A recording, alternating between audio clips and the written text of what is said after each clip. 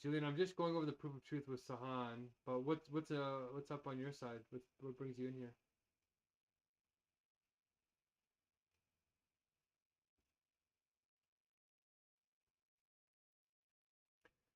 So, part 193 is I'm on a hunger strike of day 128. I've had 13 eating sessions to kind of stay alive, and it's to save your life from this mega crisis of cultural decline, AI, CRISPR, World War III, climate change, and mental health. So I'm just in another meeting right now, as you can hear.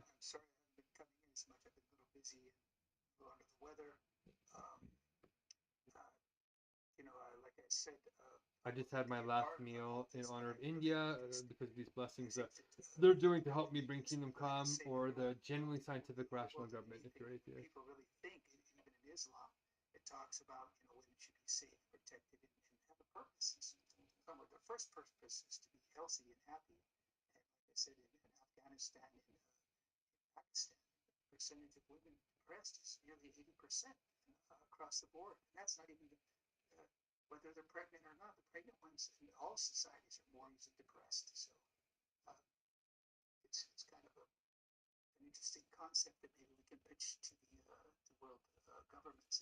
Can you go up, Julian, and find me a link to the document, like the data on that?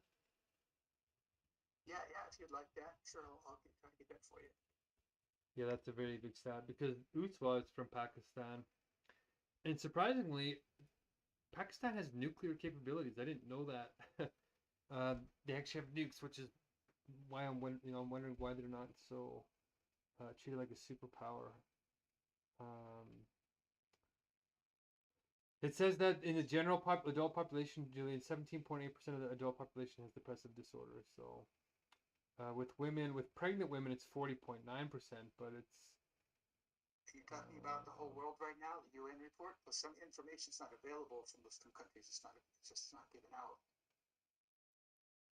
wow, Lahore. So, Sahan Uswa's from Lahore. It's the highest of them all. 46% of women. Um,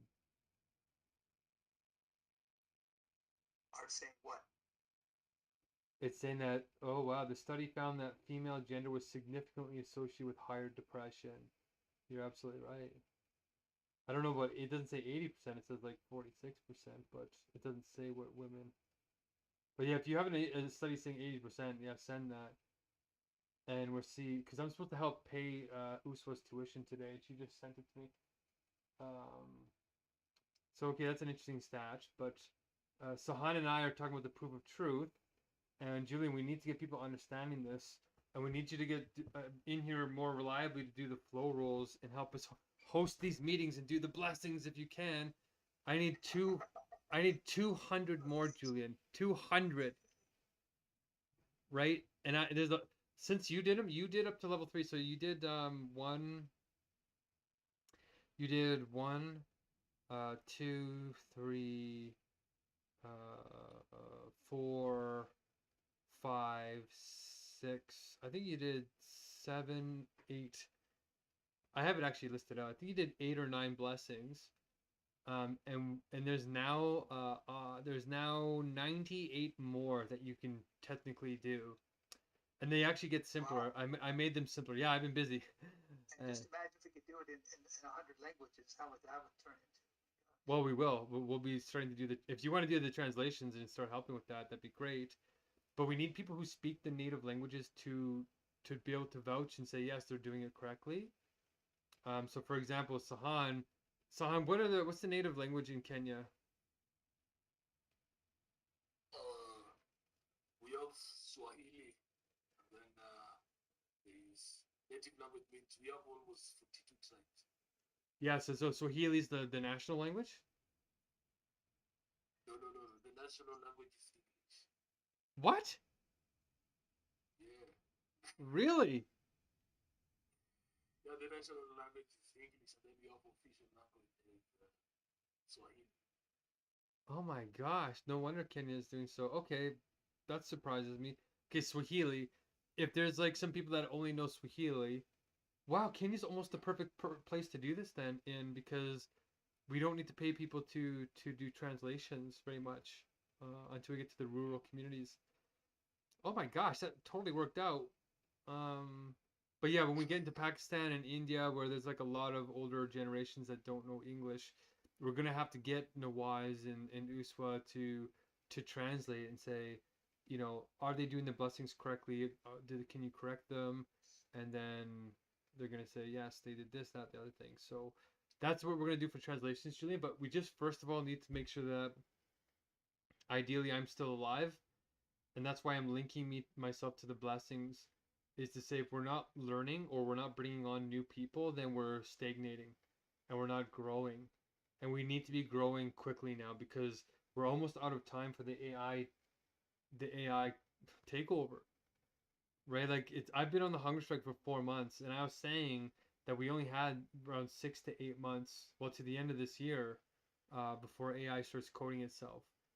So technically, we have 4 months left, but maximum. But I think that we have plus or minus 2 to 3 months of them trying to stop it from escaping, and they'll probably be somewhat successful. But then we're really like in the twilight zone where it might have already escaped. It might start if they release a version of the AI where the AI has coded itself, and we don't understand what the heck it's doing, then we won't be able to change it, even if we have universal logic. So that's why I'm on the verge of death now, is because we don't have much more time to wait. I can survive like 2 or 3 more weeks without any food at all. So if we don't get any blessings, I should be able to live with some degree of organ damage for another almost a month. But I think if we can get one more meal in, then I can make it another month and a half, maybe month and 2 weeks, 6 weeks. So that's why getting the blessings, like making this a priority, is what I'm trying to get people to do, because everybody else is scattered, right, Julian? Like you were coming in reliably about 3-4 weeks ago, and then you just got scattered. And what have you accomplished in that time?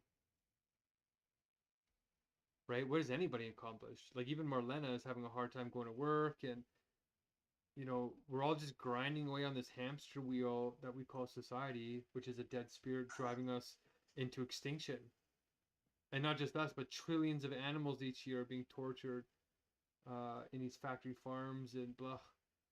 So yes, Julian, if you wanna, are you more stable? Like we're Can I ask a quick question? yeah. Okay, Marlena said the whole times have changed for the meetings, and so I just wanted to verify with that. I didn't think you would do something like that. No, I'm anchoring these meetings and not changing them on purpose because yeah, I want it to be something that somebody thinks, oh, when is the ELM? It's always the same time, unless it's a local one in your country. Like Sahan might help host one with the seminary hardcore guys in Kenya, hopefully, or in church even maybe. But it's at the same time, 7 o'clock Mountain Standard Time in the evening and in the PM. Okay, so it's staying that way. Yeah, are you still in Thailand? Yeah. During this time of the year until the daylight saving switches. Oh, you're right. There will be daylight saving switches. Oh man, that sucks.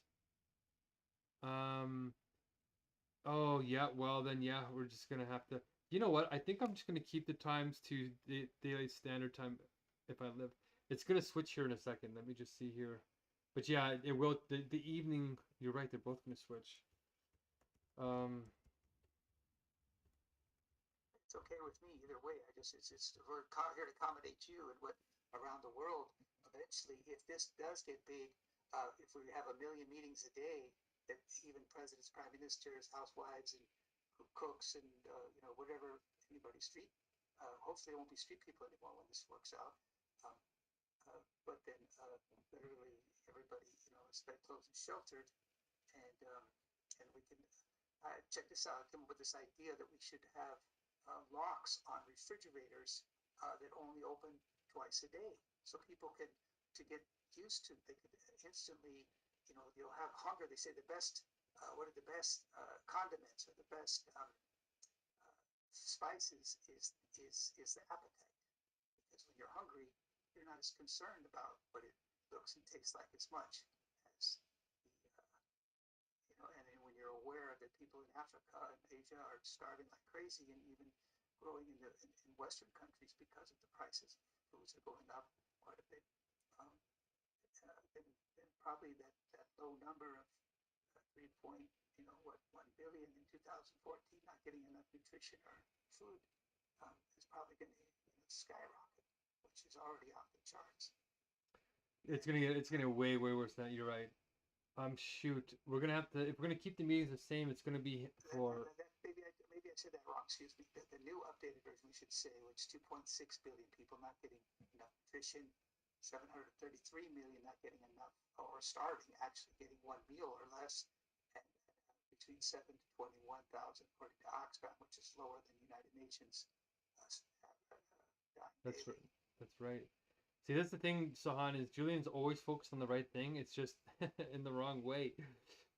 But if we work together, we can pull this off and actually get stuff done. No, it's the right way, because people are so upset, and I'm upset too with Gaza. Don't get me wrong, but the thing is, it's just small, a couple of 2 or 3 million people. That's not. We're not talking about hundreds of millions of people. Hundreds. No, we're talking about billions, thousands of billions, That's thousands right. of billions. That's right. That's right. But we're trying to focus on this. And the whole world is in stress. Exactly. But we need to start working on a solution, right?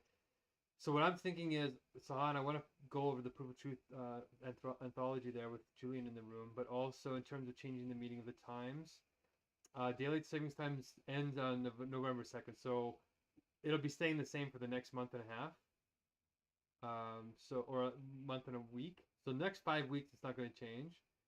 So, but yes, on November 9th, I think I might not change it. I think it'll be at 8 o'clock my time, so it'll change. If it was a different way, because like I want to keep it. If I adjust the meeting times to keep them the same with daylight saving times factored in, that means Sahan would have to wake up at 3 in the morning instead of 4 in the morning for the morning meetings. So I'm not. I think I might just switch my time and have them at 8 o'clock. But the bad thing about that is that if I have to go to the courthouse, what's nice about having them now at 7 o'clock is that it gives me an hour to have the meeting, and then it gives me an hour to get on the bus and go to the courthouse. So that's gonna mess things up. But in 5 weeks, I should learn a lot about the court cases, and the Supreme Court should hopefully get back to me. I just won my banking battle. My bank was going to shut down my accounts because I transferred all this money to the poor and exploited, right, with the freelancer and the Truelancer. I was sending so much money that the banks didn't believe the blessings were real, which is why we're taking screenshots, we're recording, we're doing all this stuff. Sahan, is I'm being watched pretty hardcore. And like I'm in a Supreme Court of Canada battle. Like it's a pretty big. I've caused a lot of ruckus, and if you guys help liberate this, it'll go pretty quick. And same with you. Julian is also very special. Julian is actually pretty powerful. If we can just get him doing the right thing, people will listen to him. And Julian, part of that is understanding the proof of truth, which is what Sahan is really rocking. He's really got a really sharp intelligence. So him and I were just going over how I'm about to publish the proof of truth with this other guy named Bavali. And we're going to run an experiment to see how people interpret the proof of truth and then make predictions that validate wisdom, that we know the nature of sinful consciousness so well that we can predict how it's going to misinterpret God's perfect thoughts. And it's going to start with God's simplest thought, which is its pure being. So Sahan's trying to build his flock out and send this to multiple people, including his wife, who's an atheist, which is very interesting. Or agnostic at least, and he's wondering what kind of proof of truth can he send to her or other people. And so I have this very early draft of what's going to be this anthology, and you can see it has a table of contents and it has a preamble, the architecture of consciousness and the evolution of truth. But then it starts with the highest meta mode first, so genuine wisdom first. And this is the original proof of truth. I wrote the original proof of truth in pure supersensuousness. So this is the paper that almost nobody is going to understand because nobody is in meta mode number 5 with me yet. There might be one guru somewhere around the world, but he should have found me by now. I should have found him. He should be making waves around the world. Either he's being suppressed like me or she's being suppressed like me. Whatever it is, we need to find these people. But right now, nobody is here except for me from what I can tell. So you can see here, it tells you what page this version of the proof of truth is on, right? So the original proof was written on, or version 11 was written on September 7th. Version 1 was written like a couple of months before this one. So it starts on page 18, and then it's organized in terms of meta mode ratings. So GW stands for genuine wisdom, which is this meta mode, right? Meta mode 5. This mode S0 means science, P0 means philosophy, R0 means religion, and A0 means art. So this proof of truth was written for people in 100% genuine wisdom consciousness. 0% science, 0% any of these. There's none of these special labels. These are all, I use almost purely supersensuous labels, which is not actually true. What's that?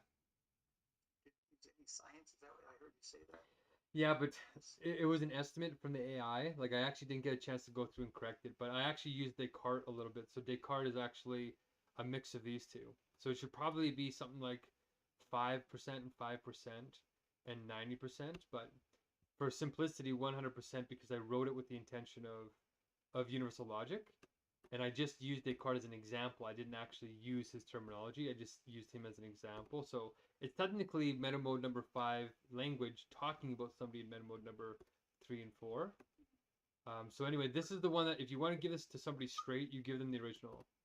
If you want to give them in your wife's mode, meta mode number 4, which is secular science, then this proof, it's called the mathematical proof of truth, and it starts on page 45. So this is for the only like really hardcore scientists and hardcore atheists. Oh no. Yeah, you give them this proof. And this proof is written, as you can see, for genuine wisdom, it is 0%. For science, it's 90%. For philosophy, it's 5%. Religion, 0%. And art, 5%. Okay, so if you know somebody if you ask somebody, like, we'll ask them what their Chizzy tribes are, but we'll also ask them what their meta modes, what they think their meta modes are. So if they, like for you, Sahan, you know, what would you rate yourself in terms of art, religion, philosophy, science, and genuine wisdom? What would you give in percentages to each one of those? Yeah. It's good percentage of religion. Like how much? Really good religion. Let's say 75%. Okay. 75, yeah.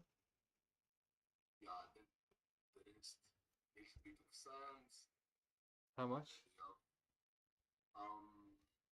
Maybe let's say 15. Okay. And then 15. we have a little bit of art. 5. And no philosophy.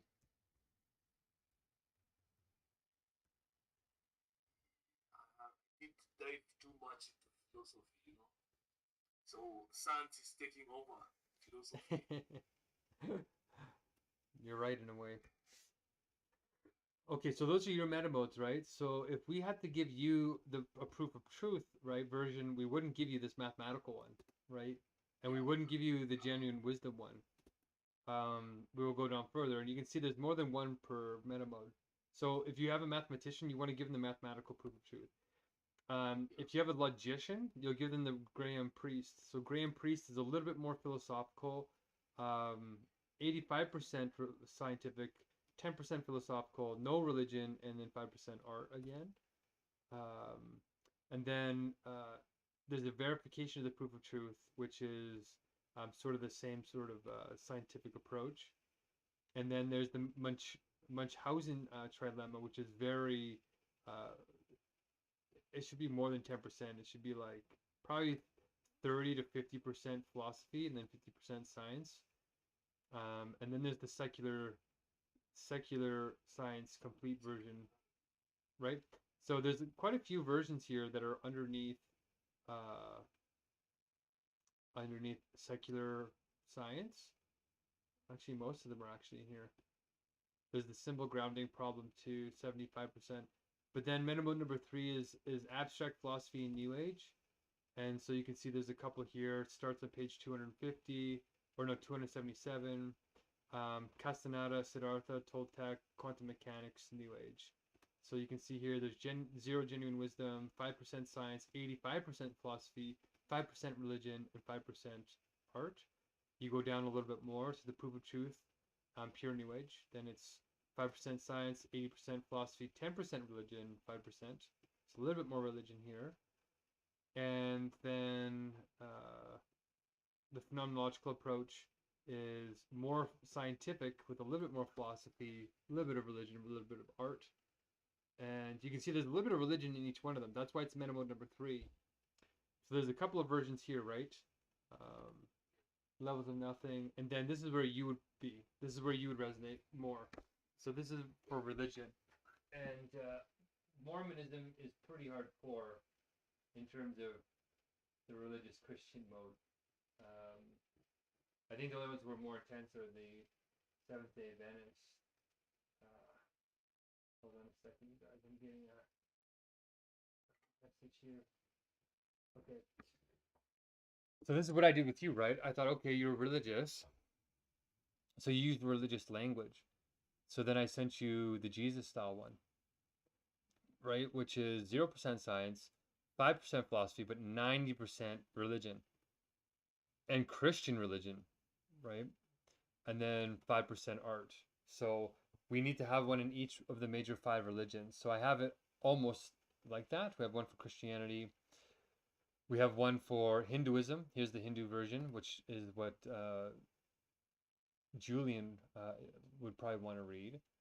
And then here's the A Course in Miracles. So this is Marianne Williamson. And you can see 80% religion, 5, 10, 5. You can see they're nuanced. And then we have the Proof of Truth with Sant Rajinder, which is the Science of Spirituality, which is sort of the most universal Hindu kind of version of it with Sant Mat. And then we have Buddhism on the truth, Samantabhadra as pure being, which is Tibetan Buddhist Dzogchen approach. And then we have the first meta-mode, which is art. And then this one is the art of truth, the proof of truth of art. And then you can see it's 70% art, 5% religion, 15% philosophy, 10% science. And that was the only art one that I had time to put in there at the time. So there's currently 21 versions of the proof of truth, over 525 pages. But when I put it into the AI, it overwhelmed the AI and it truncated it. So it gave summaries of each one instead of the actual full drafts. So where I'm at now with this, Sahan, is I'm just going into each one of these and copying and pasting the full draft in. And then I'm planning to publish the whole thing on academia.edu and seeing if we can get into the top 3 of publications like my original post did. But the problem with academia.edu is that it's not a real educational institute. It's a for-profit. And they might own the copyright on it, or there's a bunch of stuff I don't like. But if I'm gonna die anyway, like I'm getting so close to death, I have no choice. So if we do a study, like Mavoli wants to do, that's great. And if you have this anthology, then as we use AI to translate it, we can get all different kind of combinations of every type of meta mode. Right? So you can get 99% genuine wisdom with 1% art, 98% genuine wisdom with 1% art and 1% religion. There's technically something like 58,000 combinations. Actually, no, there's even more. There's something like 1 billion combinations of the proof of truth that we can write. And with AI, it actually becomes feasible to start doing the vast majority of them. So that's where we're at right now. Well, it just made my mom think about one thing that she was really worried about. Mark, he's doing a lot of this fasting. It's a lot of pain. It's also unhealthy and all kinds of other things. It's kind of self-cannibalizing. It kind of sounds like anti-Christian in a lot of ways too, doesn't it?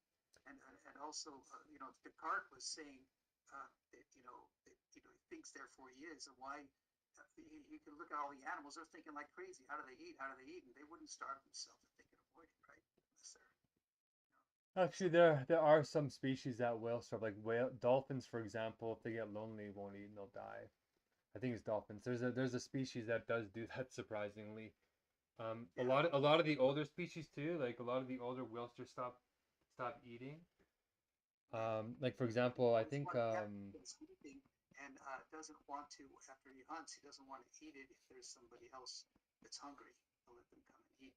Something like that, yeah, but it's not anti-Christian, right? In fact, it's more Christian because Christianity is built on making sacrifices for one another, right? Like Yeah, not a lot of people quote Jesus saying, there's no greater love than one where someone will lay down their life for their friends. That doesn't mean, share a meal with a friend. Doesn't just mean pat the friend on the back when they're sad. That means literally risk your life for your friends in a real way. And we're in an emergency right now where our lives are already at risk. Not just our material lives, but our spiritual lives too. So, like, look at Jesus' example, right? He lives, not died on the cross. He technically starved to death on the cross and bled to death and dehydrated to death, and he went to the desert for 40 days and 40 nights with no food at all. The longest I've gone with no food is 28 days before I had a meal, right? So, like, Jesus was twice as bad as me. And, well, not quite twice, like under twice, but, you know, I'm playing it relatively safe compared to these guys. Like, I am close to death now. Now I'm on par with the Jesus level thing, but, you know, sacrifice is a part of testing yourself too, to make sure that you're not corruptible by impulse. When you get uncomfortable, the animal comes out in you, right? Fight or flight. The prefrontal cortex shuts down. You start acting desperately. Desperate people do desperate things if they're not spiritually cultured. So I'm saying that if you are not able to handle a fast and go without eating for 3 to 10 days, you're probably out of control. And if we gave you $1 billion, you're probably going to mess it up. So fasting has been a spiritual tradition of purification since the beginning of man. It yeah. puts, I've learned those kind of fasts, and what happens when you do fast too long, you don't get nutrition to your head. And that's what happened when I did it for over a year, fasting and religiously, wouldn't eat anything until after 12 p.m. and sometimes not until the evening. I became like a toothpick. People thought I had cancer and I was dying, and it was just self-imposed yeah, but practices. yours was not really. Actually, was it a hunger strike? Like, what were you doing it for? Well, I was protesting my wife. She was trying to give meat to my kids, and I didn't want to be a part of that satanic devilish food. That she was being respectful, not doing it in the house. She has. I have to be honest. She does have some eggs in this house for some reason. I'm visiting her, my ex-wife, right now, who we were married to legally for 34 years, and now just got divorced. But it's because she was assigned to be my caretaker, actually, or my guardian when I was in youth, and that's why. And I spent almost 40 years, or you could say more than 40 years in some ways, including days and nights and evenings, and thinking about divinity and about how to focus our mind on something that will bring peace and will not jeopardize other cultures and religions. And it's not exactly Hinduism; it's Vaishnavism, which the Prabhupada says more akin to Christianity than anything else, because of trying to protect everybody else. Like you say, lay down our lives, lay down our everything, our meals if we can, and share. And that's the way the world's going. They don't have enough to eat, and we're eating too much. In some ways, lately I've been eating too much because there's a refrigerator. Like I said, if we could have a lock that goes over these refrigerators and these cabinets, then everybody could lose weight, be regulated, and appreciate a meal that's 3 squares a day, and then snacks on top of it, and then you're thinking about. I put something together today. I will share it with you guys in the New World Spirit, One World Spirit, as you like to. I was going to do that right now. I shared it with the French AI, and it's called Mistral or something, and then the ChatGPT today, since early this morning, they're working on it, and part of yesterday. So I'll share that with you. I'm not trying to hide it from anybody. It's a very serious things that we've been given the mails of the world, including spiritual leaders, and the chances to bring peace in the world. True, true, true. So, well, okay, if you're back home then and you're safe, then maybe you can get onto a routine to start coming in here. And yes, eating properly. I'm taking a risk because we have a timeline. So unlike yours, right? Mine has a deadline Mine has gold. It has a whole bunch of things that makes them politically relevant as part of my charter protected rights. And it's also towards the Supreme Court of Canada case. And I also have a proof of truth that I'm trying to get people to learn very quickly so we can save ourselves. So it's not foolish. It's embodying the fact that if we do not get our butts in gear in the next couple of months, it looks like it's not going to matter because you're not going to get a second chance. Yeah. Well, like I say, this may be better than eternal suicide, which is, the soul merging into light and oneness, when we should serve the one God and the supreme person of Godhead. God is, and like not become it, try to become somebody we're not. We obviously don't have the abilities to have the super intelligence to navigate all these things. And like this gentleman saying from Kenya, Jambo, by the way, and Asante San for being here, is that um, we are, infinitesimal. We should consider our souls, and some of the souls have more capacity to do more things, no doubt. But we should consider that, that our tendency is to serve, to care, to be interactive eternally, and not to be ever just quench out the light or quench out the if it is fire, you don't want to have fire, which sounds like hell anyway. So if you want to disappear, like a lot of faiths do, and just not do anything eternally, then you're trying to bypass a simple possibility of proving yourself to be qualified to interact with the divine beings in the spiritual world. Because otherwise, if we're just stuck interacting with our with bodies in this world, and you've done wrong things, and you're just trying to repair those things, then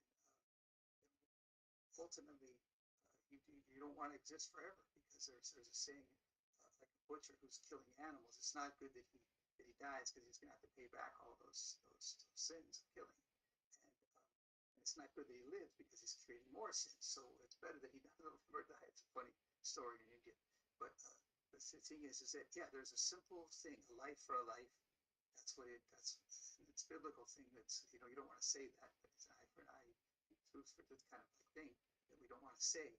But there is some kind of reaction that was originally in biblical teachings, and you can probably check with the Pope on all this stuff if you like, as well as in Jewish traditions. It's still there. Reincarnation. Just come back, and if you kill something, just be killed again. What's so bad?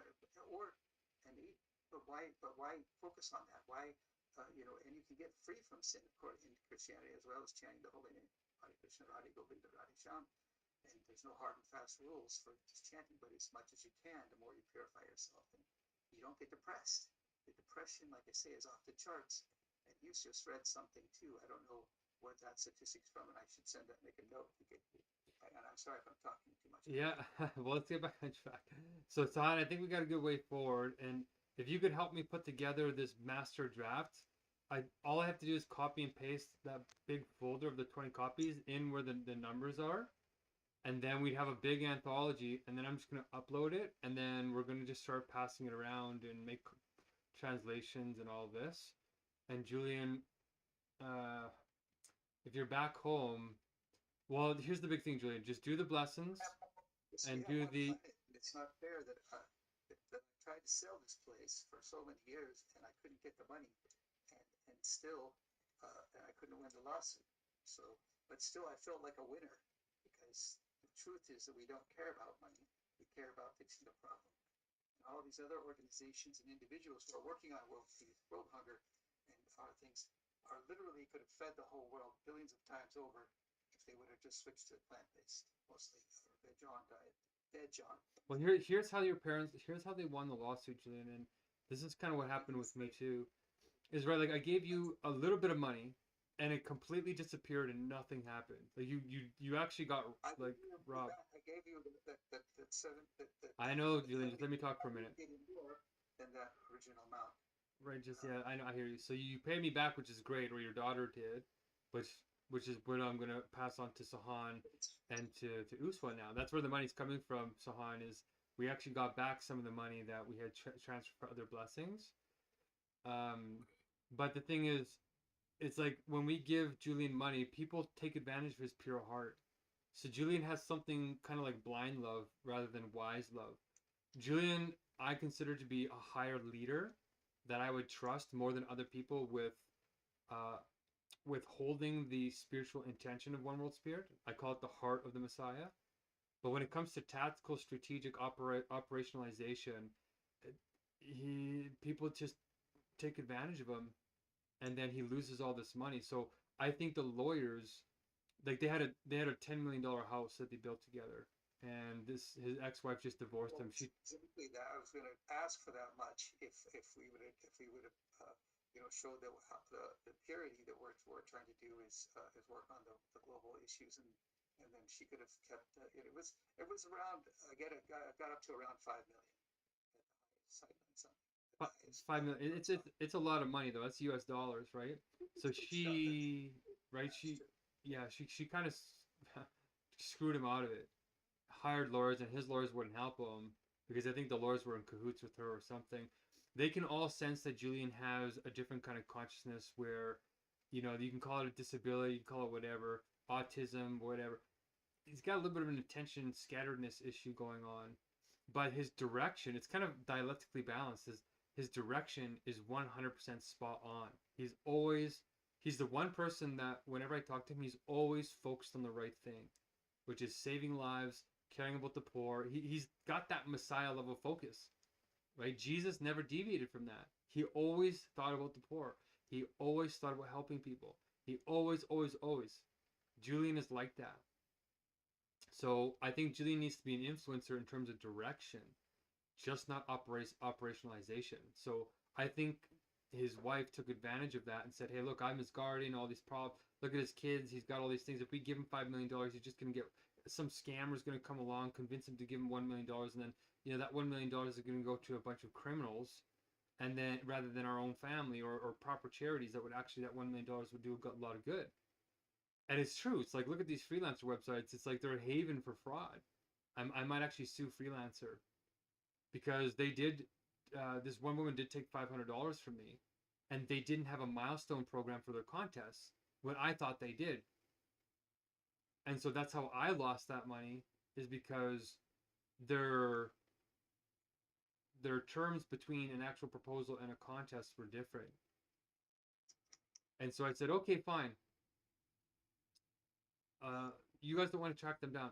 Give me the name and the bank details of the person who just committed fraud. And this is where the problem is now is they won't give me the details.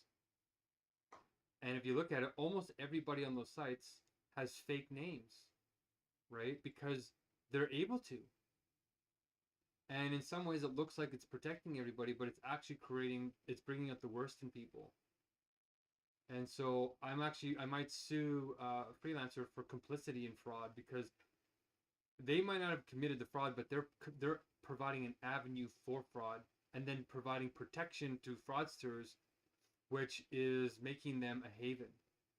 So I'm making that case to them right now and saying, if you do not give me the bank details of this person, I'm going to charge you with fraud. And that's where we're at right now. And we're going to track down who this person is, and I'm going to give them a chance to be forgiven. Just like Jesus or any divine master where I'm said, hey, look, desperate people do desperate things. We're in a sick culture. Give the funds back. If you already spent them, then do blessings. And I'm going to give them a chance, and if they don't want to do it, then the system that they partake in will take care of the malintent. So this is the level that I'm going to protect us. Whereas Julian, you're not quite as sophisticated at getting it back.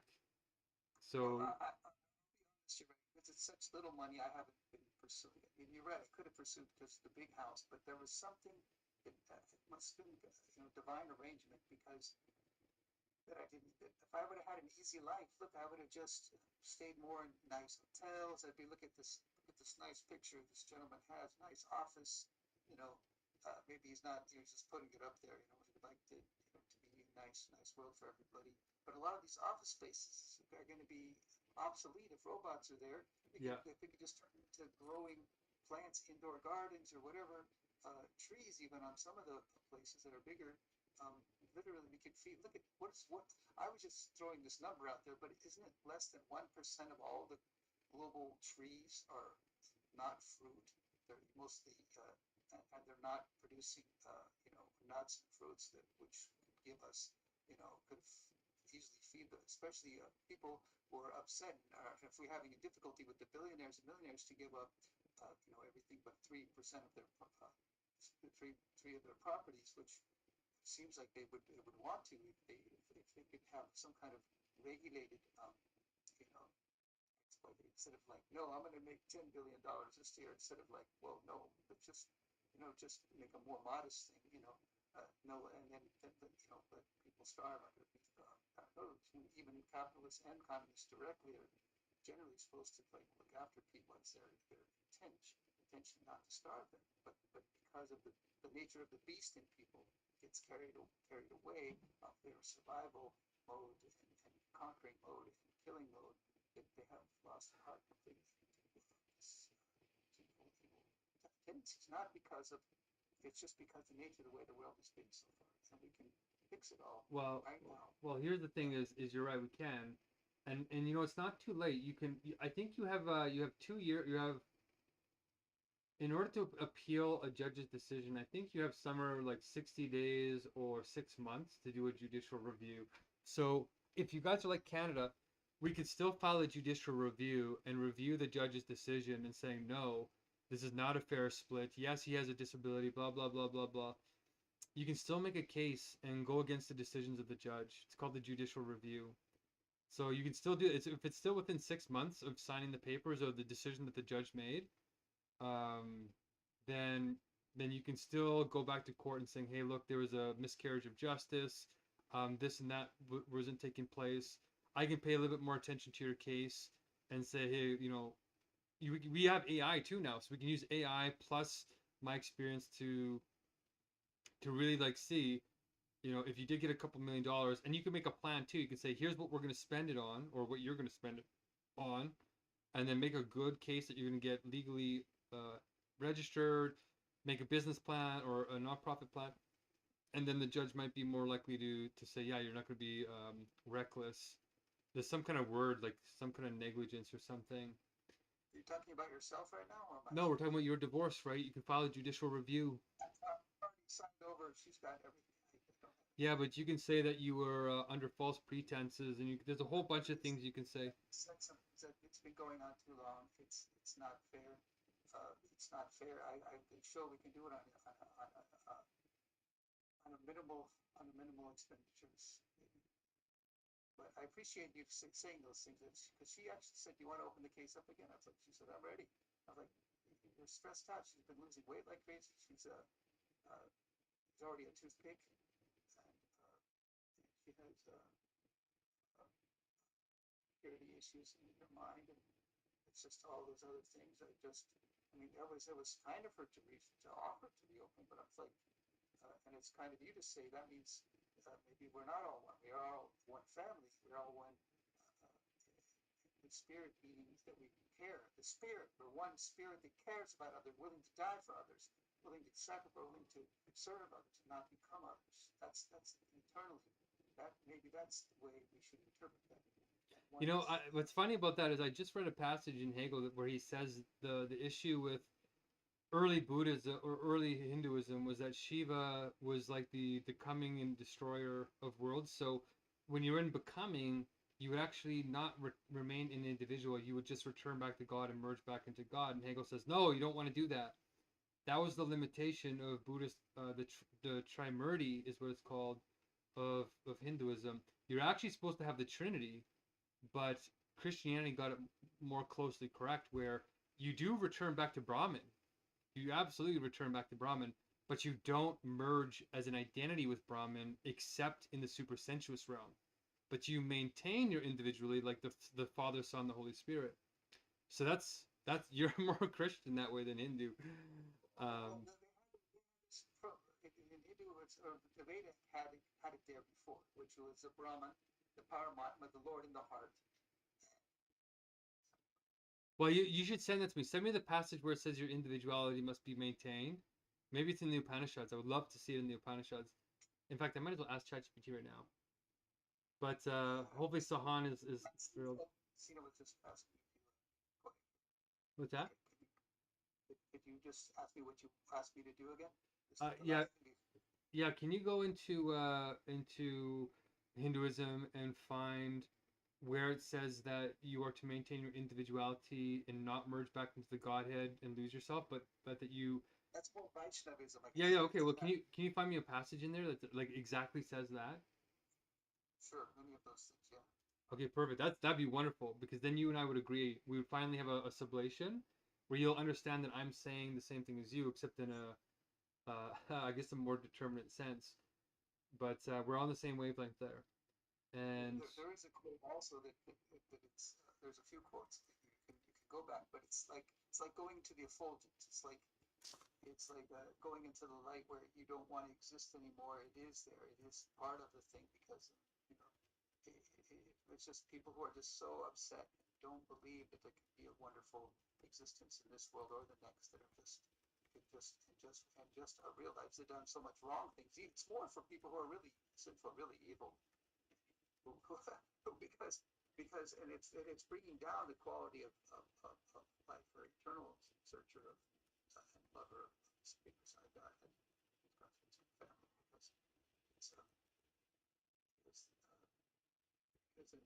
and you're saying there is no action, you don't want any action. It is, and that was to start people from killing people, start people from killing people because of any animals. Is what Buddha was teaching. So people, at least, and a lot of religions were teaching, don't kill because you're going to make it bad for yourself and everyone else. okay, good. Okay, well let's work on that direction in terms of your court case. Yeah, if she's if she's willing to open it again and negotiate something a little bit more fair, and now that I've engaged with you on the practical level, I can see why they're trying to limit you because yeah, there is a risk that somebody's going to take advantage, and I think we can protect you, right? I'm gonna do that from now on if you want me to. The trust set up, like right now, I have some things, something. It's not exactly a trust, but it's a certain amount. It's smaller than I was planning on getting per month, but my daughter's running through that, and we're structuring it in a sense so that the organization will get some of the money now. I don't know if they've done that yet. That's what the next plan is. So that if they haven't done it yet, I've been asking them to do it, but my daughter wants to keep it so low that I really can't travel. And I'm trying to travel to South America, go back to Asia, and trying to do maybe Africa this time. And but even fly to Africa was very costly. From Asia, it was like, geez, it's more costly than coming to the U.S. So. Wow, that's surprising, actually. Huh. That's actually really interesting. Because you can go to Kenya and visit Sahan, maybe. But really...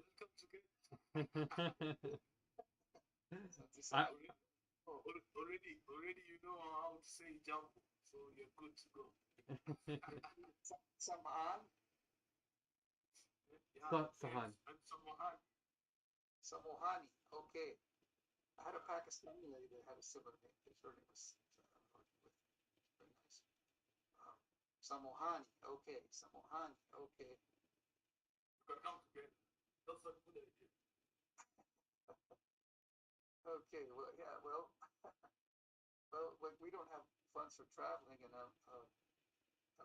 generally travel with ladies when I can afford it. No offense intended. I just more keen to that. I've had a few guys that worked with them. It was some of them were pretty good. Some were they were fine, but I don't know why they don't contact me or continue to work remotely or continue to just disappear. They don't connect with me anyway. Okay, what do you want to do? You want to help change the world? You want to smoke a hookah or whatever they're doing? I don't even know. So that's an idea, but if you are going to travel, I think that what we should be doing is spreading the proof of truth around the world. Without the proof of truth, Julian, if this AI thing takes over, nothing we're doing matters. And the only thing that's going to move people is if we go and we say, that's why I hate to say this, and I'll have to leave in a second, but maybe since all governments have failed, they're thinking a united governance system will also be favoring certain people and certain institutions or certain, it's all like this, who's rubbing shoulders with who gets to eat well, it seems like, and get to be little. But that's why, Mark, I appreciate you doing this extreme fasting. I appreciate my extreme activities too, and sometimes it's fasting, but mostly it's more a little bit dynamic in a different way, out and about, and just anyway, just like I said, hundreds of millions of activities I've been trying to do over my life. And I'm not trying to. You can drill me and question me on all this, but it'll take probably a couple of months to get through it or longer, because there's so many things that I can go to different levels of what am I doing, how I've been doing it, how I've been trying to come in through the to this planet protects. But mostly it's about ladies now. I'm just tired of the guys. I've been trying and trying and trying, but look at the wars. They send them to wars, they send them to kill, they send them to fight, they send them, and they think that's cool, and that's why they want to be like mafias. They want to be like tough. They want to be, instead of protectors, carers of the ladies. They want to be something that they're not. Which is Christian Shivana, Christian Divine. Have 16,000 girlfriends. Have you heard of that? Somebody having 16,000 girlfriends and being with them all at the same time in different bodies? wow, Samahu. that's a little bit of some of the fantastical stuff in Did you see that? polytheism. Did you hear me? Samahui. No, I've never heard of that. You never heard of something like that? Well, I've heard of the many, many bodies, but the fact that there's 16,000 relationships, I didn't know it was exactly 16,000 referenced somewhere. Yeah, But right. yeah, Also, the African gentleman here, it's probably mind blowing. People just can never heard it. Now, even if you speak it back, like Mark had a good point, echoing back, I can find out, even when I'm telling people are starving around the world, they don't even want to say it back, because it's so much, and the number, like Bill Gates was working on a small number of like 10 million people to get vaccinated so it would be eradicated. But why not talk about 100 million or 300 or 3,000 million people getting proper food and nutrition? Why not address these huge numbers and let everybody, with people that are sacrificing as much as they can, and as taking vows not to sleep. Look, I don't sleep on this bed. I sleep on the floor. And I sleep in another room. You see here, I don't even stay in the same room with my ex-wife that much, because she's just she's just selfish for herself. And that's not a bad thing, because that's what we were taught, is to be selfish for yourself, make sure you and your family are comfortable for the rest of the world. It's not fair. It's not nice. So I really didn't want to even come here so much, but I was forced to leave because of issues in Asia, in jail. they did arrest you, so that's where you were this whole time. Yeah, it's all good though. It's all good. I'm grateful it happened, and I'm glad that I got paint messages. No meat, no murder, basically no killing. I should have collected. It's like connected it a little bit better, and should have done it in the Laotian language in Thailand. But in Thailand, they let me carry big banners around, so I didn't need to paint on their holy houses and temples. I painted on the president's door. It's graffiti across from the it's placard across from the big, right in front of his palace, and it's basically the wall to the palace, and so people are driving by and see it, and it was in front of the king's giant king statue, which you don't even know who their king was. It's like nobody talks about it. It's been like erased from just like the people there didn't even know that about 25% of a neighboring country was population was annihilated by who set mines underneath the feet of people, all just literally, just like no value for human life, just no value for any life actually, nor his eternal soul. So what can we take from that? let's think about, if we could just say that, we're just trying to have, and selflessly, we're trying to have ladies become leaders that are vegetarian and vegan, and that don't, or veg on, that don't want to eat any animals, or be part of that, and let them make the ultimate decisions for the police. We have one police force. Wouldn't that be nice over the whole world? Mr. Samana, did I say your name right? Sahan. Samanahan? Sahan. Sahan. Samanahan. Okay. Oh, Samanahan. Okay, Samanahan. Sorry about that. But wouldn't it be nice that literally it could be, literally all the wars could be stopped around the world if we had these, and if we had 1 million robots, which is another banner I had, or 10 million robots, or something like, we could even have 50 million that patrol the streets, so people won't have to worry. Then men will honestly want to be checked from doing the wrong thing, because there can be like an instant, like, notification thing. All girls would have to scream could wake up a robot. All you could, literally, probably, if you hear a body drop or something out of it, you could wake up the robot. Literally, literally, so many different things could be there, so that the men wouldn't have to be thought of as useless. They could be going back to useful things, having fun, being in the sun, or in the beach, or on the bowling alley. What do you guys like to do? What do you like to do in Africa and Kenya? The most aspect of it is going to the coast and enjoying the beautiful, beautiful beach. Yeah. Putting that small cloth and then basking in the sun, burn your skin a little bit. Then But we all become black, and you'll be able to tell any of us. We'll all be brothers for sure. That's a big thing. See, don't look at the skin of somebody, but the spirit, then we're all the same spirit. And you have we're a spirit being, but we can have a spiritual body later if we do the right things, that we don't have to, like, make it disappear. It's great. You have a great attitude. You're funny too, man. That's why I did. So Julian, let's get more practical though, because I had my last meal last night. So like the timer is ticking. So we're trying to get practical and doing the proof truth, the blessings. There's gonna be 3 types of blessings. I need to pay Uswa here pretty quick anyway. Coming to the meetings and doing flow rolls. So if you come in a half hour early, I like to come in about 15 minutes, a half hour. And if you want to learn one of the flow rolls, I broke them into 12. So you can start kind of simply, and you can help Sahan or like Uswa, like the new people are actually more trained than almost anybody else now. So if you guys help them with the flow rolls, then you can learn to do them as good as they are, and then we can start to have really good meetings again, and then start having the wisdom team starting to grow. So if you can come in, learn the flow rolls, keep doing the blessings or the bless-ons.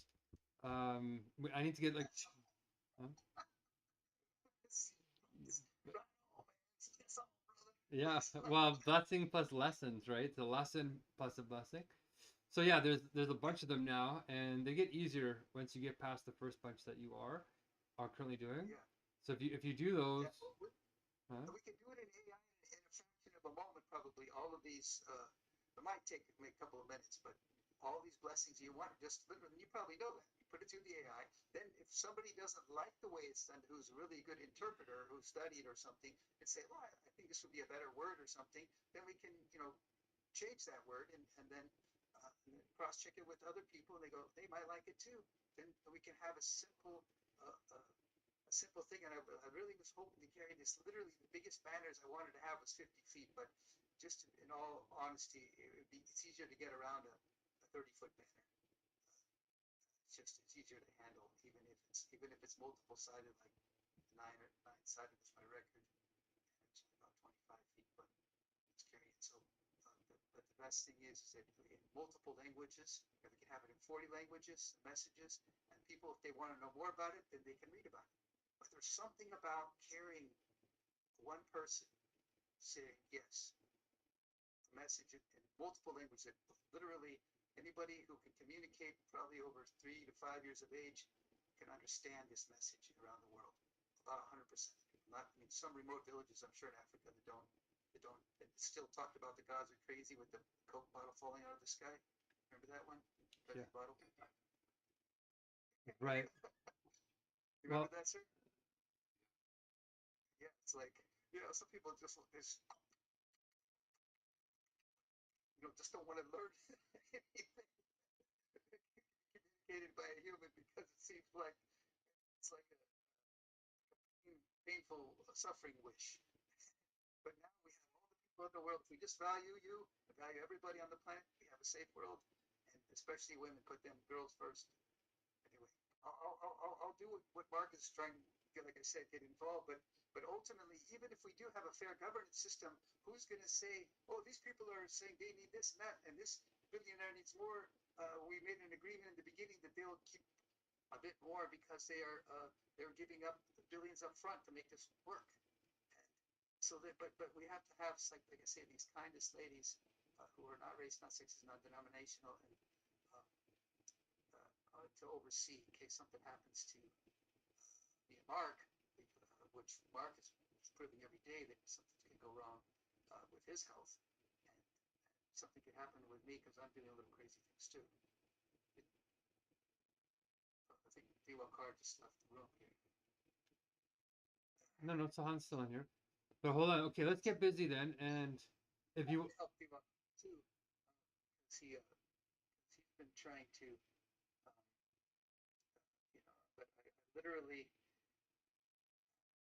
I was a little bit like hesitant because you're almost so inclusive, Mark, in a respectful way. I'm trying to say that, which is that you're so, but to balance out everybody in the whole world, it's going to take AI to do that. But to make the final call is on each little issues.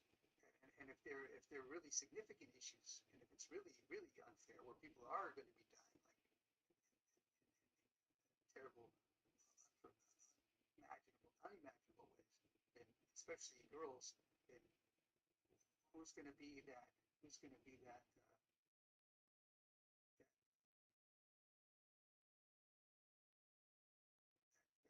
That person who's going to say, okay, this AI is saying that AI is saying this person's AI is saying that we need to, tear this mountain down right now, build homes. This other AI is saying, no, we need to grow vegetables on here and keep the mountain so that and trees so that the water has natural drainage. And things like that. So well, we will. We have the universal logic and wisdom, right? But let's. Time is ticking, right? In roughly 2.5 days from now, I'm gonna barely be able to stand and talk. So every hour matters right now, Julia. So if you have any questions, let me know. We can actually come in a half an hour early in tonight's meeting. If you want to come in tonight's meeting, I can even send you reminders in the morning, like I do to Marlena and a few others who have a hard time keeping schedules. I can actually send you little reminders to help you get in here, and it's working. And then, yeah, if you want to come in a half hour early, I'll train you on the roles, and then you can help out. And then if you want to do some blessing or blessings, then I'll show you how they got simpler, how I made them easier. So you went through the hard version. And then if you can do a couple of those. beautiful, Linda, the most beautiful couple in the universe and beyond, the spiritual world. And I'm sure that if the Holy Spirit wants and all of the people of the world would go back in time, they would go, oh my gosh, it's great we have the most people on the planet we've ever had, but if we would have just chanted these names, right? Radhe Sham, Radhe Sham, and Jai Shri Radha, protect the ladies, serve the ladies, and let Krishna be with them mostly, then automatically this, carnal desires leave our bodies and say, let's not enjoy, let's protect them. See that beautiful couple dancing. That's very beautiful. But hopefully you can do the blessings, Julian. Let me know. And we'll be talking more about these beliefs of yours in the chizzies because the meetings are pretty good. But okay, guys, I need to take a nap and pay Uswa and pay Sahan. And Julian, thank you for taking care of all of that. Your daughter's very nice. 1% of the world, then we can end all the crimes to the women on board. literally we had 70 to 88% of the world won over already. So this is a good number. My battery's at 51% right now. So I'm gonna leave and go. But thank you, and send me reminders about this, and I'll try to come more often, as much as permissible. But Yeah, make it a priority if you can. Samana Han. Yep. Okay. So Okay. I got to learn some more Swahili. I know because it just shows respect of people and their culture. And I know it's such a huge language. It shouldn't be denied.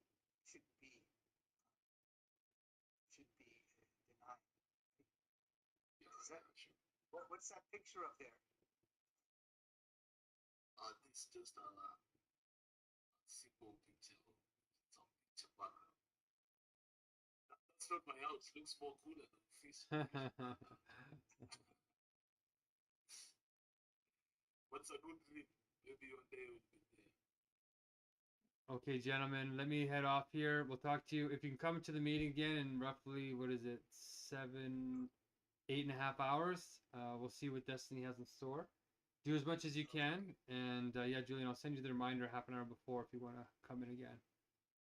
Okay. Okay. You ask, I'm going to check into the statistics in Pakistan. Yes. Okay.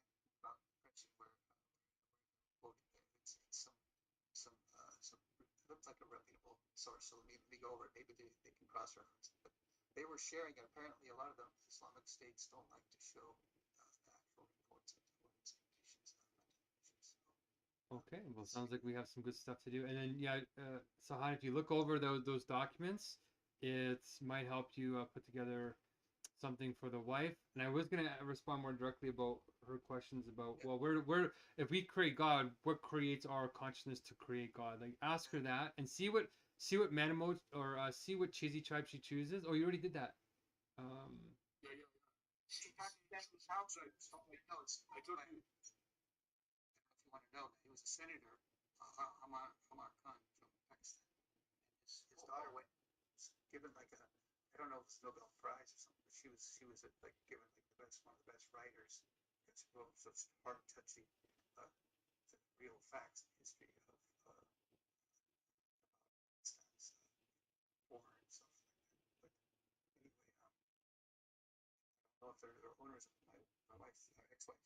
They're still owners of it. Somebody else told me that it's staying there.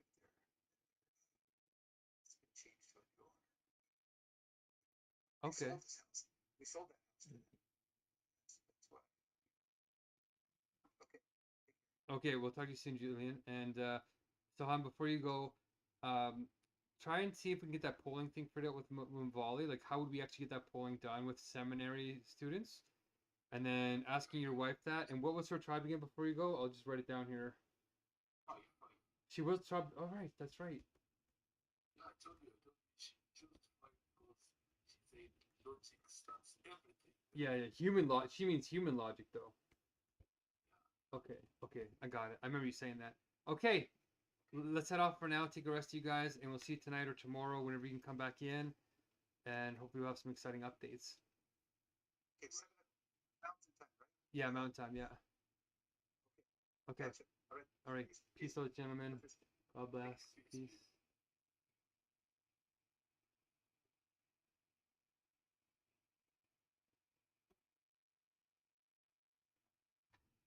Oh, I need to use the washroom. Okay, so I'm plump full. I've eaten pretty much everything. And now I need to talk to the washroom so that I'm not eating it. That's been quite a long time. But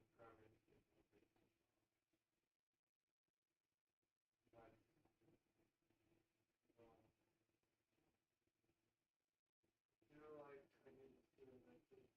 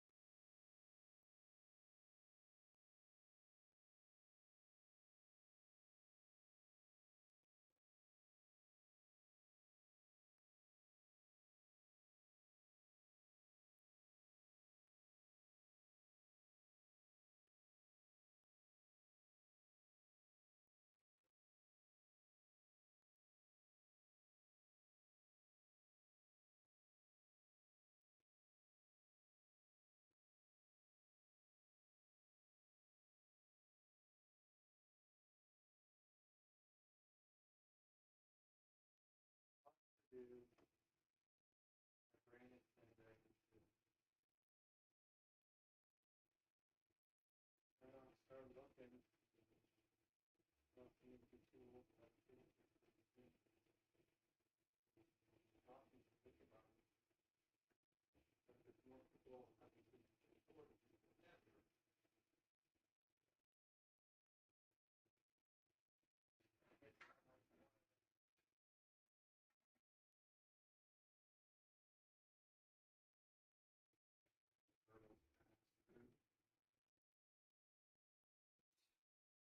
little bit of hair raising.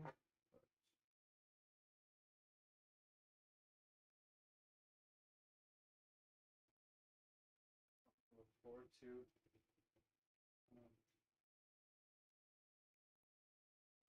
Yeah, something to look forward to as we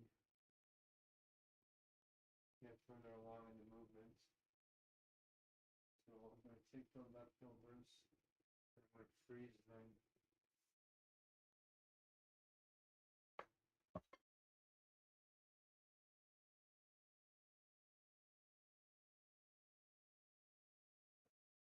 Actually, I guess I could throw them in these dishes. If I had a big bowl, I could just put it all into a bowl, but I don't have a big bowl anywhere. I could just leave it all on the plate like this. It's exactly what I'm going to do. I'm starting to feel. Actually, we're just gonna move it all to this other plate. So, like so. Not eating. Sort of like to have peanut butter because it digests more slowly. I can feel like feels like it's digesting like way too quickly already. So, then we have some rice left over.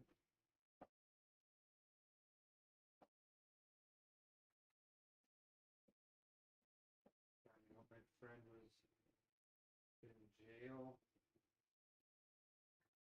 for doing good work, for doing activism, so don't worry, it's not for anything nefarious. It's just such a pure-hearted person. People just don't understand people in the world who would do that kind of thing. Not get paid for it. They just really do it because it's the right thing to do.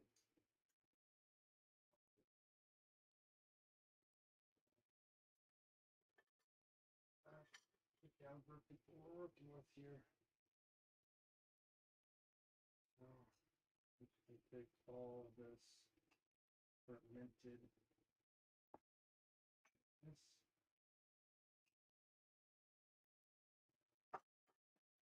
Like my place cleaned up everything just to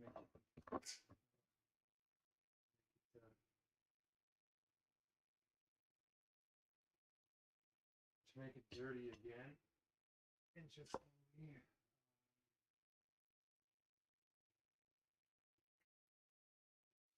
I think. Yep. We're going to put the plates together and put this out to much. If there's anything else to do. Oops. I'm gonna dump some kidney beans. You can tell that I'm just talking just so that you know that I'm not chewing on my food.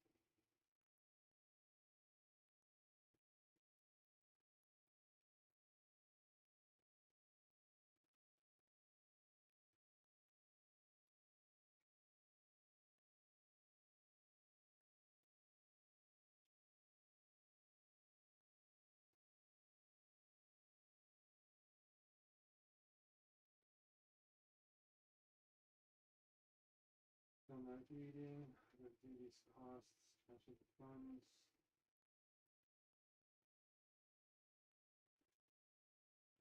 Pay my phone bill myself.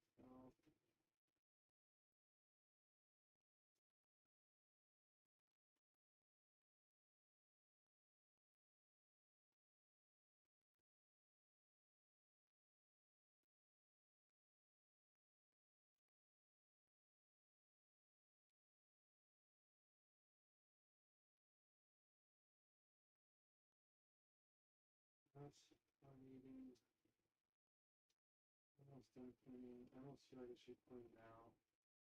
I have the energy.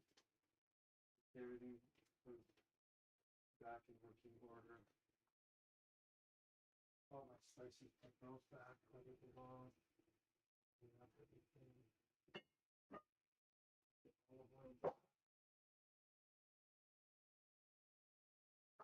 So we're almost out of ginger. Everything's trying to see. Oh wow. It's doing my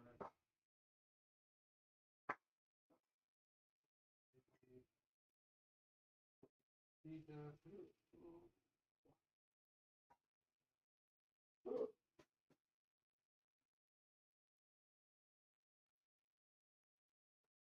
still have all this seaweed left, so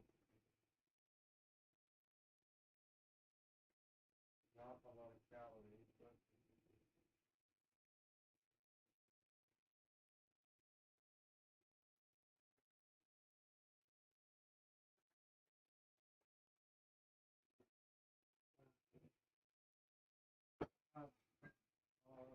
jars almost empty.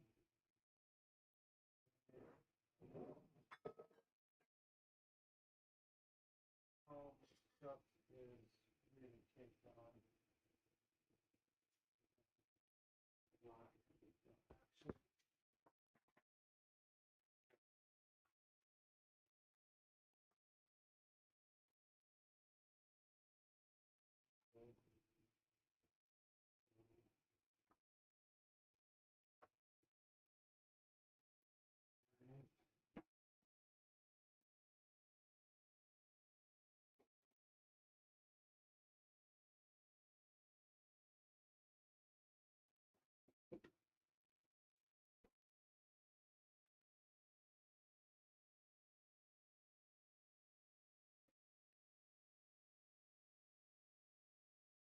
Action. And we can go back here, here. Cilantro.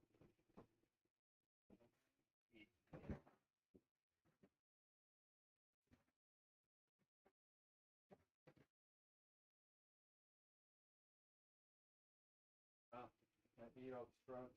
Interesting. That's done. We could try and make more sprouts now.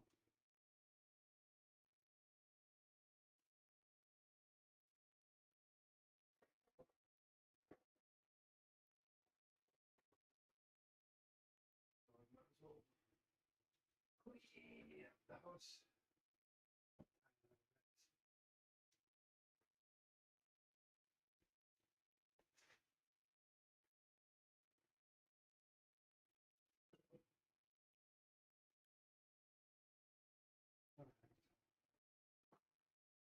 Oh no.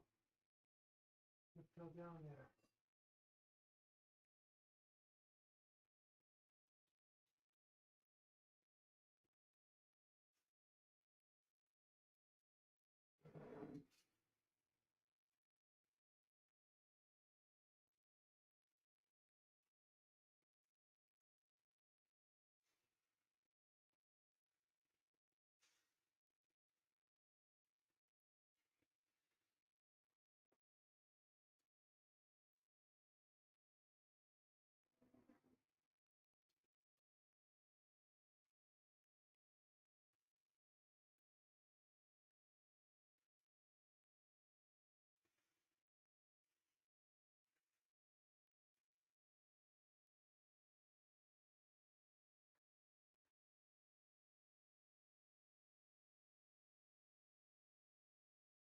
Okay.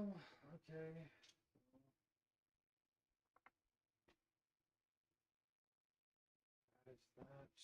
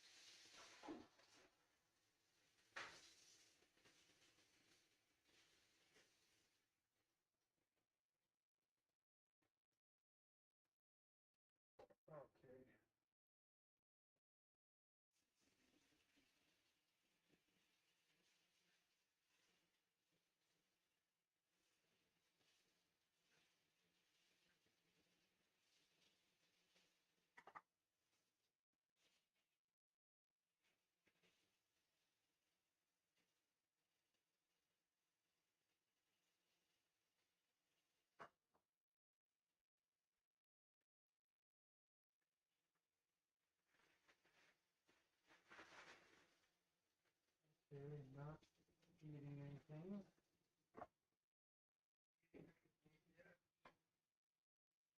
Not eating anything. Not eating anything. Not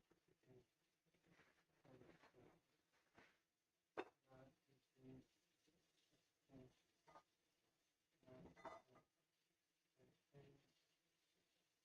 Not eating anything. Oh, not eating. Not eating.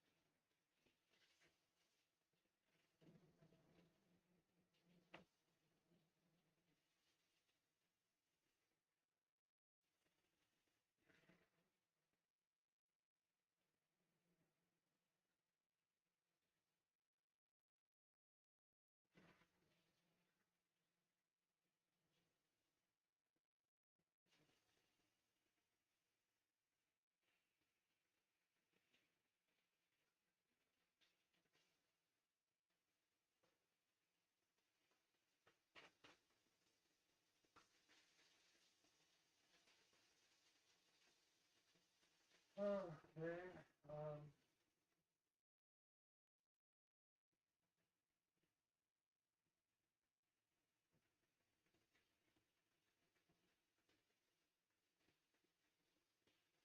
There's a lot of dishes to clean, and I don't want to clean them.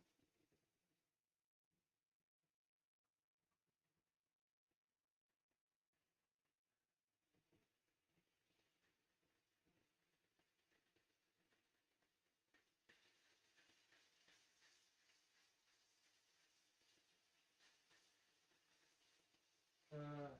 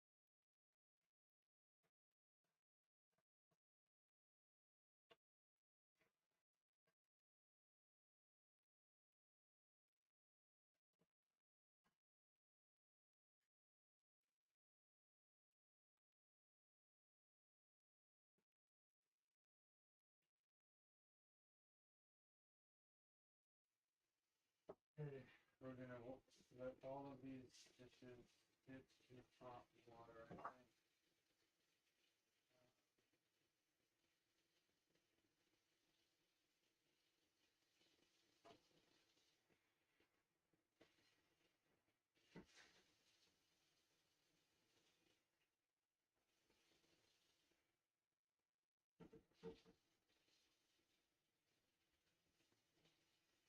Actually, it'd be easier to put something like this.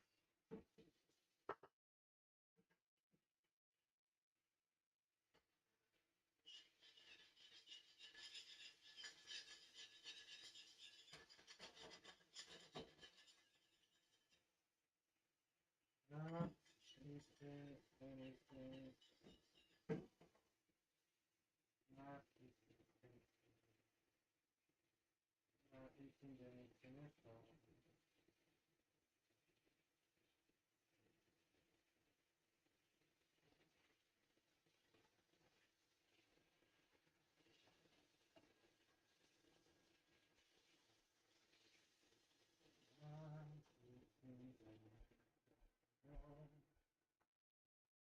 Not eating anything.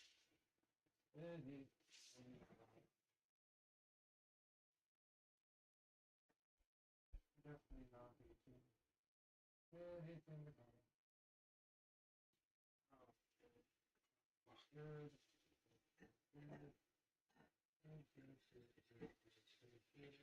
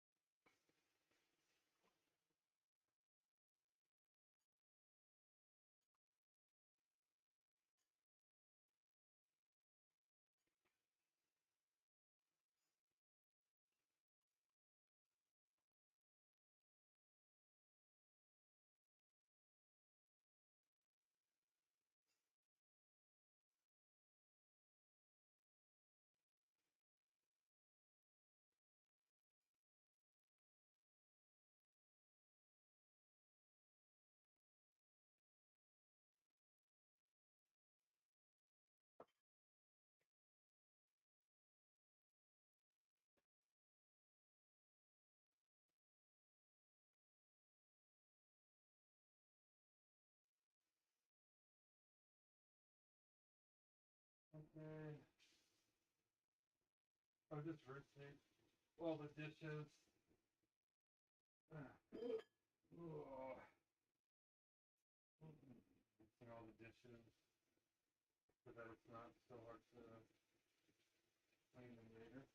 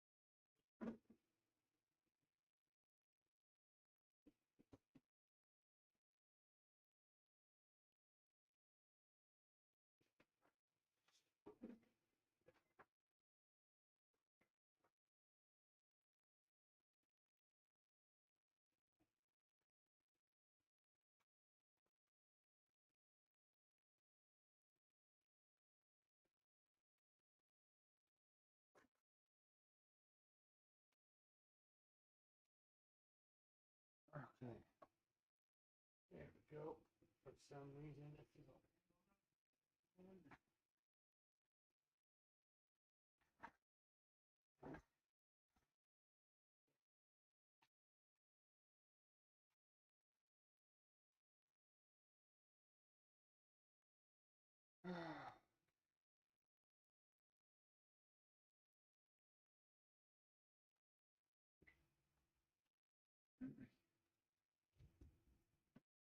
Okay, good.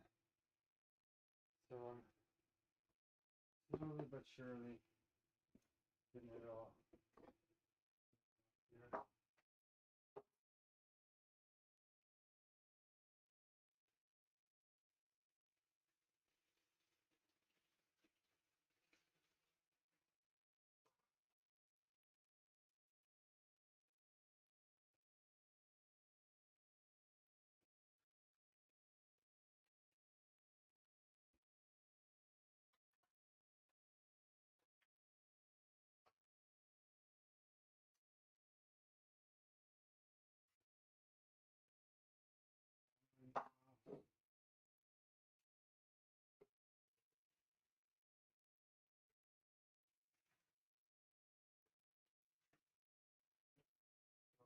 Next days maybe.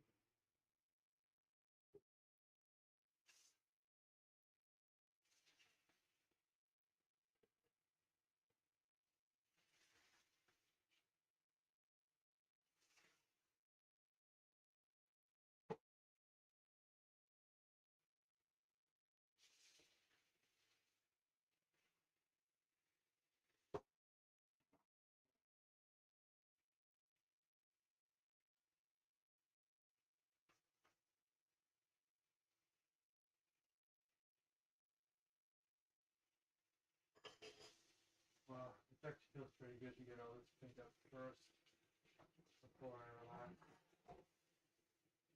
Because it starts to rot and mold, and then when I go to clean it, the dishes are all gross and dirty, and it takes forever to clean them, and all this stuff. Takes forever. Clean. Okay, butter chicken is now cleaned. Nice.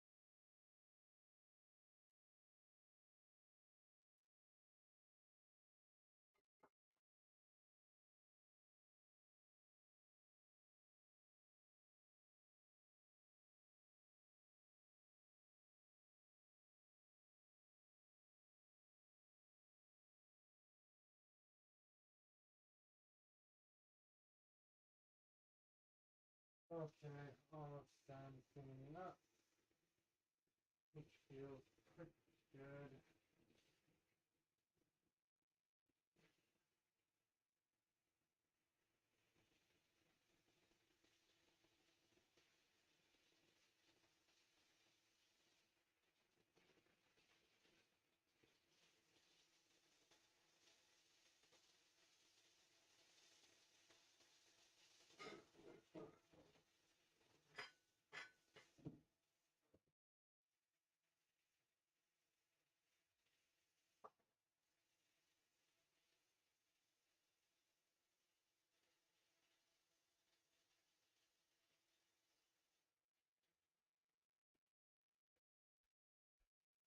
Still cleaning, still cleaning, still cleaning.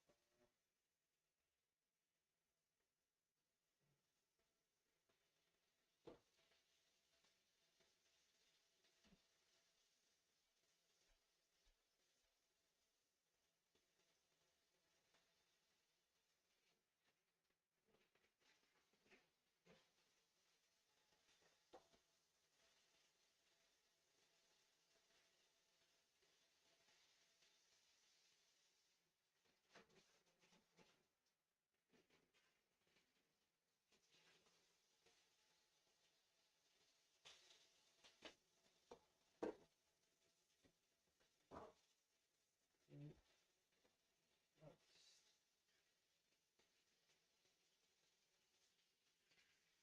Okay, we're gonna soak.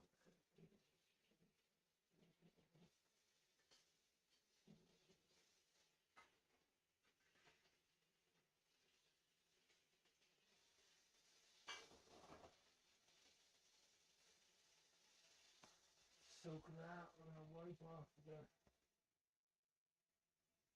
stove in a minute, in a moment.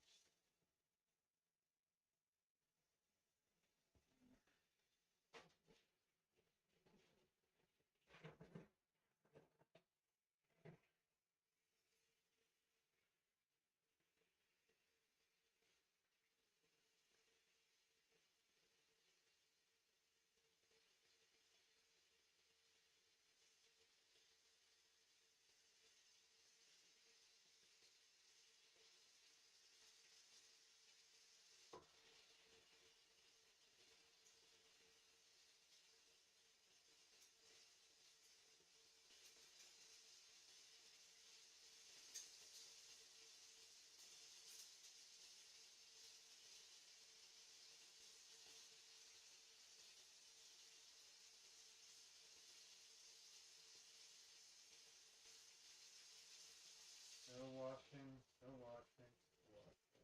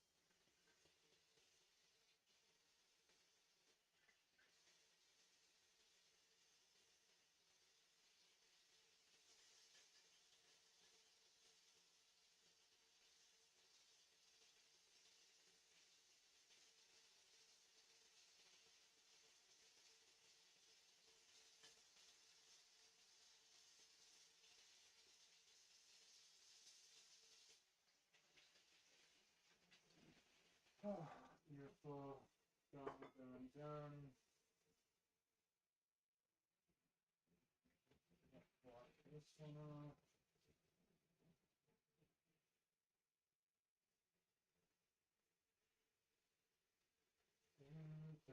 Pick it up.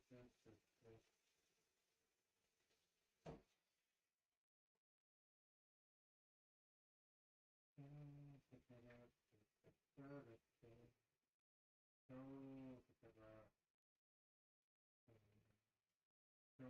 thicker there.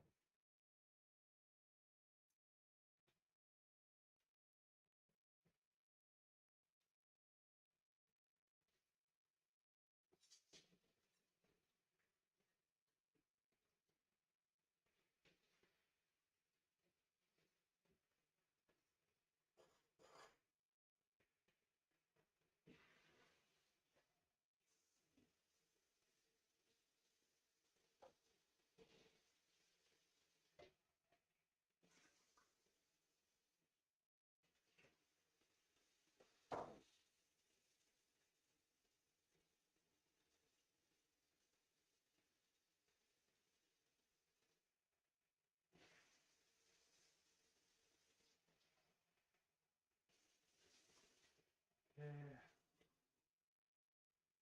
Last but not least is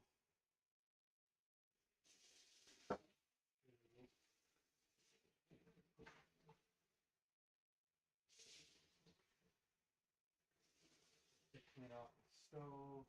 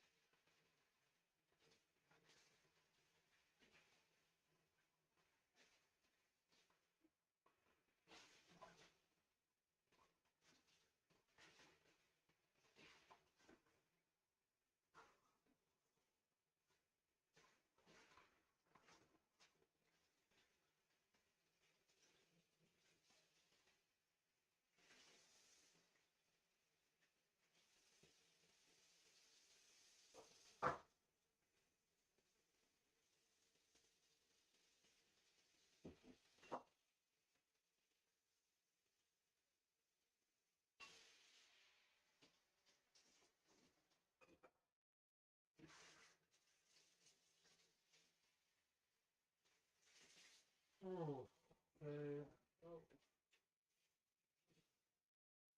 almost have everything cleaned up, which is such a relief. Your feet hurt, but that's okay. Uh,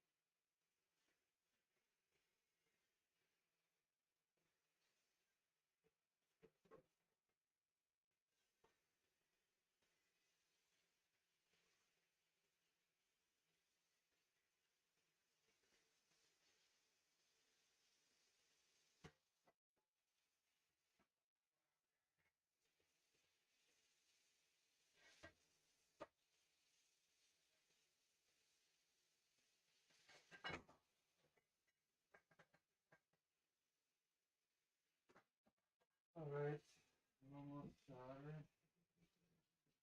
Oh, it's covered in oil though.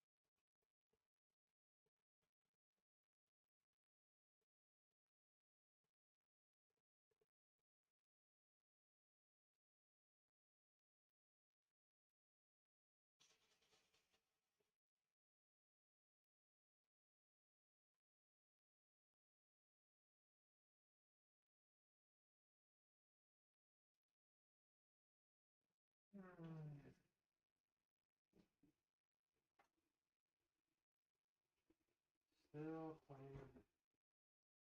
Still clean. Still clean. Clean.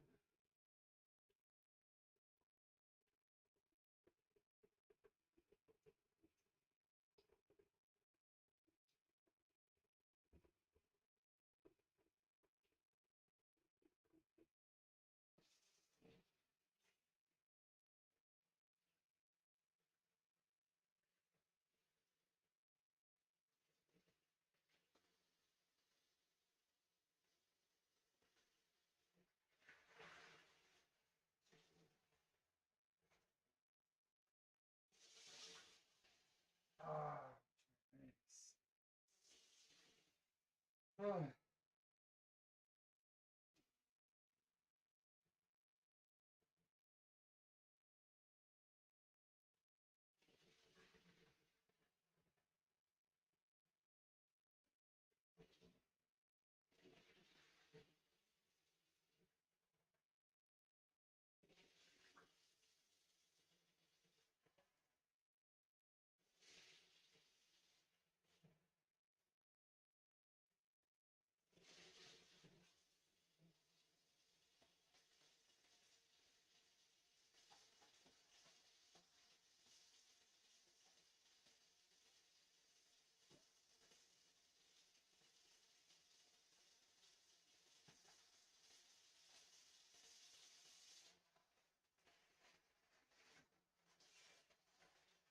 So now I don't have to deal with rotting food, which is great.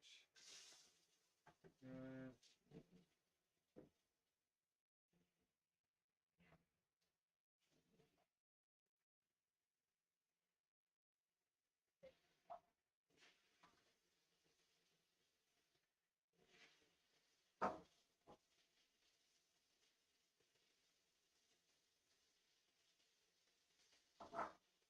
Okay, so I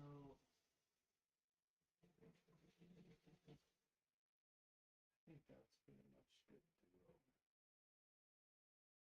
I'm gonna put this food away.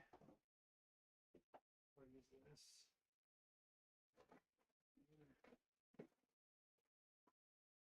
Oh, okay.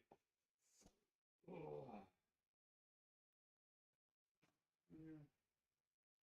Down. Some kind of mix that fell down. I'm gonna see what it is. What fell down?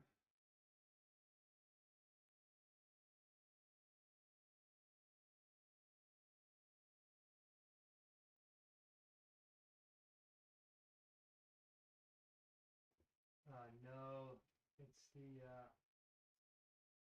cinnamon, which I love. Oh no.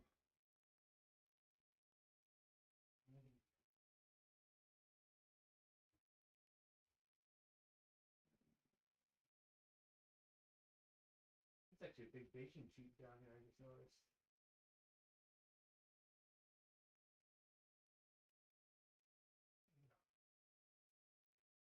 Oh no.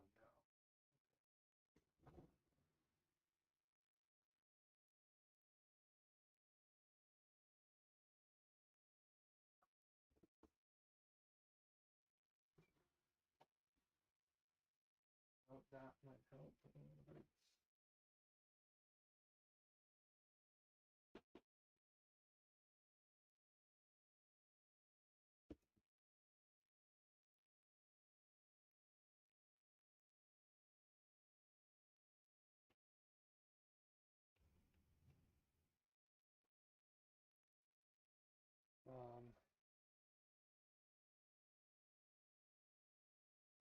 Okay, I don't know exactly how I'm gonna get this out. I know. Here's a broomstick.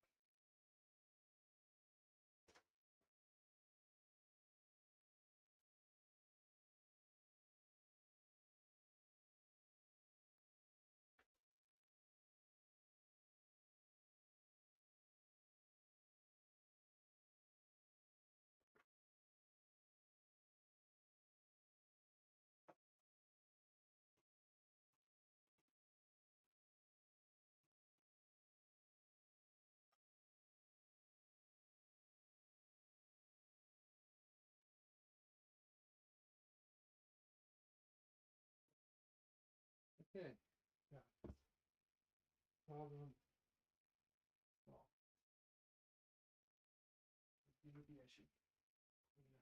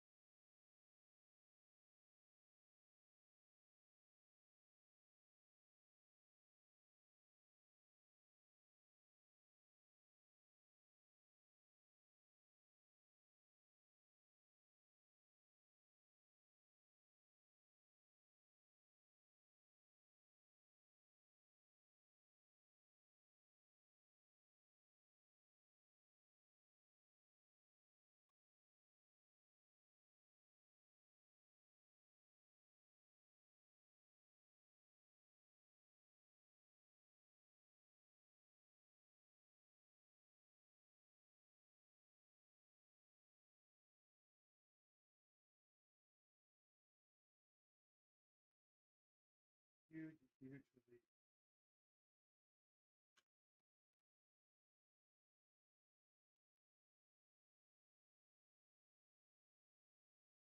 So we have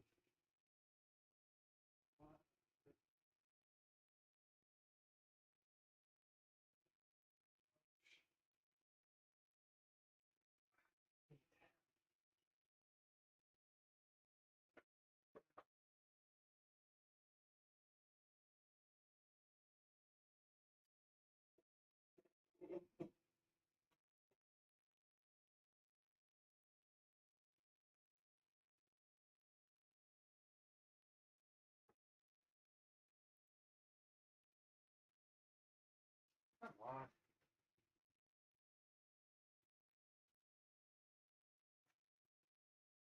Can't get him in there.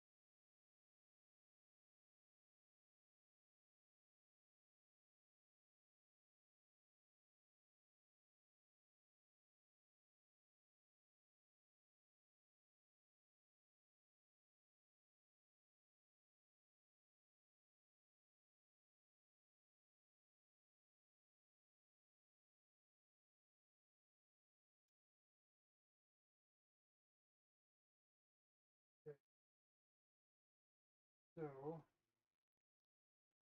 That's cleaned up pretty much. Okay.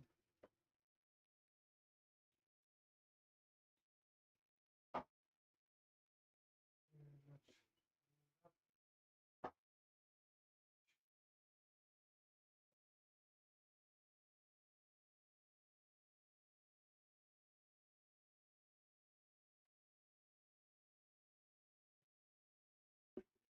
Feels good. Everything's kind of getting cleaned up here. Ah.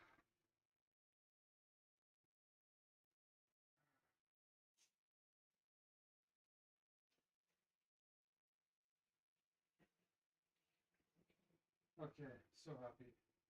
I don't have to do that later. I need to wash the clean the floor, which that's not actually planning to do.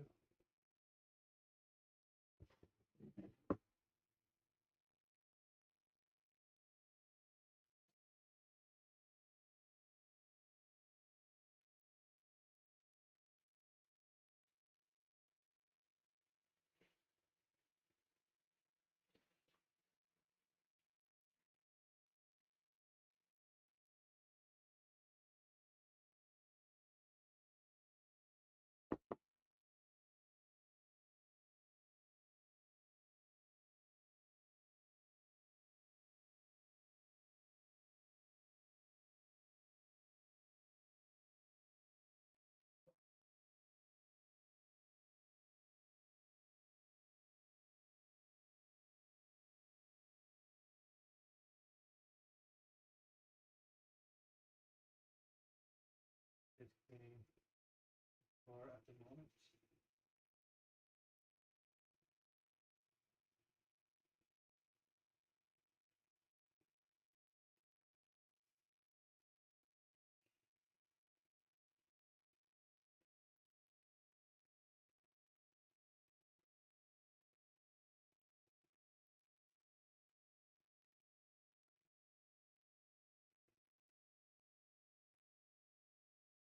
Okay, there. Now even that is not distracting me anymore.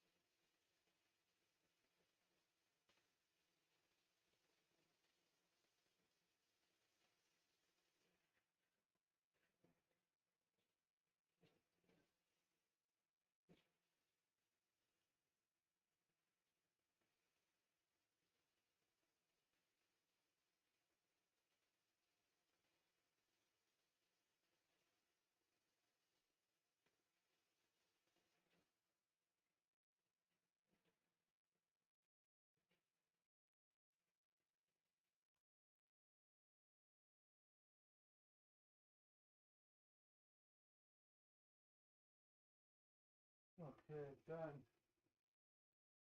Nice and finished.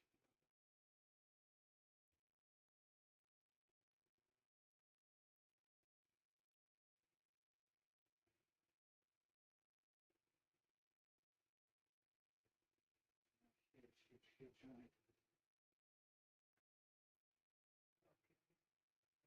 Okay. Things up. Nice.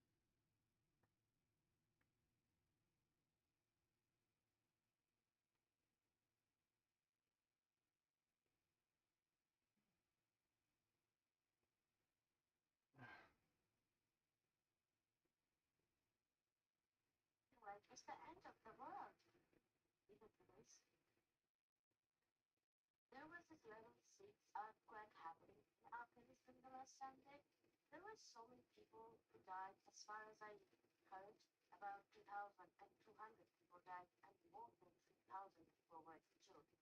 And guess what? Only the men who were injured and stuck in this building were saved. And the women who were stuck in this building just stayed there and died. You know why? Because men are not allowed to touch women, and women are not allowed to go out, and women are not allowed to do these, things like rescuing. So these women just died.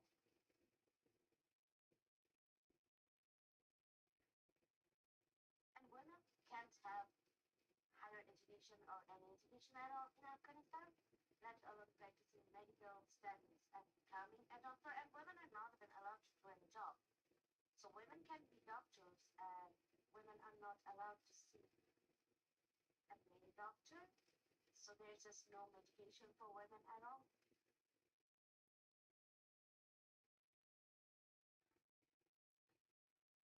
And before you say that, oh, this is just all Western propaganda,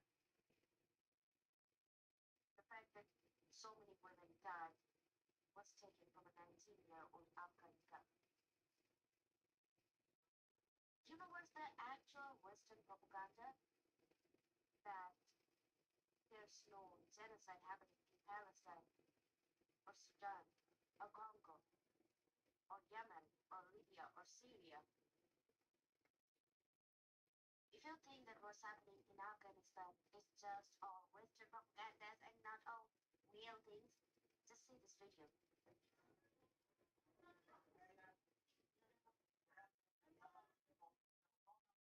So yeah, feminism has gone too far. Feminism didn't even do the bare minimum.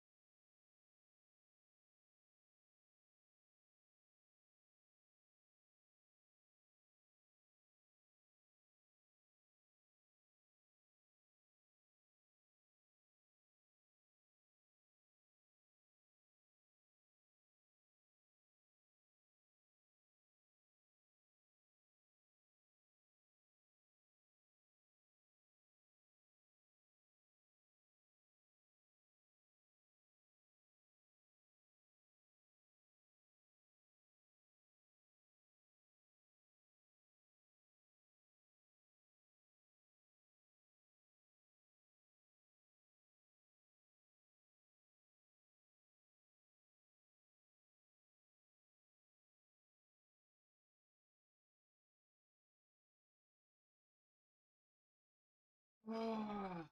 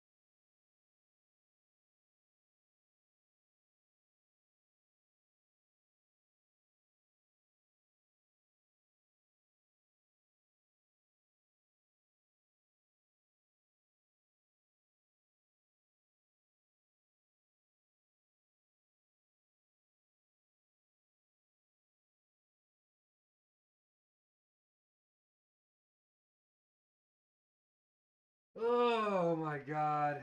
Okay.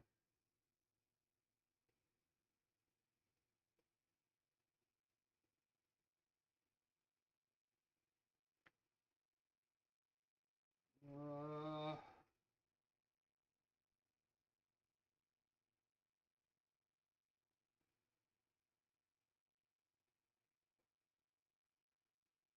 okay, whatever. Alright.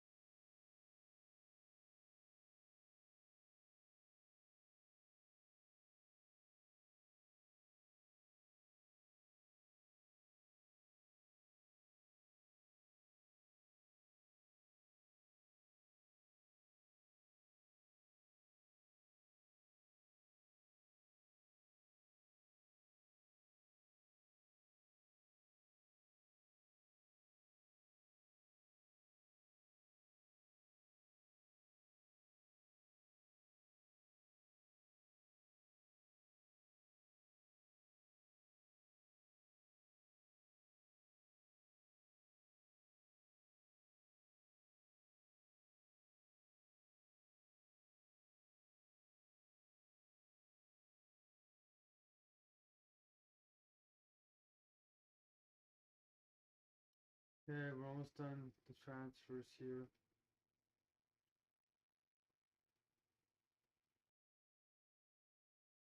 And then I'm gonna sleep.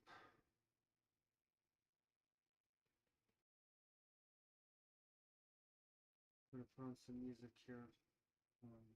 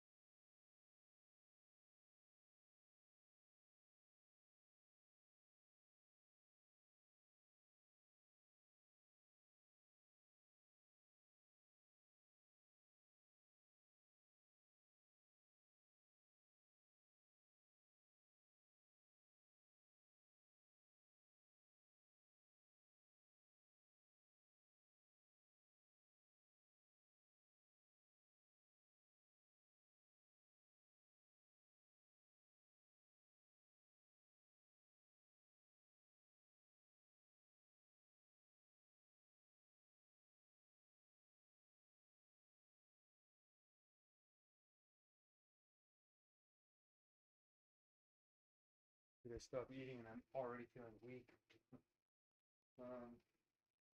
Okay. I need to get my credit card.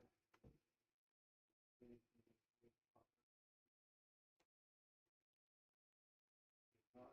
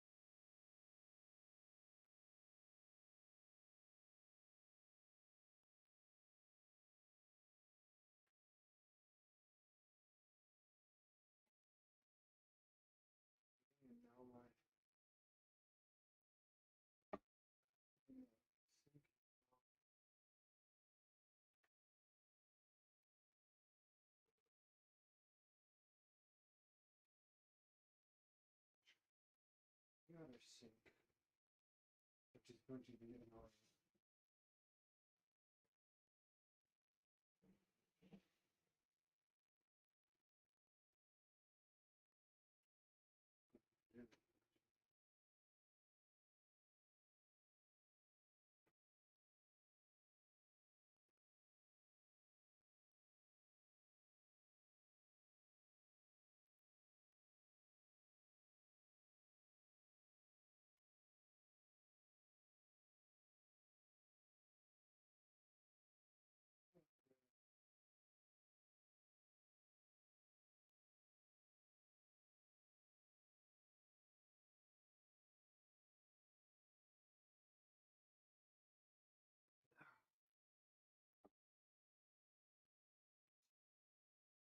Of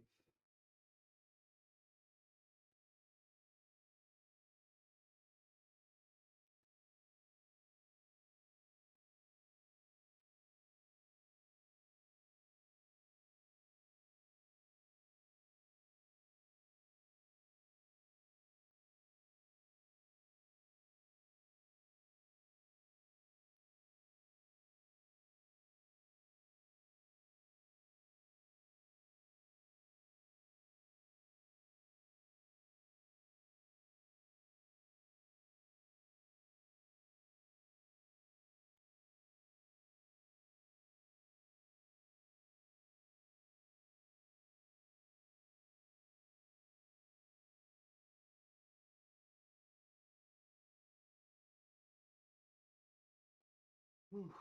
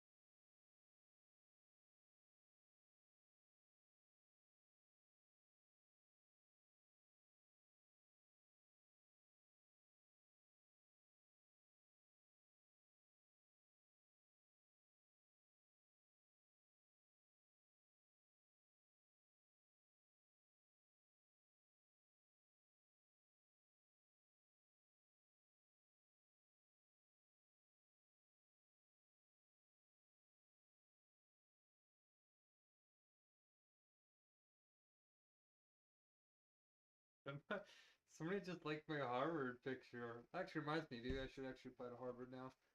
If they don't want me, maybe Harvard does.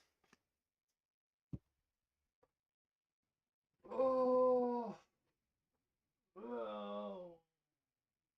So ATB Bank backtracked and stopped messing with my bank accounts. Oh, my stomach. It's already digesting quite quickly. It's not good.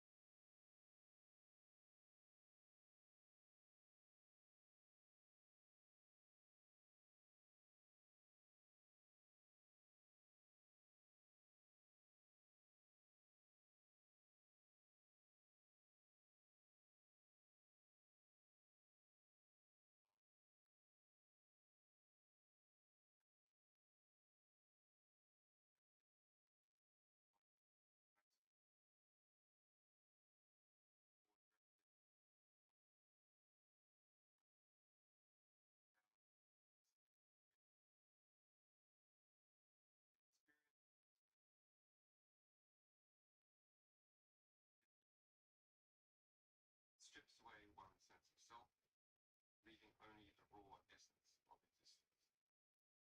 I am yet not fully equipped to speak about what I have endured,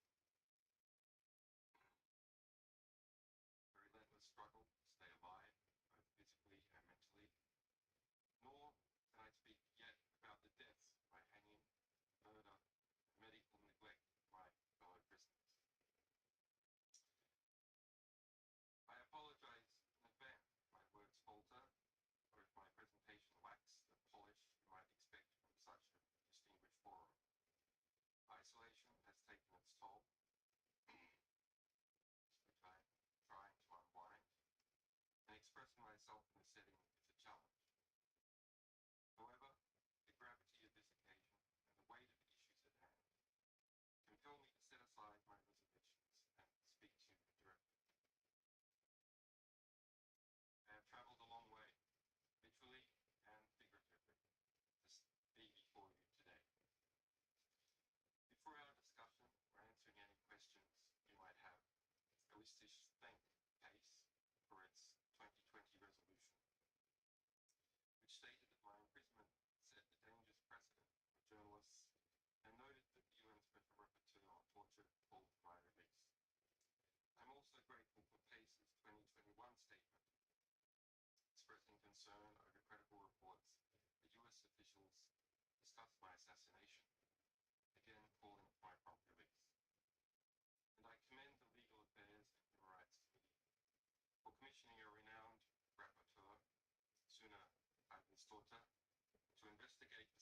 circumstances surrounding my detention and conviction and the consequent implications of human rights. However, like so many of the efforts made in my case, whether they were from parliamentarians, presidents, prime ministers, the Pope, UN officials and diplomats, unions, legal and medical professionals, academics, activists, or citizens, none of them should have been necessary.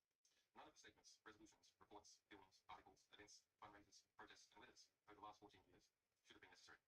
But all of them were necessary because without them, they never would have seen the light of day. This unprecedented global effort was needed because the legal protections that did exist, many existed only on paper, were not effective in any remote reasonable time. I eventually chose freedom over unrealized injustice after being detained for years and facing a 175-year sentence with no effective remedy. Justice, for me, is now precluded as the US government insisted in writing into its plea agreement that I cannot file a case at the European Court of Human Rights or even a Freedom of Information Act request over what it did to me as a result of its decision request. I want to be totally clear. I am not free today because the system worked. I am free today after years of incarceration because I pled guilty to journalism. I pled guilty to seeking information from a source. I pled guilty to obtaining information from a source. And I pled guilty to informing the public what that information was. I did not plead guilty to anything else. I hope my testimony today can serve to highlight the weaknesses of the existing safeguards and to help those whose cases are less visible but who are equally vulnerable. As I emerge from the dungeon of Belmarsh, the truth now seems less discernible, and I regret how much ground has been lost during that time period. Dungeon of Belmarsh, the truth now seems less discernible, and I regret how much ground has been lost. As I emerge from the dungeon of Belmarsh, the truth now seems less discernible, and I regret how much ground has been lost during that time period. How expressing the truth has been undermined, attacked, weakened, and diminished. I see more impunity, more secrecy, more retaliation for telling the truth, and more self-censorship. It's time to draw a line from the US government's prosecution of me. It's crossing the Rubicon by international criminalism to the chill climate for freedom of expression that exists now. When I founded this piece, it was driven by a simple truth: to educate people about how the world works so that through understanding, we might bring about something better. Having a map of where we are lets us understand where we might go. Knowledge empowers us to hold power to account and to demand justice where there is none. We obtained and published truths about tens of thousands of hidden casualties of war and other unseen horrors, about programs of assassination, rendition, torture, and mass surveillance. We revealed not just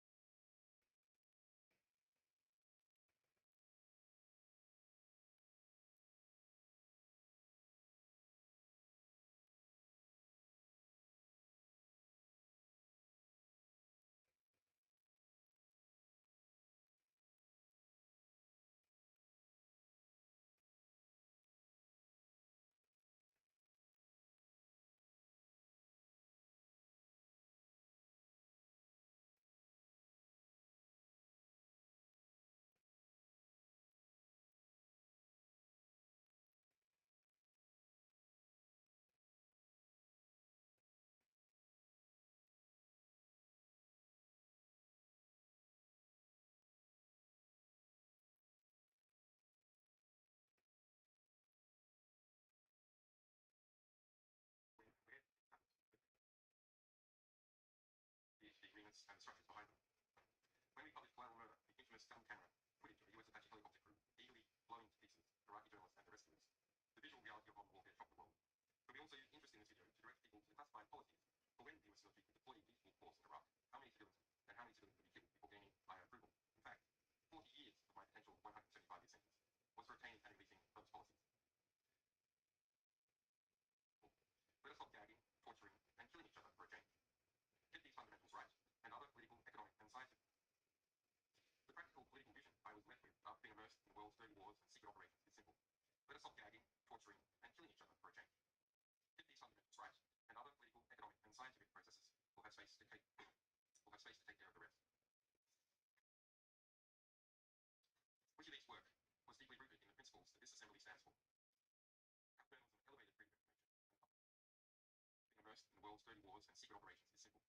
Let us stop gagging, torturing, and killing each other for a change. It was left with, after being immersed in the world's dirty wars and secret operations, wars in Iraq. How many civilians could be killed before gaining higher approval? In fact, 40 years of my potential 175-year sentence was for obtaining and releasing those policies. The practical political vision I was left with after is, for when the US military could deploy with full force in Iraq, how many civilians could be killed? Pieces, Iraqi journalists and their rescuers. The visual reality of modern warfare shocked the world. But we also used interest in this video to direct people to the classified policies for when the US military could deploy with full force in Iraq, how many civilians could be killed before gaining higher approval? In fact, 40 years of my potential 175-year sentence was for obtaining and releasing those policies.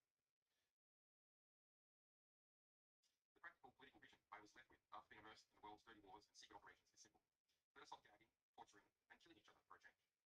Get these fundamentals right, and other political, economic, and scientific processes will have space to take care of the rest. Which of these work was deeply rooted in the principles that this assembly stands for? Our journalism elevated freedom of information and the public's right to know. It found its natural operational home in Europe. I lived in Paris, and we had formal corporate registrations in France and in Iceland. Our journalistic and technical staff was spread throughout Europe. We published to the world from servers based in France, in Germany, and in Norway. 14 years ago, the United States military arrested one of our alleged whistleblowers, Private First Class Manning, a US intelligence analyst based in Iraq. The US government concurrently launched an investigation against me and my colleagues. The US government illicitly sent payments of agents to Iceland, paid bribes to an informant to steal our legal and journalistic work product, and without formal process, pressured banks and financial services to block us.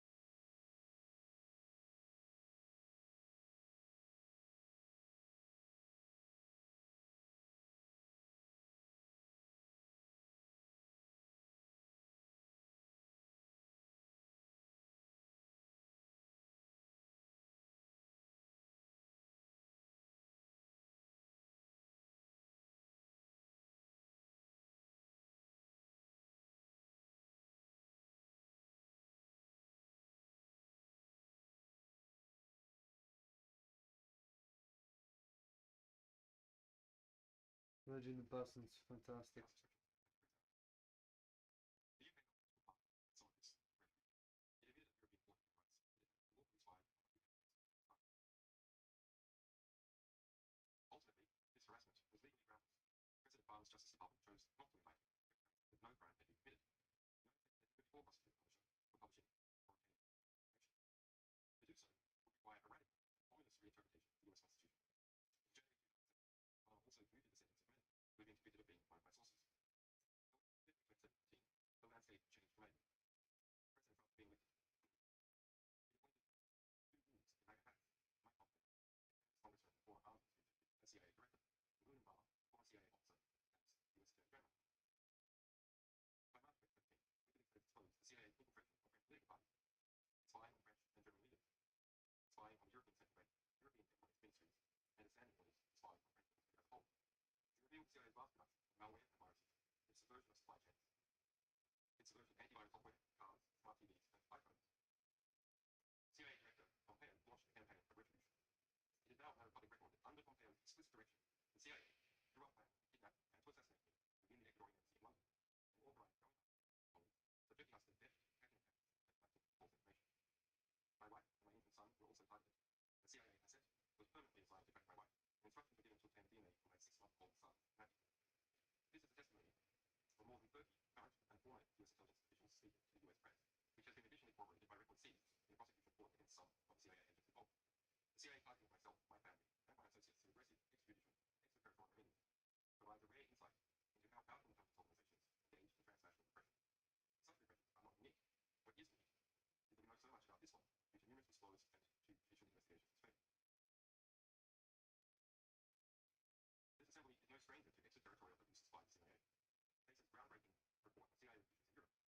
CIA operated secret detention centers and conducted unlawful registrations of European soil, violating human rights and international law.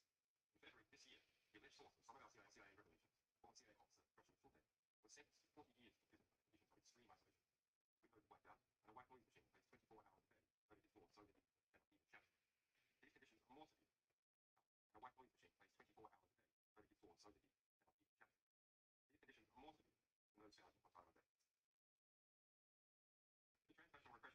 The lack of effective safeguards against this means that Europe is vulnerable to having its mutual legal assistance and extradition treaties hijacked by foreign countries well after the sentencing voyage to Europe. In Mike Pompeo's memoirs, which I read in my prison cell, the former CIA director bragged about how he pressured the US Attorney General to bring an extradition case against me in response to our public statements about his campaign. Indeed, acceding to Pompeo's requests, the US Attorney General reopened the investigation against me that Obama had closed and rearrested Manning as a witness. Manning was held in a prison for over a year, fined $1,000 a day, in a formal attempt to coerce her into providing secret testimony against me. She ended up attempting to take her own life. We usually think of attempts to force journalists to testify against their sources, but Manning was now a source being forced to testify against their journalists.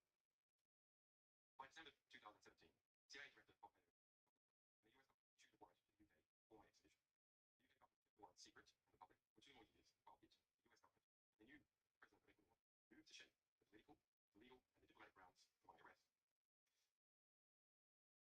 When powerful nations feel entitled to target individuals beyond their borders, those individuals do not stand a chance unless there are strong safeguards in place and a safe law to enforce them.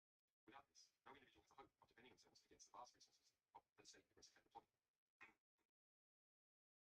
It's a situation we're not already bad enough, right? So that the need to accept a new global legal position. Only US citizens have free speech rights. Europeans and other nationalities do not have free speech rights. But the US claims its Espionage Act still applies to them, regardless of where they are. So Europeans in Europe must obey US secrecy law with no defenses at all as far as the US government is concerned. And Americans in Paris talk about what the US government is up to. For a Frenchman in Paris, to do so is a crime with no defense, and he may be extradited just like me. Now that one foreign country has formally asserted that Europeans have no free speech rights, and Paris accepts it, other powerful states will inevitably follow suit. The war in Ukraine has already seen a criminalization of journalists in Russia, but based on the precedent set in China, the government of Russia, or indeed any other state, from targeting European journalists, publishers, or even social media users based on domestic secrecy laws have been violated. The rights of journalists and publishers within the European states are seriously threatened. Transnational repression cannot become the norm here. As one of the world's 2 great norm-setting institutions, states must act. The criminalization of news gathering activities is a threat to the diversity of journalism everywhere. I was formally convicted by a foreign power for asking for, receiving, and publishing fruitful information about while I'm in Europe. The fundamental issue is simple. Journalists should not be prosecuted for doing their job. Journalism is not a crime. It is a pillar of a free and informed society.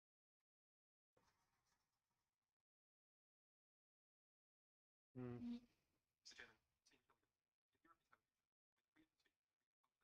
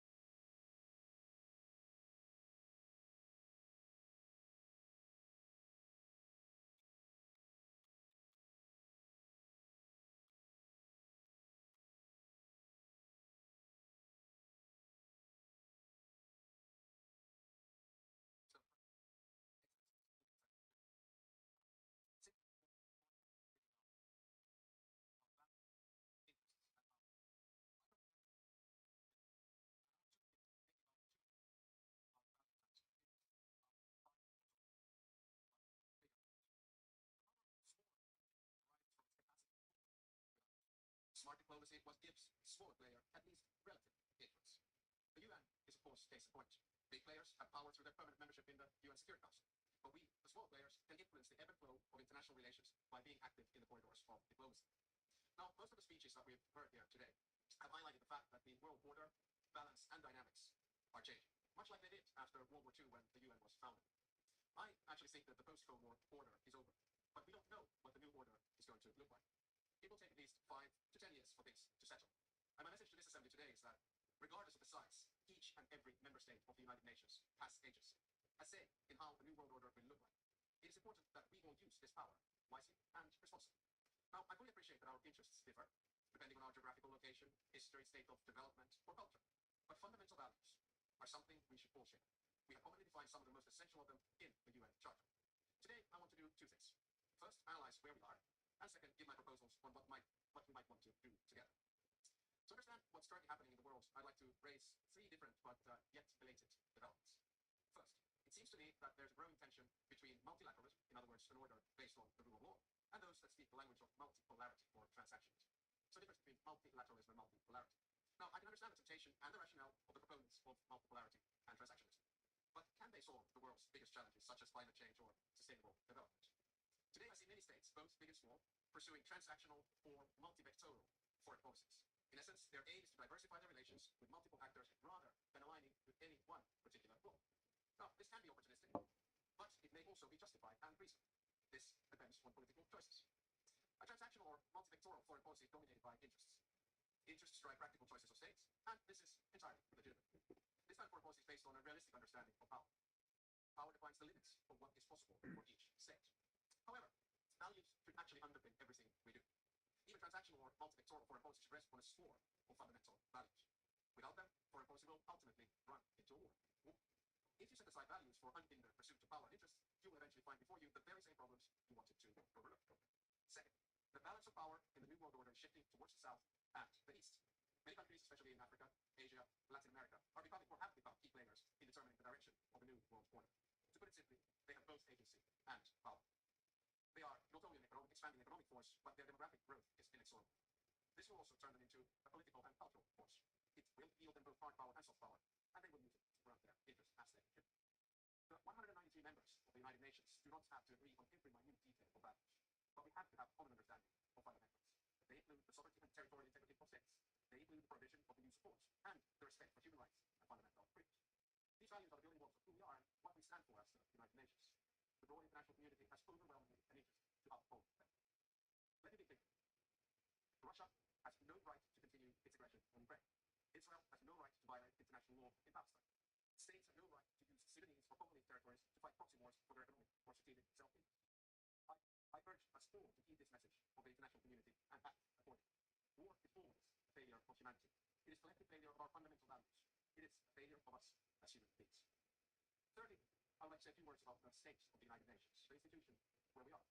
The UN was created to maintain and promote peace, stability, development, and friendly relations among nations.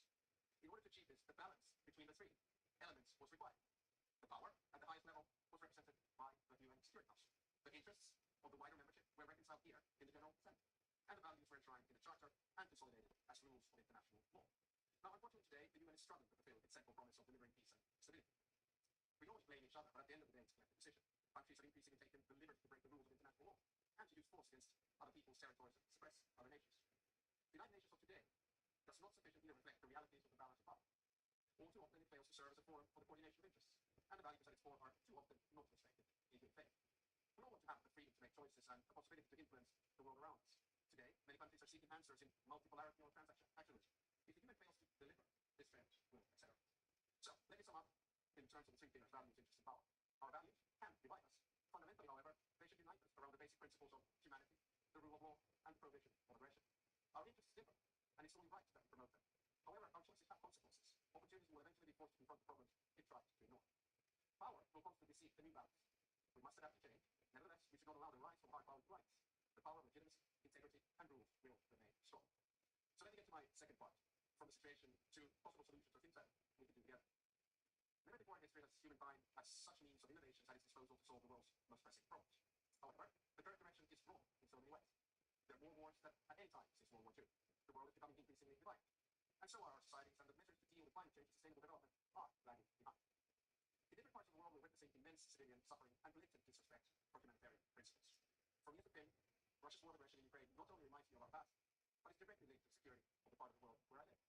On the other hand, there's aggression and total disregard for civilian life, and an attempt to undermine the fundamental principles on which the international order is based. On the other hand, there's a bastion of freedom that is defending its right to exist and to make its own choices.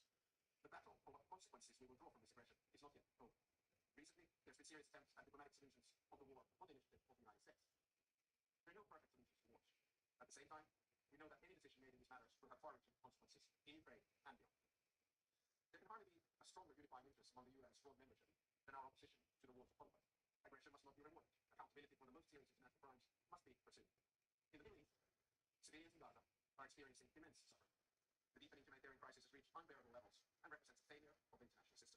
At the same time, Hamas continues to hold hostages mistaken, and many have already lost their lives. An immediate ceasefire is needed in Gaza. That has been reiterated from this podium many times today and yesterday. Humanitarian aid must be granted safe and unhindered access. The hostages must be released. I commend the efforts led by France and Saudi Arabia to advance the two-state solution. The negotiations must meet the Israeli and Palestinian security needs and Palestinian right to self-determination, its legitimate aspiration for statehood and sovereignty. The occupation that began in 1967 must end, and all permanent state positions must be resolved. Correspondingly, the countries that have not recognized Israel must do so.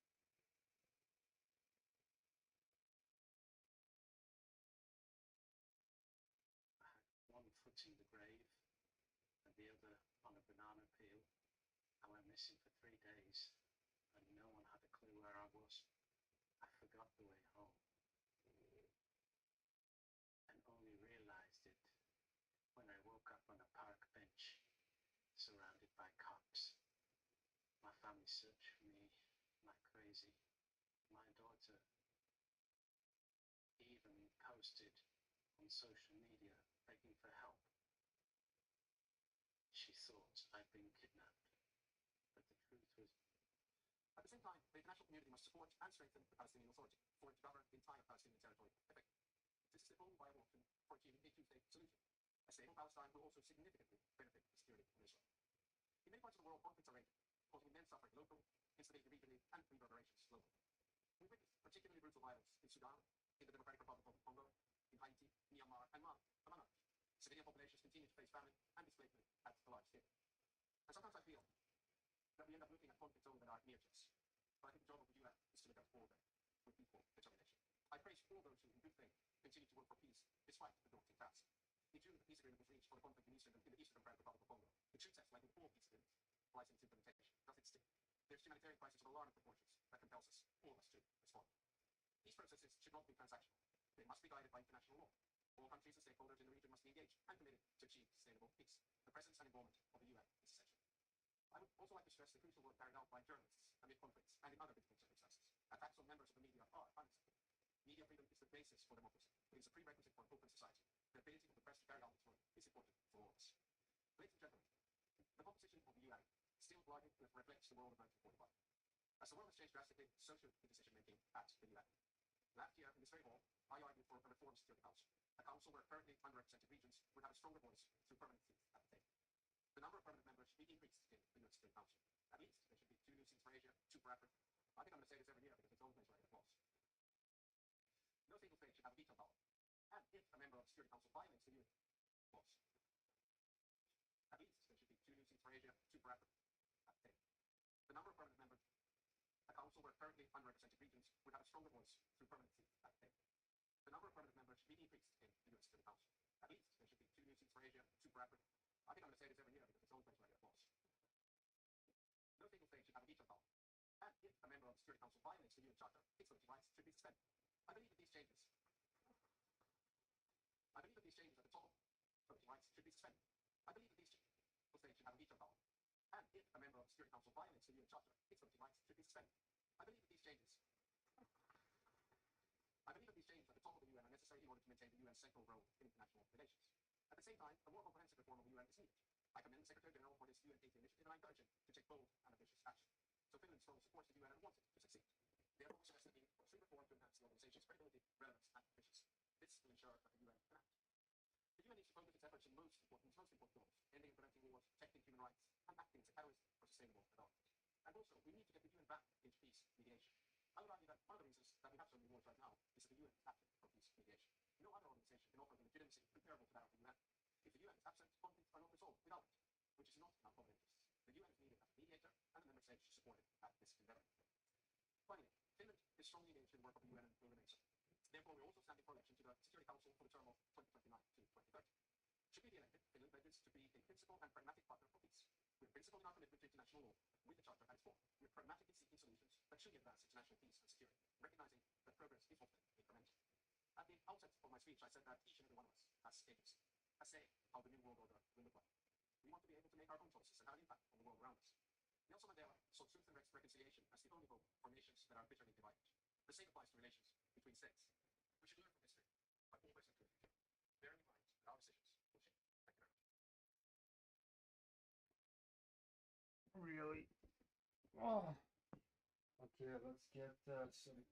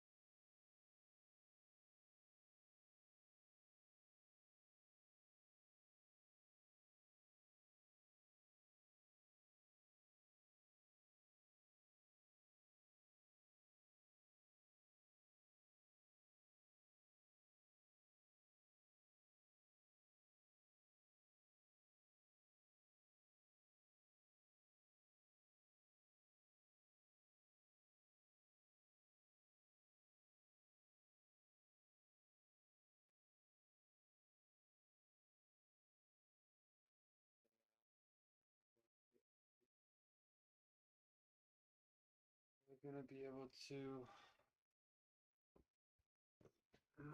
eat in time.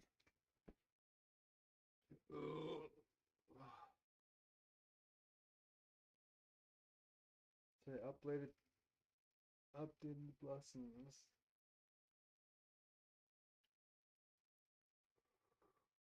Oh.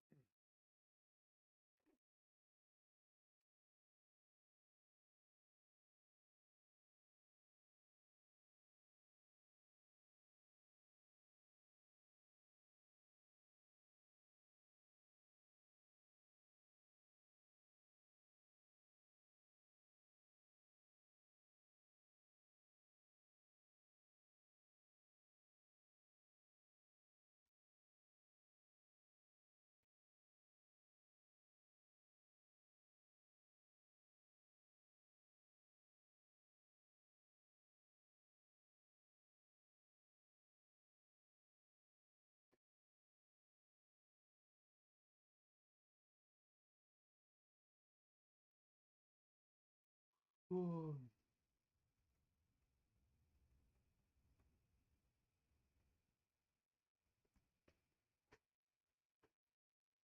Okay, so that is all done. It's 2 o'clock. I feel like all I've done.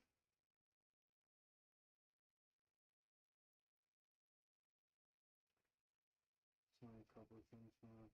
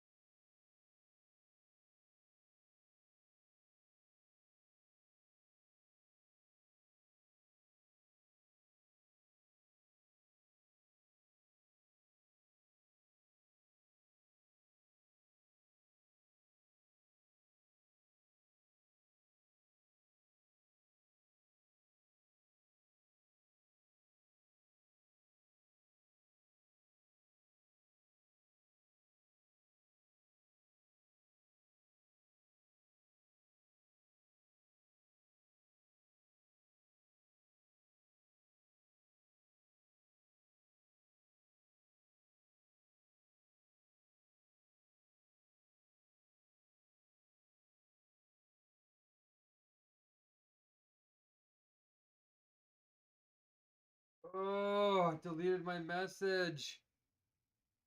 Oh my gosh. Oh, jeez. Oh.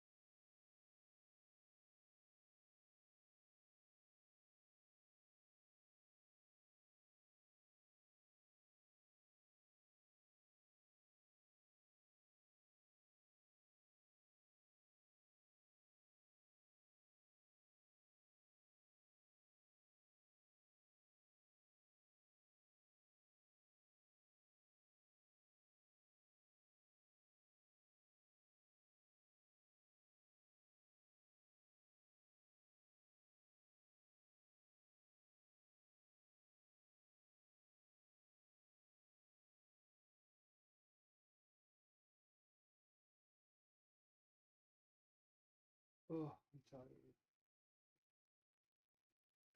Oh.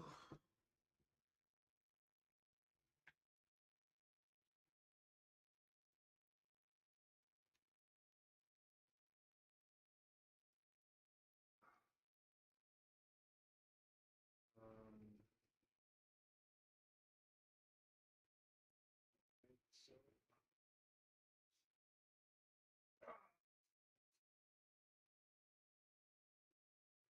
that it's I'm so happy I cleaned up everything. Well, I just felt energetic here. I leave it. I'm eating a couple issues.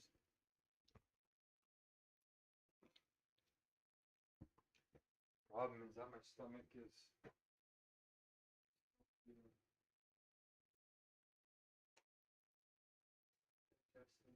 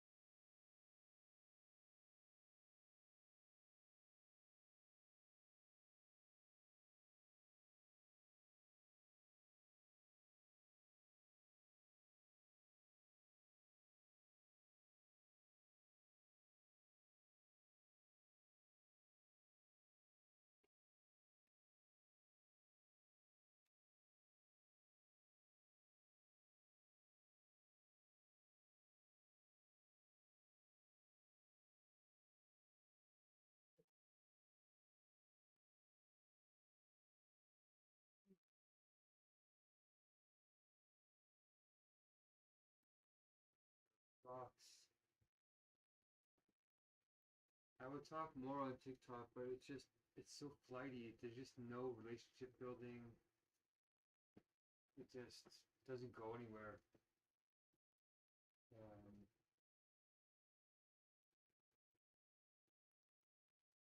like every once in a while, maybe one or two people might come from this, so it's more of an accountability, and maybe that one person will be the right person. With such little energy, why would I speak thousands of words? These platforms are designed to pump you for as much possible, and they don't want to do hunger strikes anyway. If you're that one person, please feel free to help. Don't give into the bystander effect, please. You think we're in Megacrisis, you don't know what to do. Come help, because we do know what to do. And we can get better.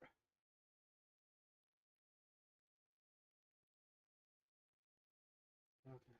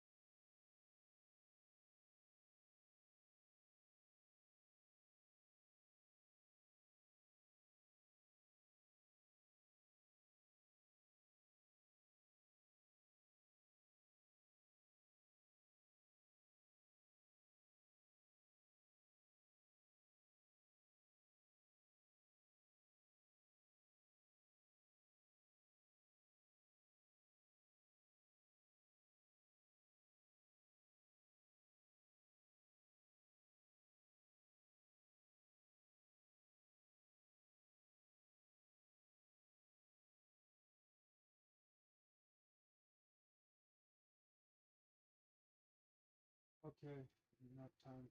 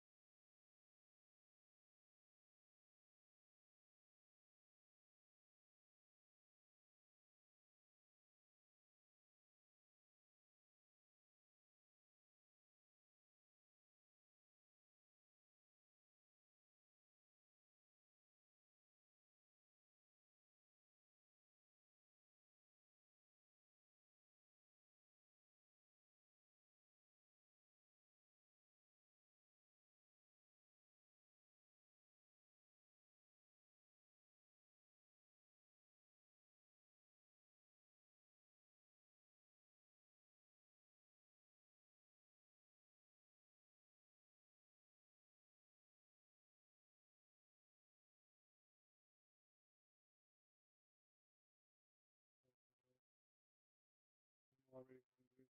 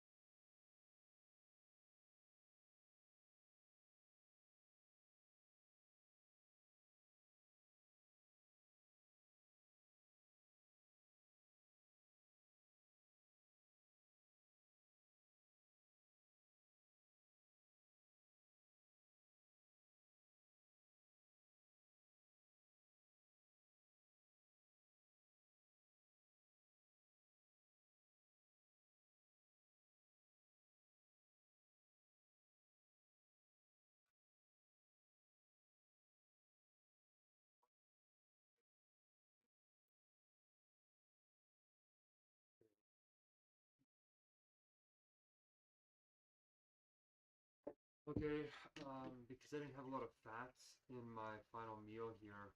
It's the first time I didn't have avocados or peanut butter at the end. I forgot to brush.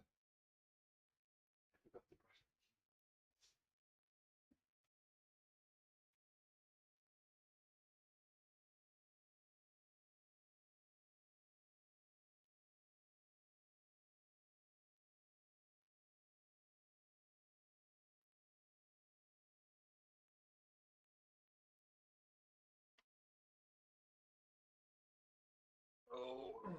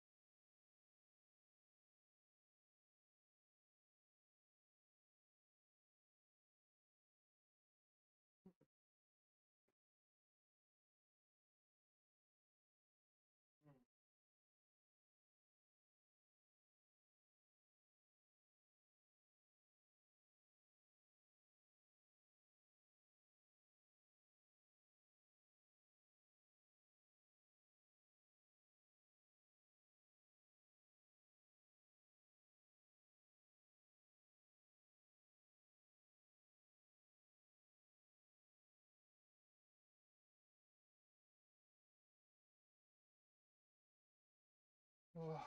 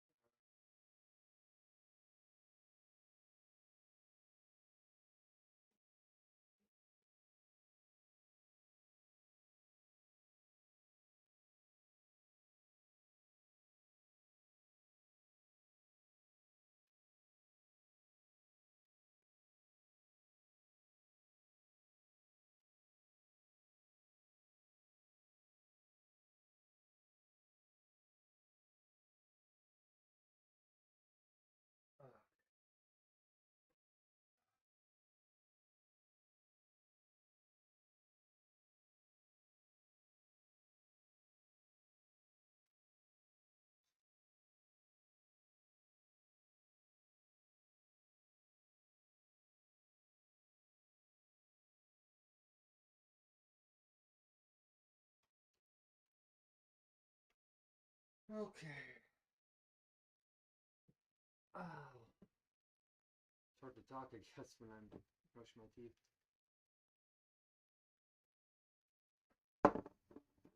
There.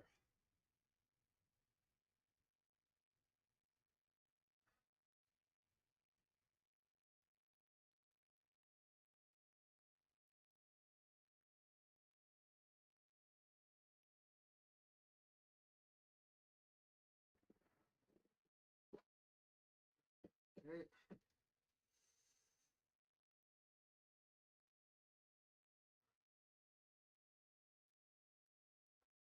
Yeah, I feel better. This cable's not playing.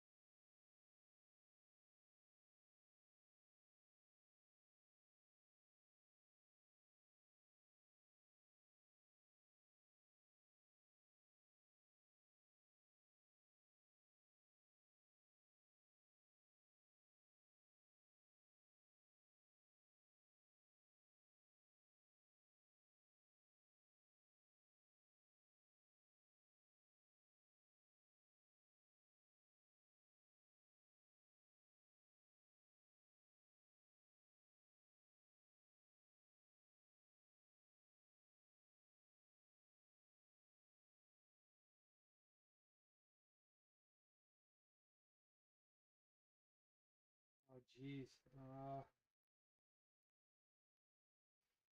I'm not giving my TikTok updates on time.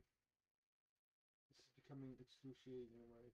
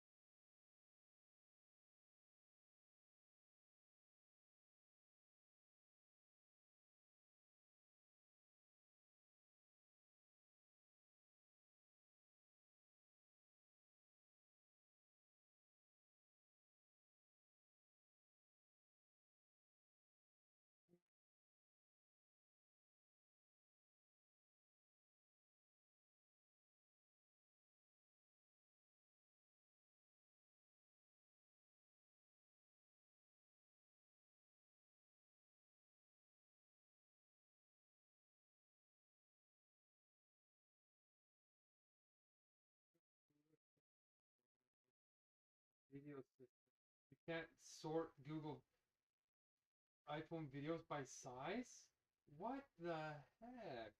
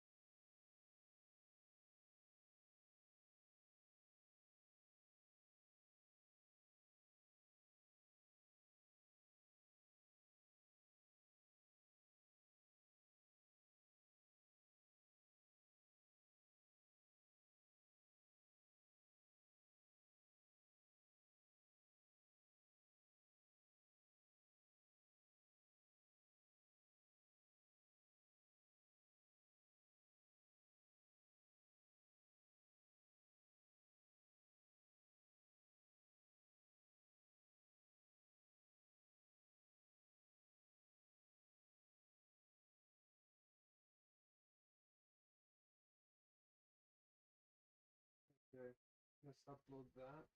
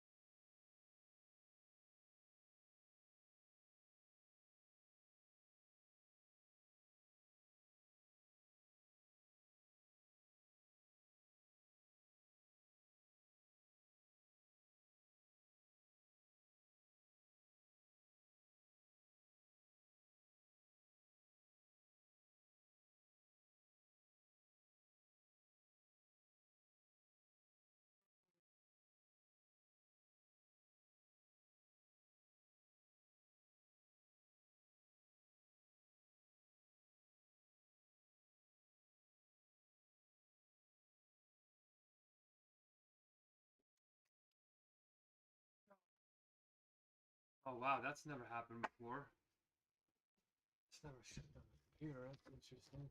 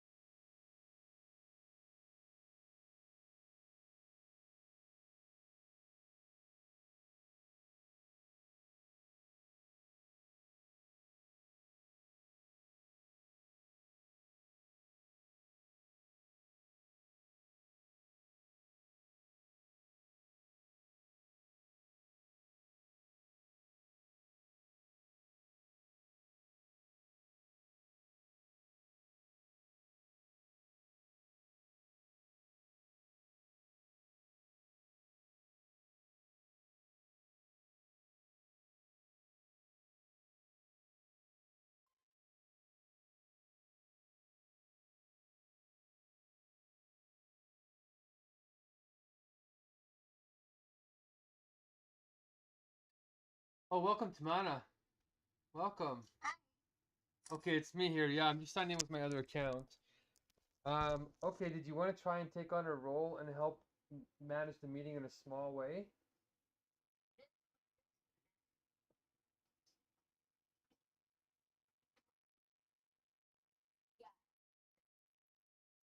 Okay, so you know these meetings are highly judicious and very ethical.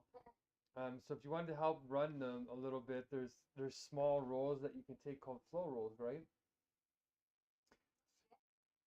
So the first one that we ask people to try and do is called the Coco flow, the Coco exec role, and the Coco exec role is is pretty easy to do. So you just send reminders. There's a checklist which I'll pull up here. Actually, I wonder if I should sign into my second account. Let me sign into this one too. Okay. Wow, it's really going a lot faster. Oh, 1 second. Okay. I'll share my screen now.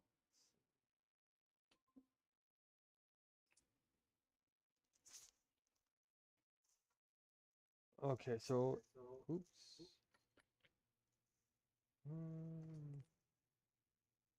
If you're looking at my screen, here it is. So I'll put this in the chat too, but this is the simplified checklist that we use to get people starting to be trained up in not just being a part of the meeting, but helping to make sure that the meetings are amazing. And okay, here's the first one. So the executor has 3 points, the co-exec has 3 points, and then the co-co-exec has 3 points. And you can see, you can check off the check boxes to help you get used to it. But the co-co exec, all that they do is they send a 1 minute and 30-second timer reminders, and 10 seconds as well. 1 minute, 30 seconds, 10 seconds, ideally. In terms of when somebody's about to run out of time in their speaking. And when the cycle as a whole is about to end, you send a 1 minute vote reminder. Okay, and then you try and help create new cycle timers when we're about to do a new cycle. So that means if you're looking at my screen now, oh, you can't see it. Let me fix it here. So all you're going to be doing is typing in the chat and not interrupting anybody necessarily, just getting used to keeping track of the time.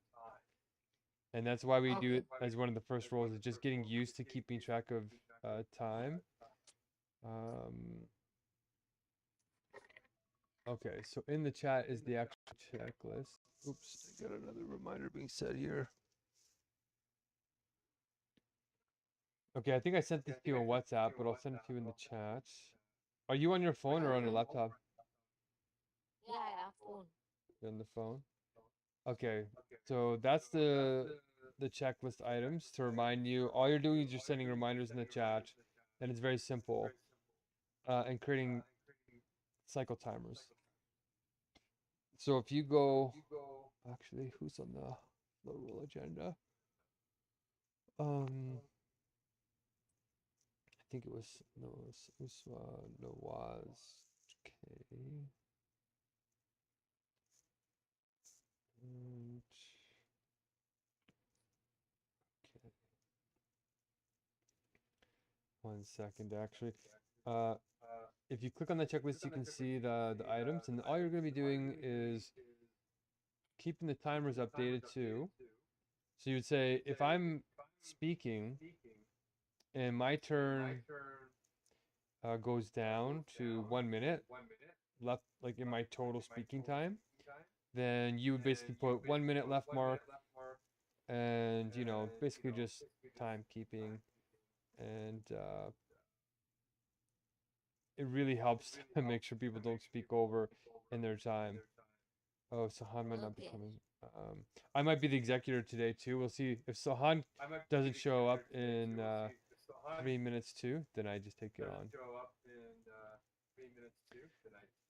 on. So if you look down here, here's the timers. Like you can see my screen, right?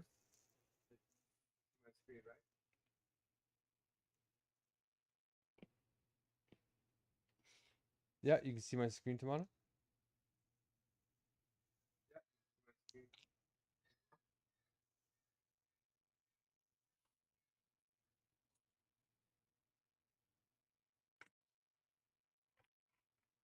Are you there, Tamana? Are you there, Tamana? Yeah. Okay, you can see my screen. Okay, you can see my screen.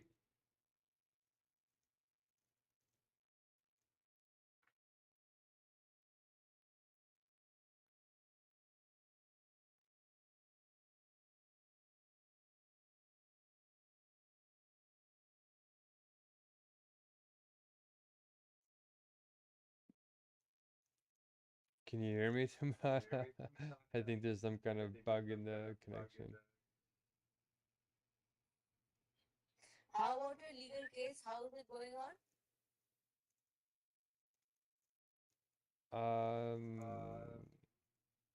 Well, the Supreme Court case is moving forward, so I'm waiting for them to respond as to the next steps.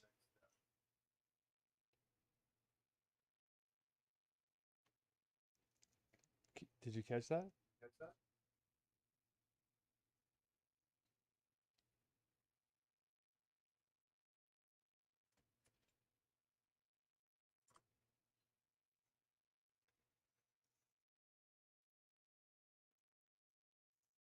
Did you catch that, Tamara? Can you hear it?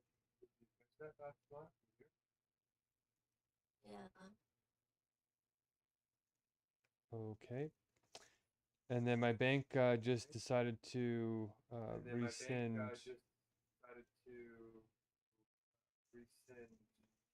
closing my account. They were going to close my account for trying to pay people to do these checklists. So normally I pay $3 Canadian per that checklist that I gave you. I try and pay $1 per item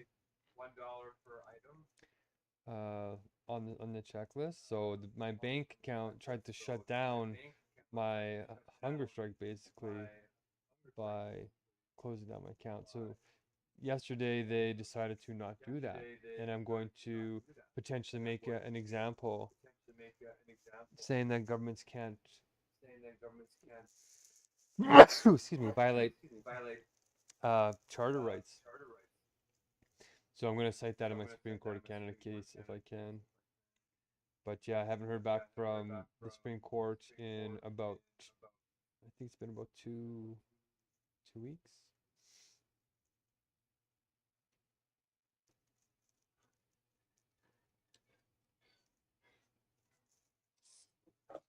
If that makes sense.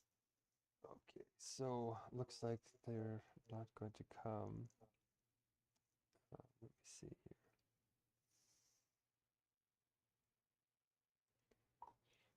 Let's see. Okay. Welcome, Sahan. Good to see you bright and early.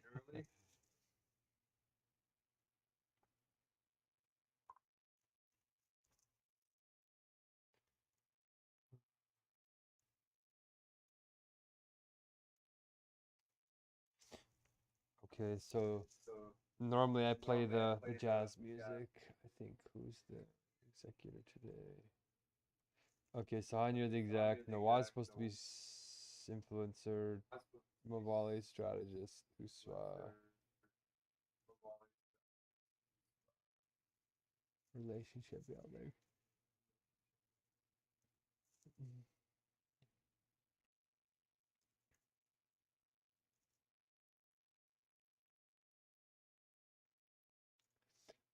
Okay, let me pull this up.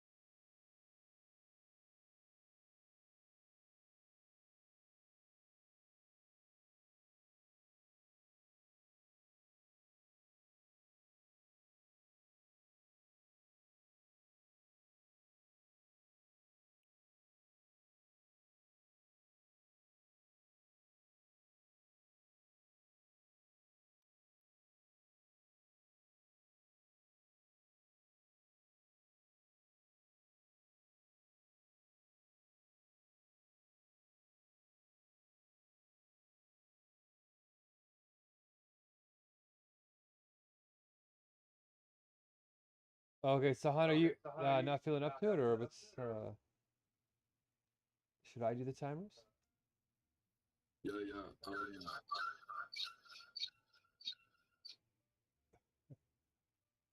It's you hear me? Yeah. And start in the meantime as I work with setting times here. It's okay. Okay. So in the meantime, I'm trying to reset the time here. But we can start. Okay.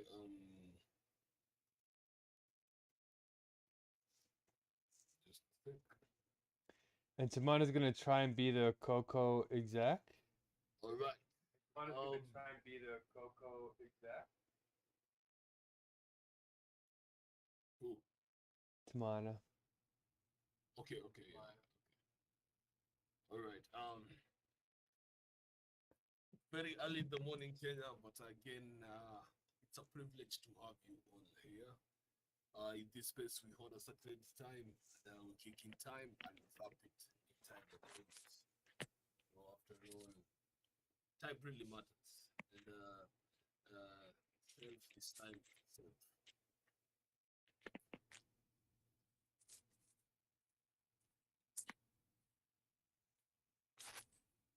Tamana, if you can mute a little bit.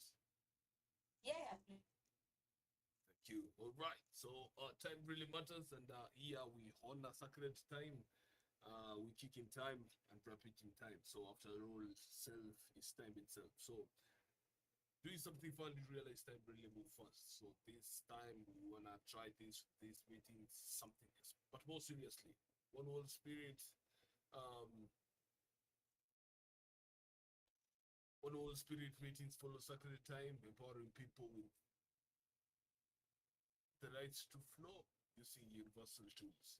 The one world spirit builds the ultimate goal of flow of state for all using universal logic. So let's keep it flowing, glowing, and growing. So we have four worlds. My name is Sahan. I'll be your executor today. And with me is a very great team that I'll let them introduce themselves. Okay, thank you, Sahan. My name is Isra and I'm relationship Oh, hold on, developer, hold on. coach, Tamana, and Tamana didn't get to mentor. say. And I have She's Coco Flow or Coco exec. okay. So I have to feel people loved. Yeah. Well, I was hoping that Sahan would say that he was the co-exec or the exec, and then the co-exec, and then Tamana was going to try and be the Coco exec, and then give her a chance to practice introducing herself.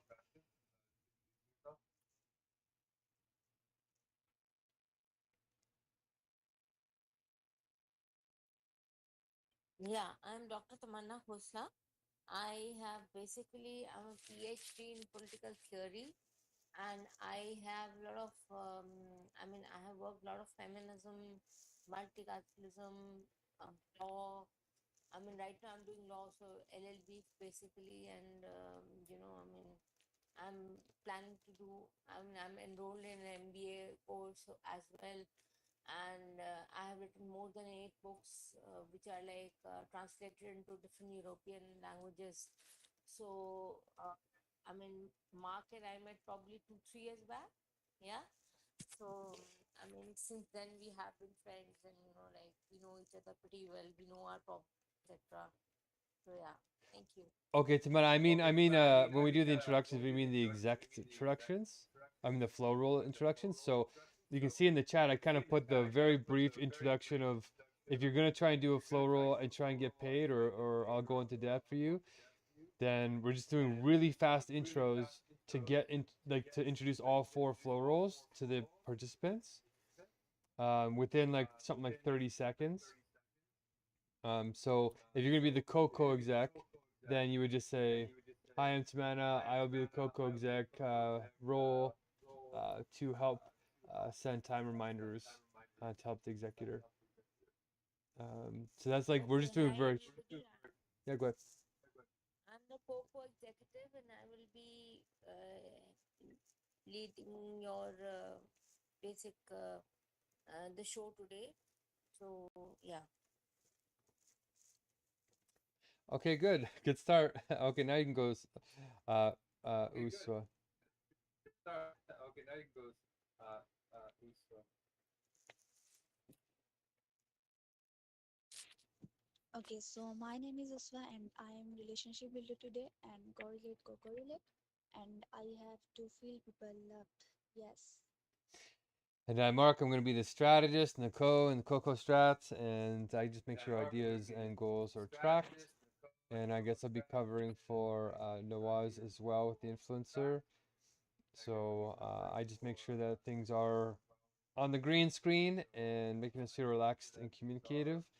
So I'll do the blessing as well. And the blessing goes out to all those who are uh, starting to have an anxiety attack about how AI is basically doing everything better than us, and to the global hungry 730 million, and the 8 million children who are dying of malnutrition, and to all those who are being sex trafficked around the world, uh, in a huge tragedy. So let's take a deep breath in of everything that serves us.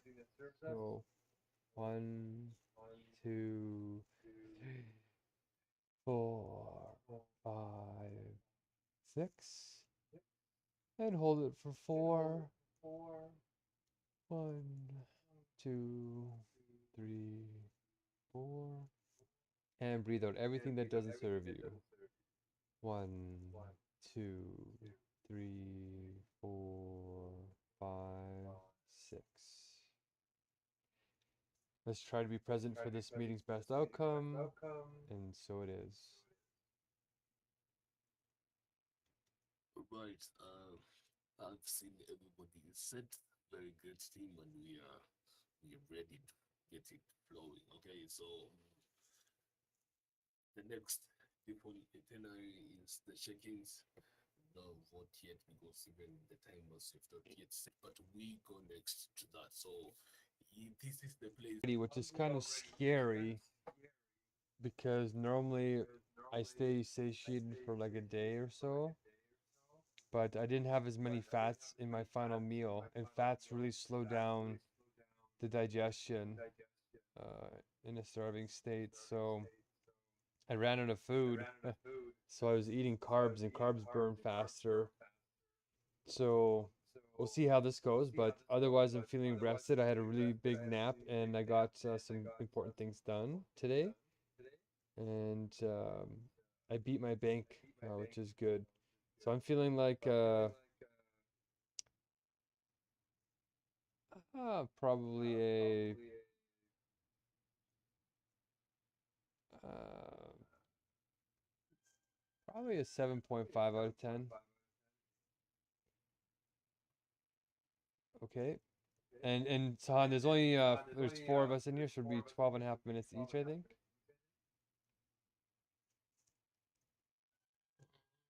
Right. So we shall not have the much time. We will, but we burnt it already, right? We're 10 minutes into the meeting already, so I'm gonna donate to it. But just to help set it, wait, 1, 2, 3, 4. Yeah, so each one of us gets 12 and a half. So we're 1 minute past, so we'll take 1 minute off of me. There we go. Okay, so now we're pretty much back on perfect time, and I'll donate you 2 minutes for your fudge time. Okay, next. Yeah. All right. So next. So Okay, thank you. So I'm feeling good because day has just started, and since it's the weekend, it's feel even better because weekend are always fun with family.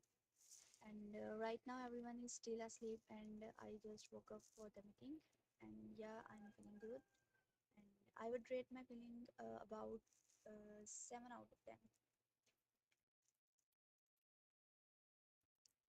Yes, Tamanna, go ahead. Thanks, Uswa. Yeah. So basically, I got up early and for my law exams. so which are in December, and my classes are going on. So I have to study for the same, and so after this meeting, I'm going to start studying. And my mother is sleeping right now, and just like Uswa, the family is asleep, and I just got up for the meeting. Otherwise, Mark is going to say that Tamanna doesn't attend. So yeah, so I just came for that reason, and so yeah, and I rate the meeting as 7.5 upon 10.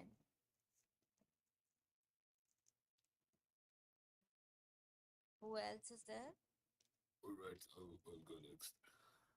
Um, Yo, so it's very early in the morning. It's a beautiful Sunday today. I'm very motivated because I should be during the day attending the church service where I'll meet the priest. And I'm really curious and looking forward to what is in me today. I've not experienced much of my day today, but I can feel the positive energy in this. And I know it's heading somewhere. So I'm very optimistic. The day will flow. So I'll give it 8. 1 minute to vote. That's nice. 1 minute vote. The next default itinerary, which is the cool.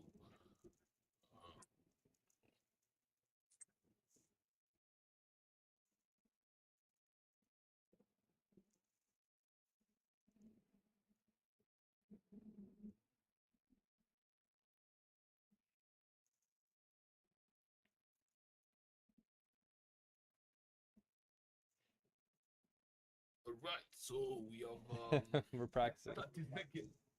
Good. Poop gun. So we have 30 seconds, poop gun.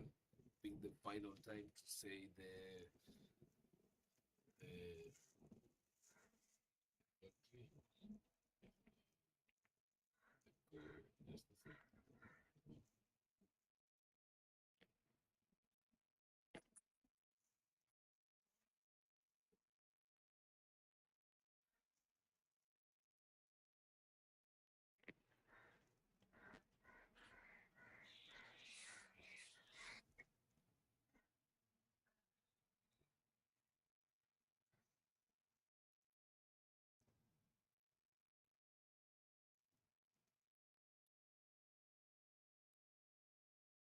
That would be really fast. Okay, so you have 30 seconds for this. I'm trying to.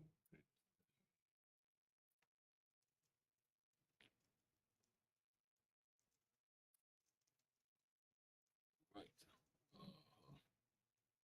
So that's it.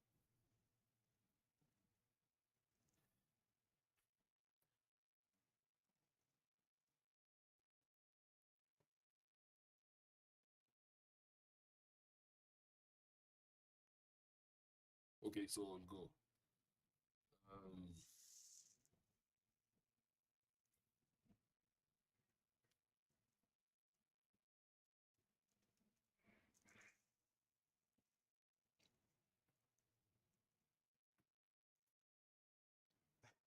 you're So you're the goal, really one lagging this morning. So, go ahead.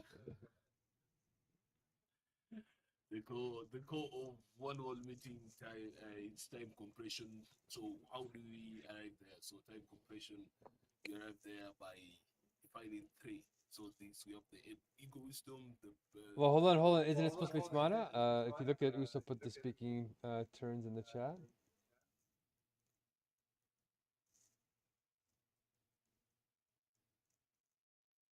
Tabana. Yeah, Yeah. she's the newest. Yeah. Okay.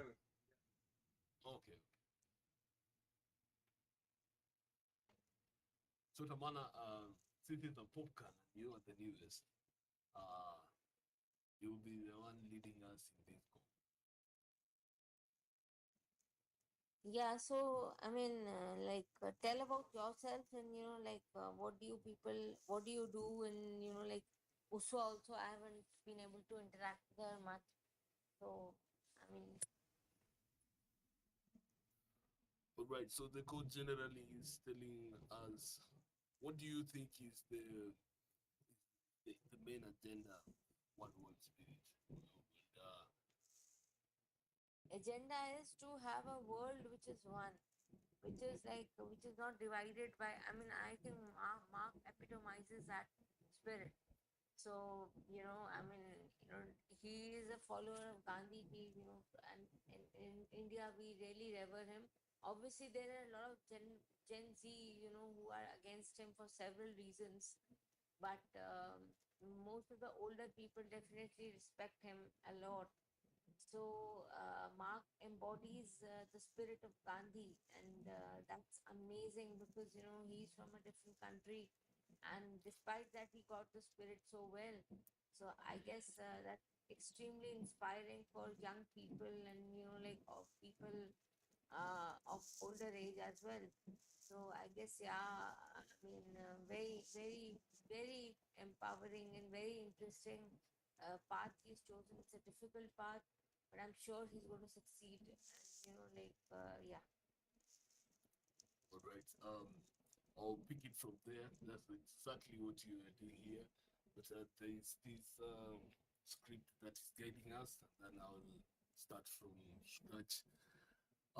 The the core of one spirit is compression, type compression, and we clearly do this by defining this tree. So we have ego wisdom, the problem, which is the mega crisis, the solution by two separate sentences, and then you have the implementation, flow states, flow rules, and flux. So the core of one whole spirit in 15 points. So you have the mega crisis listed, and then you have two is the art of the crisis, and then polycrisis, and we have four in decline in urgency. Then you have decrease in meaning, decrease in trust, decrease in coordination, decrease in community stroke love, and then the heart. Oh, that's technically that's it.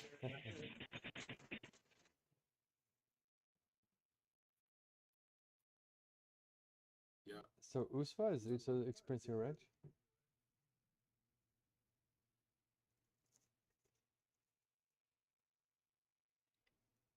Are you there, Usfa?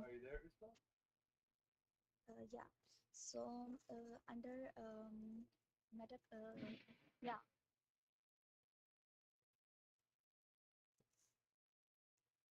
Sorry for disturbance. Yeah.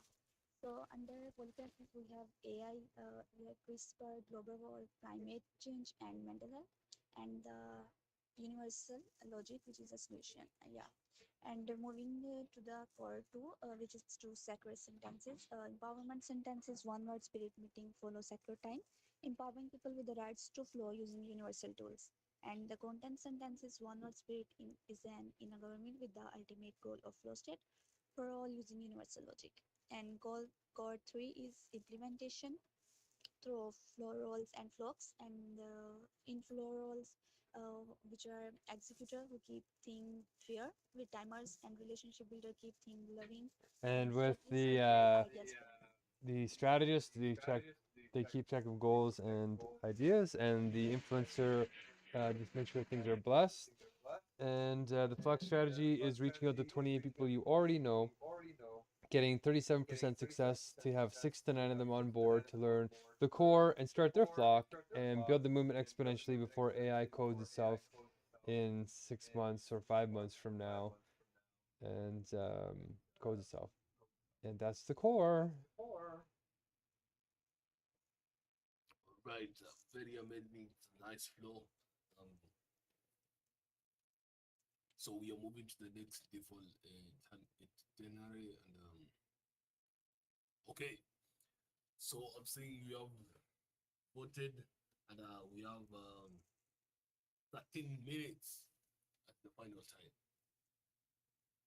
What do you think is the problem, and any update you've got from the specific assignments we were assigned to, and maybe if you have a follow-up of the same, this is the time to bring the updates. Where are we, and how urgent can we, and if we have any direction, this is the time. So it's a first free flow.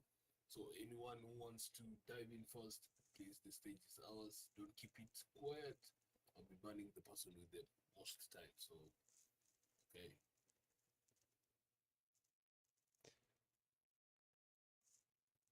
That will be Taman.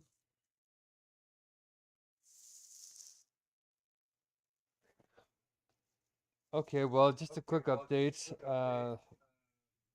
One of the problems being solved is helping Uswa pay her tuition.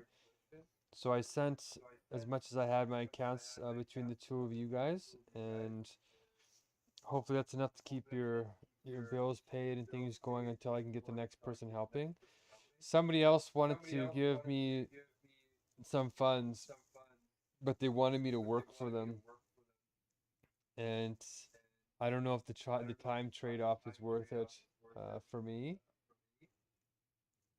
It's starting to get like a really interesting time compression issue here because he might also be paying, I don't know, like an amount that's not livable for me.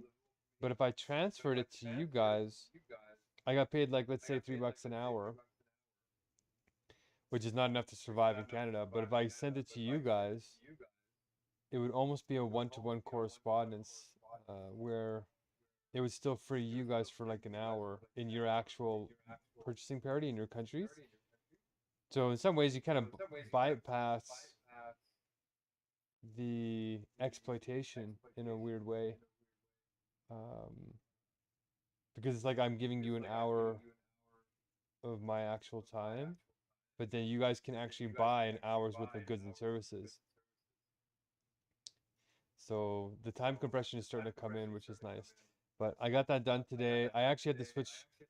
I had to jump around my bank accounts and get everything straightened out now that my other bank is not gonna shut down because I sued them.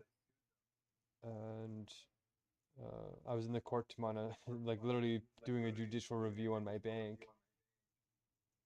So that was kind of intense. Wasted dozens of hours on it. So I'm going to sue them for damages and try and make an example at the Supreme Court.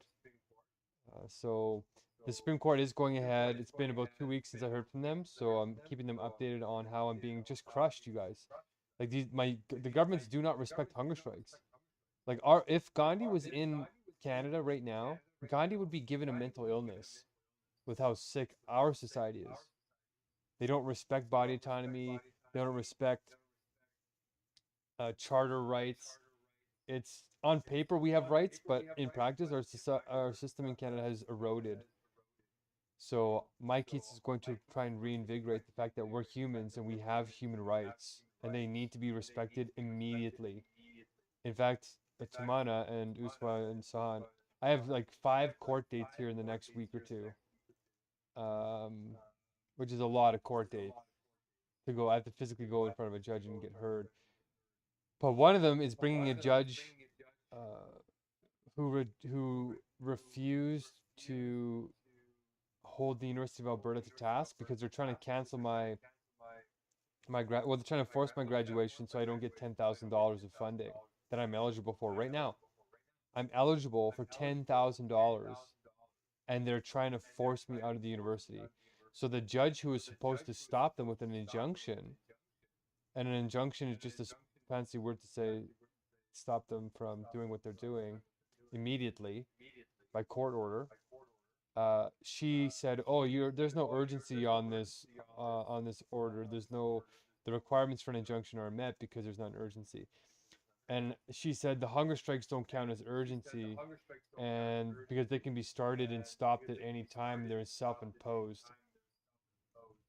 And I was so incredibly what the heck? That's a judge using their judicial powers to mock me and trivialize our charter protected activity under Section 2C of the Canadian Charter of Rights and Freedoms. So I technically sued the judge, but you can't sue judges, they have immunity in Canada. So I brought her to a judicial review. And that judicial review is going to happen on October 16th. So I'm going to bring up the case that I sued my bank for making fun of my hunger strikes. And my bank is a government bank. It's not a normal bank. It's run by the government here, which is why my charter rights apply. So it worked on them, and they rescinded. And so I'm doing it again to this judge. Oh, you're gonna leave tomorrow? Okay. We'll join later. All right. Okay, Tamana. So that's sort of a bit of the update, and Yeah, I think if we can get a bunch of Indians supporting this and be like, yeah, no, Gandhi was not wrong. Nonviolent protest needs to be respected. That's sort of the signal that I'm sending. And hopefully Nawaz and Tamana can get more Indians on board to say, yeah, this white guy in Canada understands the importance of one of their biggest icons. And we're sick in Canada. We're sick. So anyway, that all got done. We'll try very soon to get people to rally around you. I'll do that. Wonderful, Tamara. That'd be wonderful. That's on your inspired to-do list, hopefully. Hopefully you're inspired to do that. I'll write it down. And the next meeting Yes, you yes. maybe update us.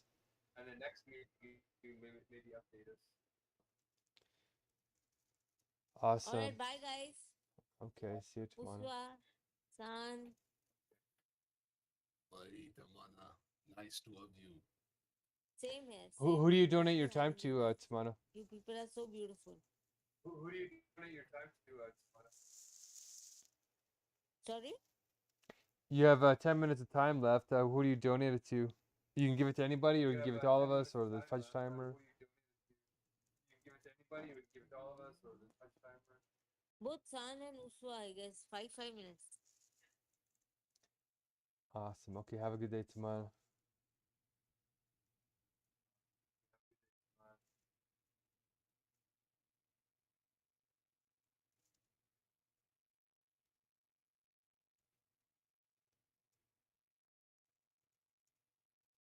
Okay, you lost your Coco exec, but she wasn't really doing it anyway. And to be honest, Tamana has a similar sort of learning style as Mavali. So I wasn't expecting her to really be on the ball, and she wasn't. But there's an attention. I think what's going to happen is we're going to be getting people in here who have sort of like attention things. But like Mavali, she's a genius. She just learns in a. She's a little better than Mavali though, in terms of like in the moment focus. But it's got like a scatteredness to it that you will notice. And I think whenever anybody comes in here like that, we sort of acknowledge it, but we try and help them and make them feel psychologically safe.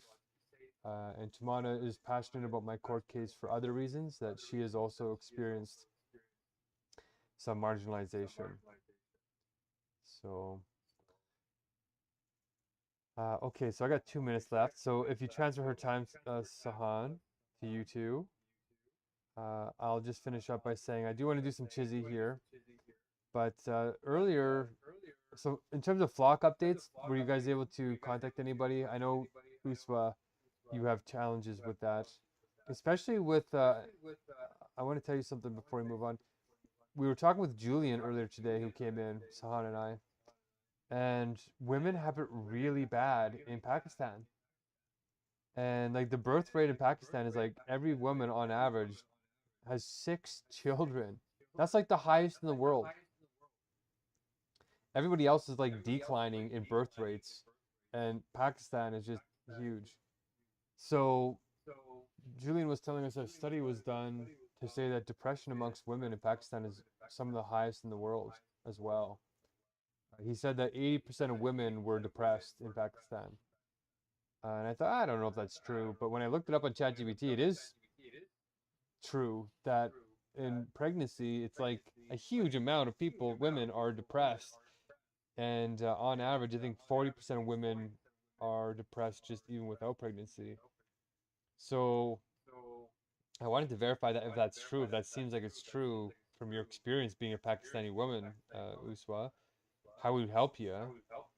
That's a huge problem that we need to face.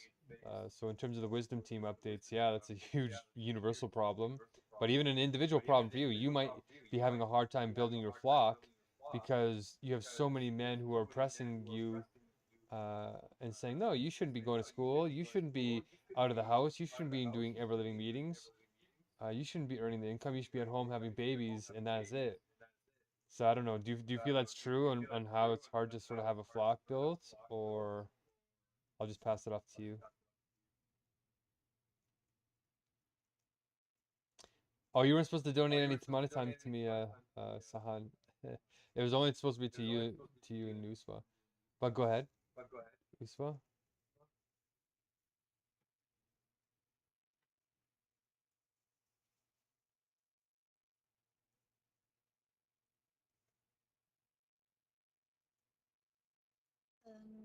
Yes, firstly, thank you, Mark, for giving me some money because, as I told you, that today was the last day of to submit my fee, and I talked to the management of the university, and they agreed to split my fee into two installments.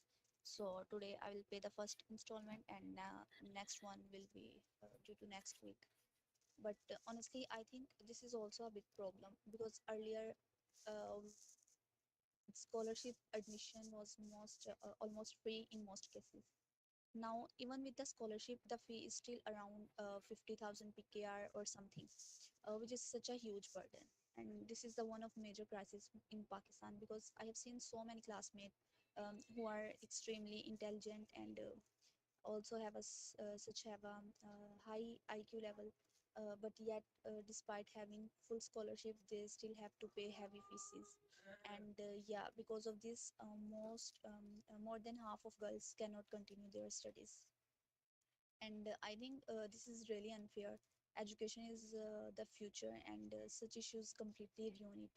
And yeah, also in Pakistan, girls face even more challenges because they don't just have to focus on their studies, and they also have to manage household responsibilities and family expectations. And yeah, so I think many girls balance cooking, cleaning, and helping at home along with their education, which makes it harder for them to give full attention to studies. And yeah, on the top of that, safety concerns and cultural barriers often limit their opportunities to explore and to work and to study freely. So I think when I combine all of this, the rising cost of education, it become a huge struggle for them and to manage everything together. And yeah, I think this is definitely one of the biggest problem, especially in Pakistan. Yikes, yeah. I'm just looking it up here, and they increased it by 59% recently. Holy crap. Yeah, go ahead, Tom. All right, I wanted to say we are done with the wisdom team problem. We can continue with the same conversation because I've seen we have a vote of almost 20 minutes for the next default itinerary, which is the cheesy. So we continue with that, if that's okay. Yeah, we can make some final comments on this. Did you have any comments on that, Sahan, what Uso said? Yeah, sure. Just a sec. I'm doing injustice here for burning Uso's time. Okay, now we're good. Yeah. So I did a couple of things. I was making some follow up with Emmanuel, great friend of mine, and I was trying to tell him if he can bring some other people on board, and if we can still have the 10 p.m. meetings and stuff like that. He told me the schedule is a little bit overwhelming, but anytime he gets time, he can contact me so that he can set it up. And Okay. then again, yeah, Seems like he's blowing us off actually, in a polite way. Um, hmm. Well, just be a candid. Like, there's nothing to lose, right? It's like, well, just be candid. Like, okay, like, what did you not like? What? It's like it's literally the proof of God, right? You know what I mean? It's like you're going to seminary. Well, obviously he's not understanding something, or he's not being honest with us, which is technically a sin. He should just be honest and be like, hey, I don't like this. I don't understand that, and then things would actually move forward. But it sounds like he's being a little bit. There's something called Christian fakery, where it's like not real Christianity. It's like a surface level. But I'm not saying he's a total fake Christian. I'm just saying the behavior is not. Um, it doesn't feel honest. He's dragging us along. So, AI is going to take over everything anyway, and the seminary work is not going to matter because AI is going to literally potentially torture us and or enslave us in a very short period of time. Um, so, I wonder if he understands that. We didn't really talk about it much. But even USWA, even your education isn't going to matter if they keep hiring these AIs. And just like in the last couple of days, they're going to be ramping up capacity of AI by 125 times what it is right now. 125 times more just with Chat GPT. And now you can upload pictures and it will recognize any picture you put on there and give you prompts for free on the free version of ChatGPT. So we really need to wake up these people to say your ordinary life is not going to be ordinary very soon. It's going to get harder and harder and harder the more that we avoid this issue. So, like, look at what happened with USWA. They jacked up the prices 59 because a lot of people probably can't get jobs, so they're all going back to school. So the government's probably like, okay, well, we better make a lot of money off of them and getting them into debt so we can keep them under control. Right? Like all these weird things that are happening are probably because of AI. These are massive shifts, like 59% tuition increase. That's huge. And in my country, in Canada, University of Alberta is doing even stranger things. They've laid off like 2,000 professors and staff in the last couple of years. And now they're saying that entire departments might disappear. And all these kids are like on Reddit saying that how weird it is and how hard it is to make friends. And, there's like a weird depression and loneliness taking place. So, and they also jacked up their fees by like 20% here or something crazy. So we need to get Emmanuel's understanding that this really is the proof of God, being honest about it, and then also realizing that AI is coming in a very short period of time in this mega crisis. So I don't know if you want to take that approach and risk it, Sahan, but if there's a gentle way you can let him know that. It's like I'm risking my life for a reason, right? I'm not just going to seminary school and thinking, oh, I'm loving God in a safe way. No, this is real. Pick up your cross and follow me. Right? You're supposed to risk your life, not stay comfortable in seminary. Um, anyway, what do you think? Yeah. So I what I think is Emmanuel have not understand the urgency. The urgency is to why we should act on this as quick as we can. So I'll try to before I boom up with the other. So I'll try to make him understand how urgent and how useless it will be if we don't act on this in good time. For all these years that he's expecting maybe to finish this, it will be all useless. So if he understands that, I think there will be different energy, because I feel maybe he's not honest, and in some way maybe he wants to maybe if he can be honest, he feel like it will be so harsh. Yeah, so he's trying to cover this all up, but I'll get to him. So let me work on that. Okay. In the meantime, I was getting in touch with Mobali. We had to schedule a meeting with Mobali, but we didn't. Maybe he got busy somewhere, because he told me, hey, let me look for supper first and then I'll contact you, then we can have that. We had to have a discussion because we were trying to get in the chat and talk, but I couldn't get him well, so I suggested maybe we can have a meeting. But I'll get down to that, to the bottom of that. Yeah, so that's the updates on that. Awesome. Okay, great.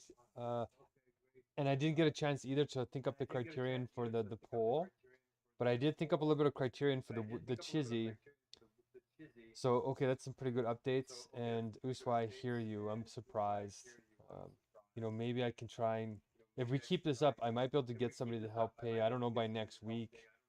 My sister is in a different country right now, and she's keeping tabs on this. But I'm trying to do my best here. And by the way, if we get Julian on board, Sahan, his family is also quite supportive of spiritual endeavors. So, um, I'm working on that. And Tamana was supposed to do her role, but she's kind of, yeah, tricky. Um, and also the blessons, Sahan, I really appreciate you doing those. Uswa can't really do them because she's so oppressed. She can't even show her face on video because of uh, the Pakistan culture and Islam. So I'm wondering if Uswa, you think we should liberate? Are you a feminist, Uswa? Like, how come you don't defy it and just like show your face on the screen? Because you sound like you're pretty empowered.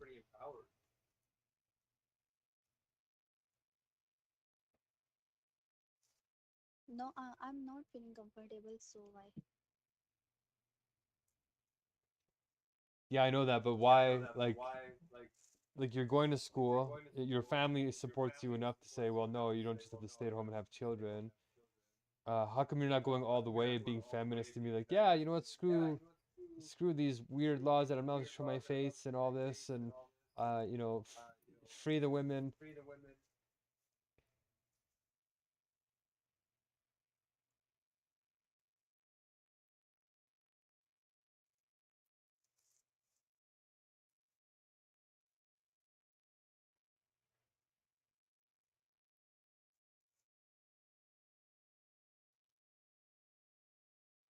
You know what I mean, Usfa?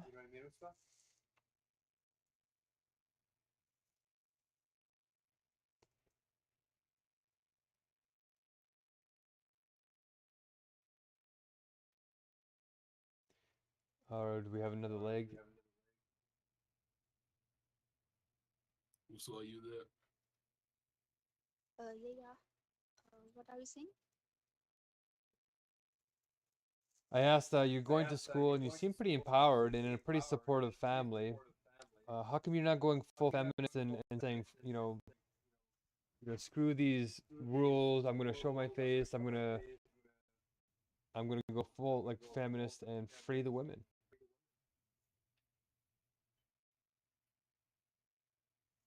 No, that's not the problem. I personally don't feel comfortable and showing my face. And besides, Islam also teach us the importance of modesty and observing hijab in front of yeah no non-mahram are those who are not closely related. So yeah, it is a matter of both personal comfort and religious obligation. Oh, interesting. That was a good answer. I'll give I'll give that like a 9 out of 10. That's pretty clear. Um, well, I guess the question is, what's immodest about showing your appearance on screen, but uh,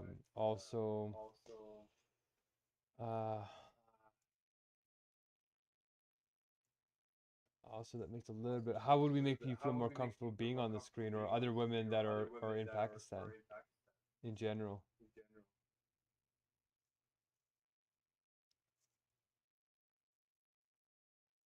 Yeah, there's so many TikTokers and YouTubers and all. I mean, many of Pakistani girls make their TikToks and videos and upload on social media, but I don't feel yeah comfortable. And yeah, I also told you that I Islam about Islam that the importance of modesty. So I am happy with this modesty, and yeah, I will continue it. Okay, that's a pretty big. Okay, that's a big clarification. Okay, I feel like I learned a lot. We got stuff to do for the next ELM. Some updates and in terms of Chizzy, I actually looked up how to get in touch with the Mufti, and there's a couple of places, Uswa. I'm not sure if you know about them already. One of them is called um, Seeker's Guidance, and then Islam QA, and then AI Makrib Institute, and then Yaqeen Institute, YAQEEN, and then the university. There's other university departments. So I don't know if those are worth getting into, but I might try and contact them and try and move the combo ahead. Uh, but in terms of actual Chizzy, I don't know, Uswa, if you're able to look into those, or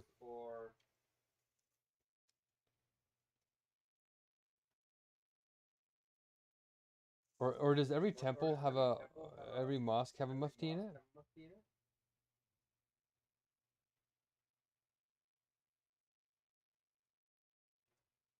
in every mosque there is one mufti who give azan at the time of prayer, and also he managed the and work in a mosque as a mufti. But yeah. Okay. Have you heard of any of these other sources?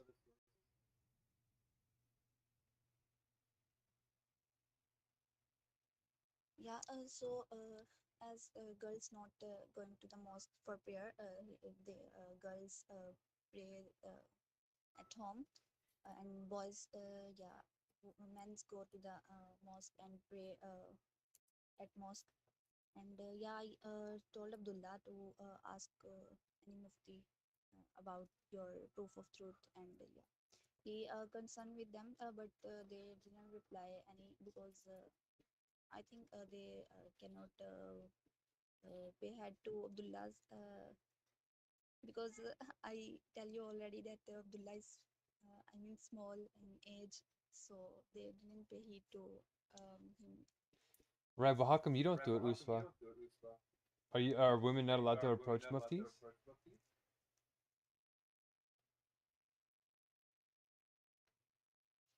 No, I don't see any woman as a mufti. Yeah, there's many motivational speakers and Islamic speakers, but I didn't see as a woman as a mufti. Wow, you mean as a woman you're not allowed to talk to a mufti?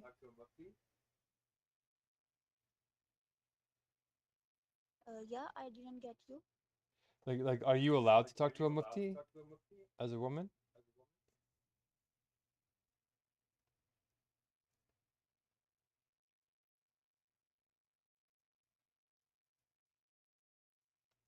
Like, do you know what I mean? I don't have Oh, a proper research on it, and yeah, I will tell you in chat. Yeah. tell me in the chat. Okay. Okay, wonderful. It's really bizarre. Like every time somebody plays the relationship builder, it's like they they end up picking their own song. It's really a strange phenomenon I'm noticing.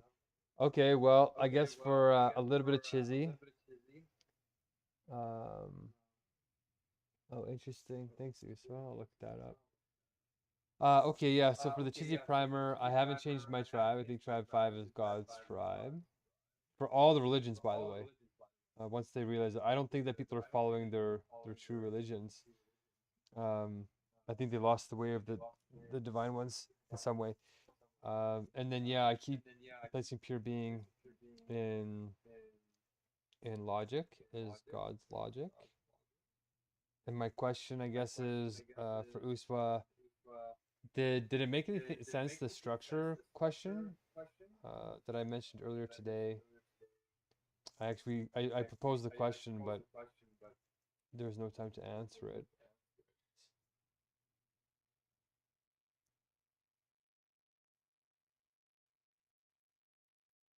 Yeah, I think the 99 names of Allah represent His perfect attributes, not the structure. And they were revealed by Allah Himself in the Quran and the authentic Hadith, so that we as human beings can know Him better and call upon Him in our prayers. And these names are not merely labels or a personal name, but it's the names used for description for His greatness, His mercy, and His power, and His all qualities.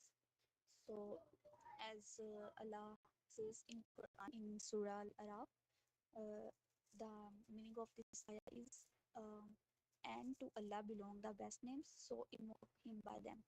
So, through this name, we are guided to understand Allah's majesty and develop a closer connection with Him. But these are not the structure.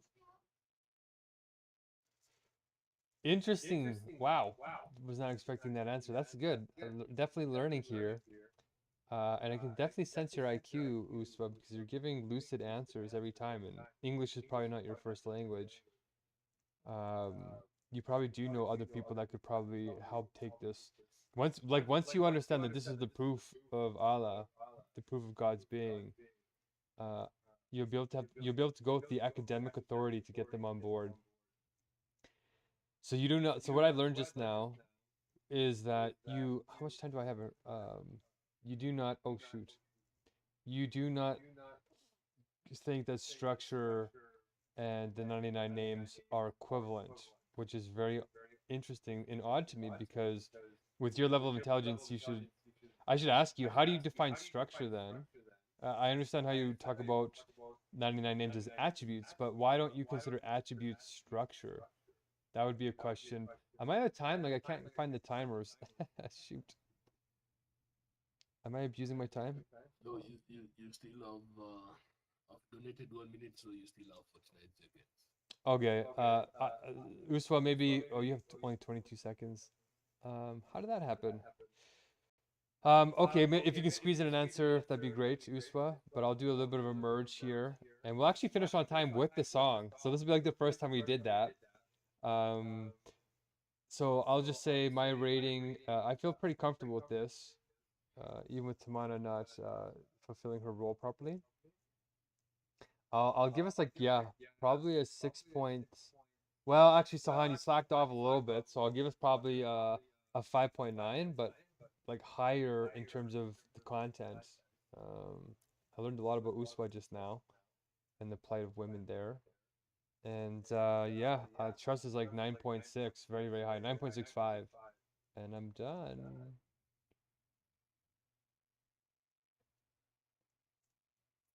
Yeah, I'll rate today 6.2 overall, and trust is 7. And then there's something Mark wanted to. No, I ask you. He asked you a question. Maybe you can budge. You still have 48 seconds.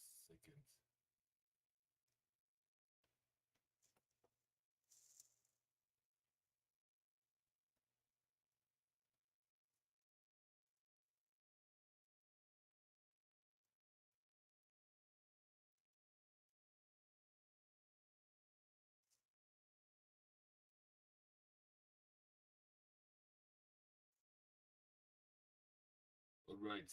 Can you hear me? Yeah. I think there's a delay in Uso's connection though, so Yeah, it's yeah. I feel like that. All right. So I'll just go next. Okay. So I'll rate it at 6 today. I rate it at 6, and then just score 9. Um, yeah, it was good, but we had a little bit of luck because we didn't get times in place on time. So starting it was a little bit, come on, yeah. But I felt like, come on, we can do this, and you have kept it flowing, which is very nice. Yeah, okay.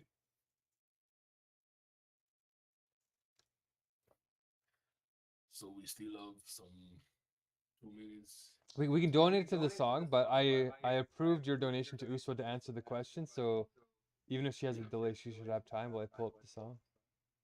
Okay.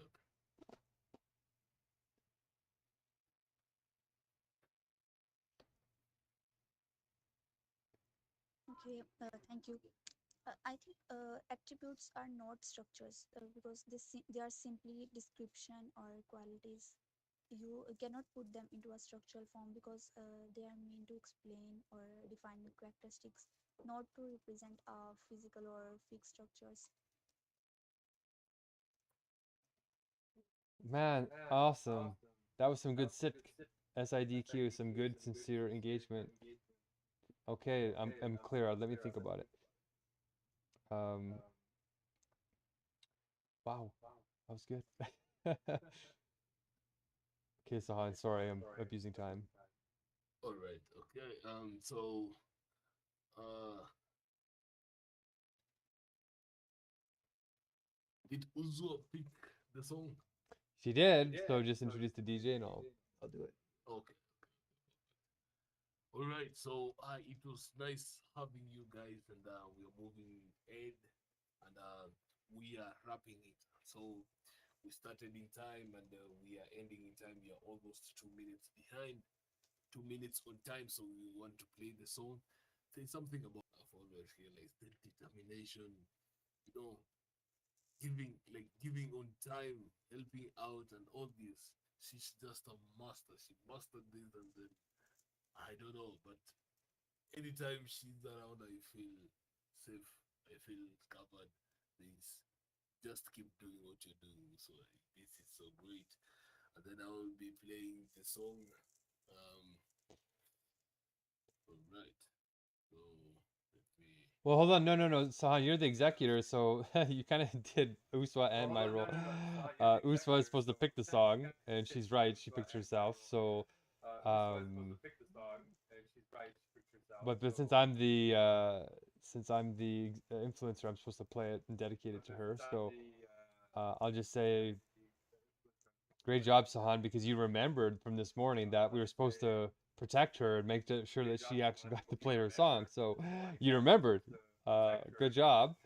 And then with Uswa, I agree with you 110%. I echo exactly what you said. You did the perfect DJ, right? For her, I sense the determination too. Like there's such a horsepower of cognitive, emotional, passionate energy that you're a force, Uswa. And if you have any friends around you that are like you, we need to get them to help us change the world right away. Those are God-given gifts, and we can sense them.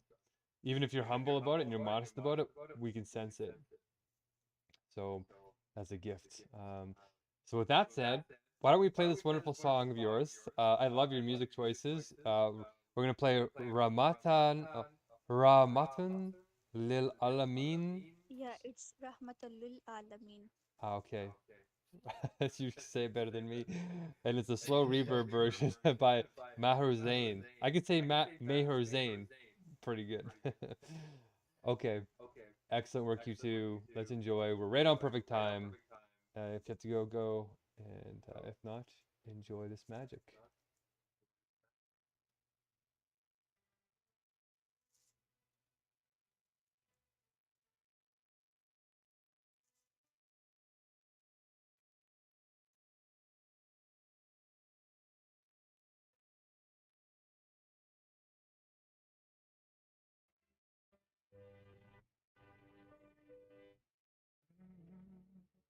يا من صليت بكل الأنبياء،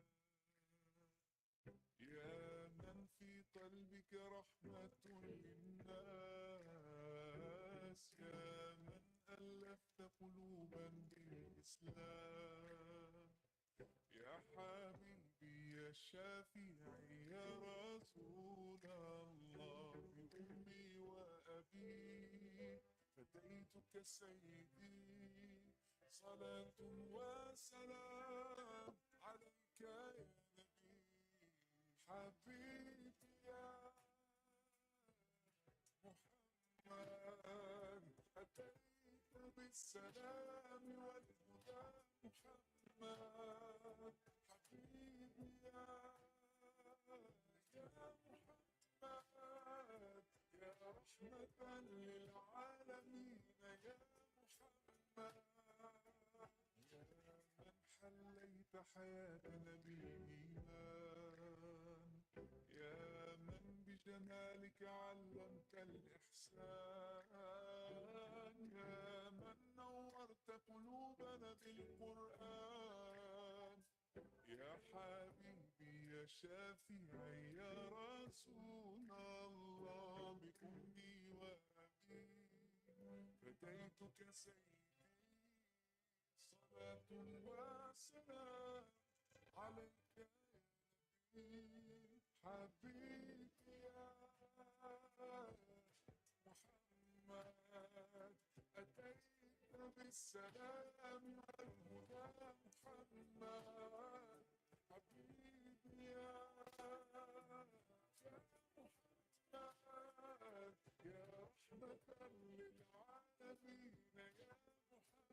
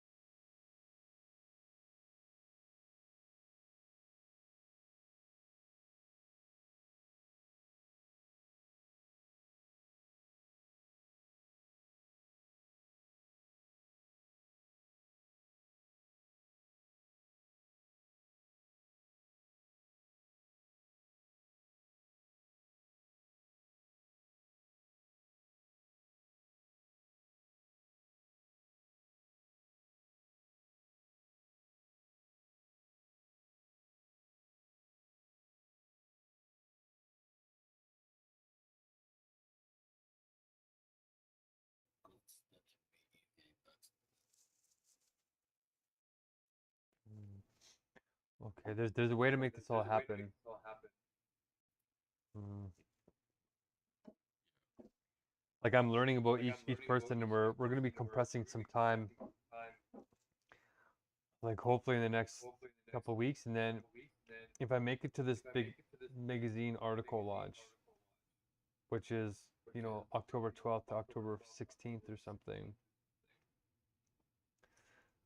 hopefully that will buy us enough time to get these big funders going, and I'll have my own website, which will make me look more professional, and then we can start passing that around too. I'll be officially labeled the top 100 innovator in the world. So it's a bit of a vanity thing, but maybe we can turn vanity into virtue. That's the goal. So 3,000. So for 3,300, we can pay for yours and Uswa's education in humanity. This is humanity's last stand. Or we can just give you $3,000 directly and have you do blessings and help run things for like the next, well, until AI starts taking over or I die. That's another question. like looking the whole thing, even for like it will take over everything. So what's the use? Well, the use to get it. Yeah. If we don't act that quickly, then will we even get the time to do masters? Exactly. So that's why you'd be going to school to be in touch with professors, to be in touch with Michael Smith, to start uniting people from within academia as a program. And you could say we could introduce you as a master's student instead of being, or even a PhD. So if you're able to start a PhD and skip masters, then we could advertise you as sort of like another PhD. And if Tamana could really help us, if I connected you to Tamana and you wanted to work with her and get her kind of like going with Mavali on getting the Proof of Truth published with her PhD,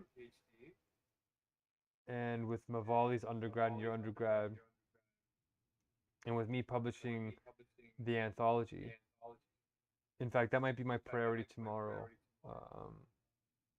What a perfect day. It'll be Sunday for us tomorrow. What a perfect day to publish. Unless you're Seventh-day Adventist, then today was the best day. Saturday, Sabbath is supposed to be Saturday according to the Jews. But tomorrow, if I published it, then we'd have 3 avenues. Okay, maybe I'll put some hours into that. I love that I'm doing a lot more universal logic. The organizing, it feels like we got the organizing part down, right? We have the 2 sentences where you learn the kingdom, which, did you have troubles doing any of the blessings today? Yeah. You did have trouble? The video one. Yeah, well, yeah, you did blessing level 0. So now blessing level 1. Yeah. Exactly. That's exactly what I was asking you. So I'm moving to level 1 now. So I'm working on that. By today, maybe at evening, it will be done. Okay. They should only take about 5 to 10 minutes, hopefully, once you get the hang of them.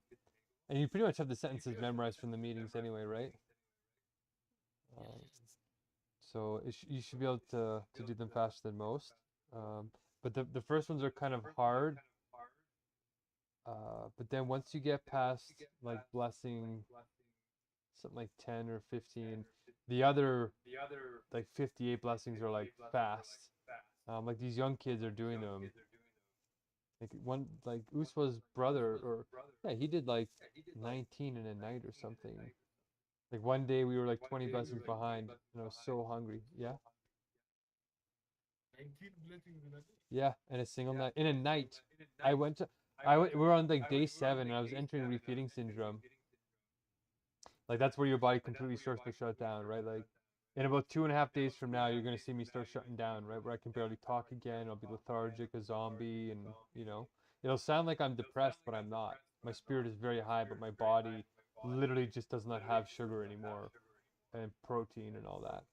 So like we were getting pretty desperate, and this is about a month or so, a couple weeks, month ago, and we needed something like 40 blessings, uh, and Hamza did something like 20, and then I went to sleep being like, dang, I'm gonna have to like go hungry for another 2 to 3 days.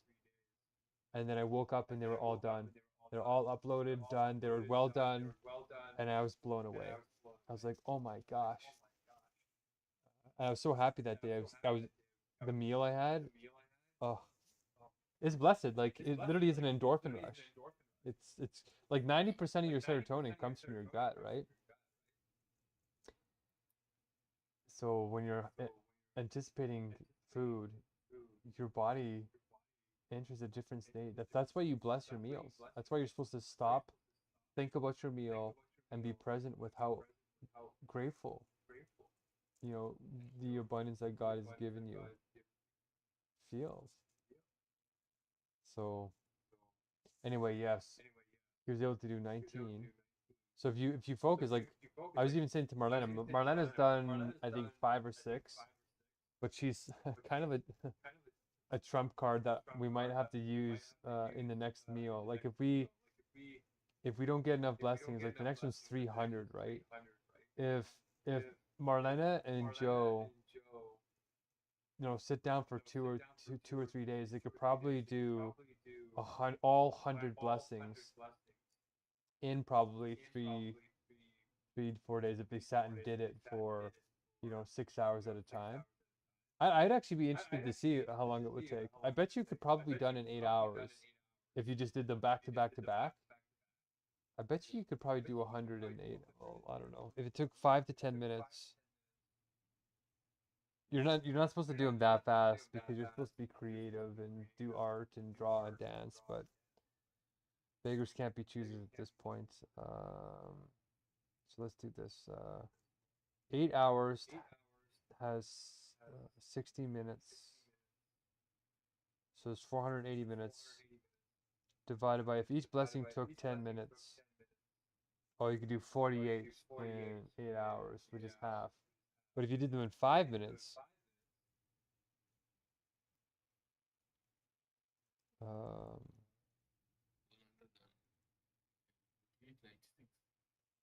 you could do pretty much, yeah. If you did a blessing every 5 minutes, you could do all 100 in 8 hours. In one workday, you could do all of them. But it would be like literally back to back to back for 8 straight hours, which is not likely.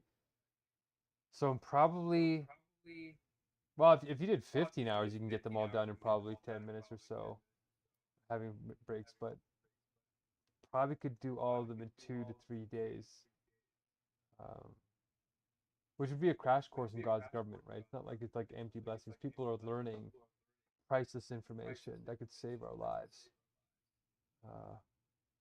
So that's sort of like Marlena's a little bit of I hope will be a trump card if we can't, if we start full, like I think we'll be able to hit this meal hopefully within 10 days. It's the next one where it's going to be pretty,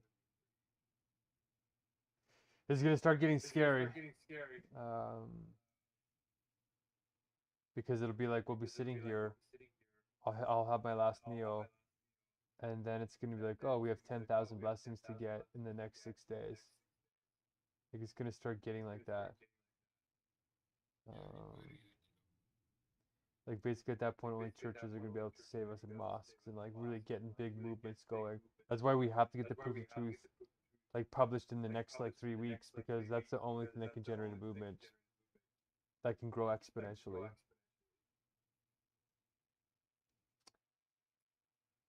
And I'll be going to the death. Like I've already like I already went 14 days without food and water and almost died. 14 days. Yeah, 14 days no water. It was extreme. Like I was like how lethargic I feel with you guys. Like when I start fading after 3, 4 days, and then I'm having a hard time. that was nothing compared. Like I couldn't walk, I couldn't even sleep. I was in such agony and I was starting to get confused, and there's a bunch of stuff that starts to happen to you when your body is that dehydrated. Like time compression happens in the wrong way. You start going crazy. It's like time slows down so much that you you feel like the pain will go on forever. Like I started to get scared. Like on my very last night on day 14, it was like 1 o'clock in the morning, and I was outside. I was doing it outside on the sidewalk. I was outside my Edmonton courthouse on the sidewalk with the homeless, and there's no sun, right? It's dark, so there's like no way to tell time except for my phone. But my phone kept dying, and when it died, I had no way to track time, and so I was like sort of lost, waiting. I'm like, okay, it's the last day. I know I have like 6 to 8 hours to wait before my sister gets here. And those 6 to 8 hours felt longer than the entire hunger strike. It was bizarre. And when she showed up, when the sun started to come up, I was like, oh my gosh, time is passing. Thank God. Thank God. And then the last 3 hours when the sun was coming up took forever. It felt like it felt like 30 hours and not 3 hours. And when she showed up, the relief was just heavenly. And she came to me and said, Jen, bring me water, drink. And she brought me the drink, and I drank it. I drank the whole bottle in one go. I could barely contain. I could have contained myself, but I didn't want to. I wanted to enjoy it. And it was kind of dangerous because my electrolytes were so low. But it worked out. We went straight to the hospital. They checked my blood. They verified that I did go 14 days. I had enough blood in my sugar. I think they said like 15 times the normal amount of sugar in my blood, like lethal levels. So that was the closest I've come to death. That was the hunger strike I was on right before this one. So I know the pain. I know it's going to be coming, but we have to get going. So that's why God sent me you, Sahan.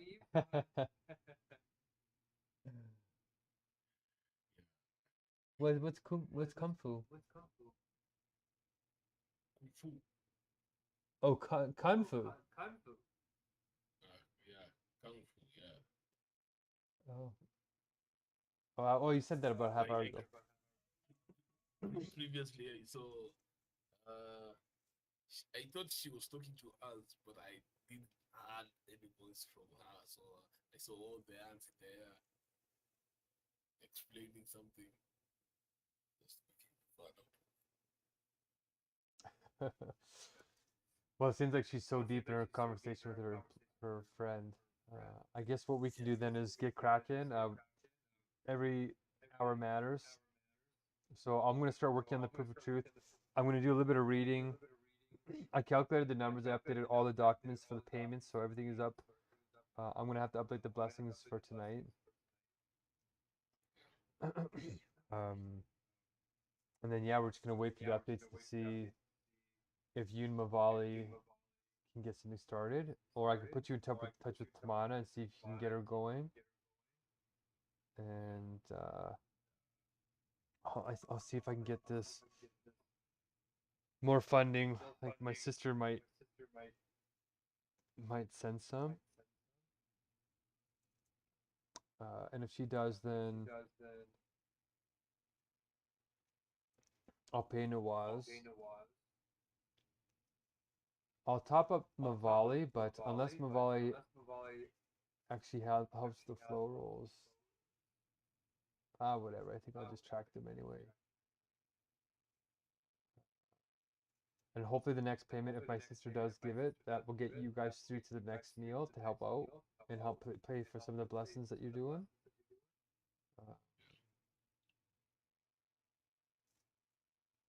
And that's sort of my goal for tonight.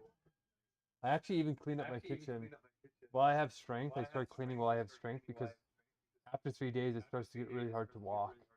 why I sort of got ahead of the 8 ball, got you guys paid up a little bit, clean up the kitchen so I don't have molds. Like things start to rot because it's so long before my meals, right? Things start rotting.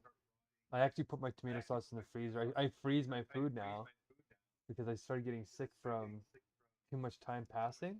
And I don't eat any meals with preservatives. So all the food is like natural. It rots a lot faster. So it's a bit of a double whammy. Um, but okay. If we can get Uswa to be the first person to say that she understands the godliness, she has a very powerful network of people that could make this academic very, very quickly. So, oh, right when I was gonna say goodbye, Marlena jumps on. No way. Oh my god. What happened? Where did you go? Whoa. Y'all. Whoa. That was a crazy experience. I had a good reason for not being in the ELM. It was because I was doing Chizzy already. That's what I want to hear. Music to my ears. But also, basically, my coworker literally was told by God, basically, that God, like, loves me a lot. Like, really is looking over me. And just, like, really loves me and is, like, he, like, has very much felt this sense, ever since he's met me. I'm like, whoa, that's cool. And then that led into, like, him telling me, like, he wrote down basically, like, he prayed over me. He wrote down all this stuff that he, um, had conversed with about God, and basically he was like, find, like,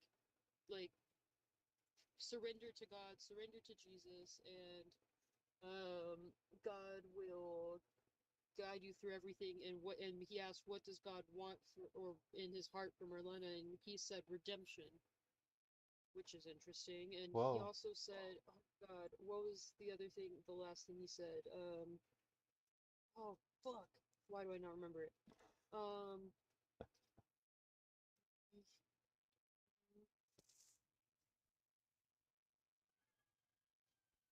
The roosters, so funny.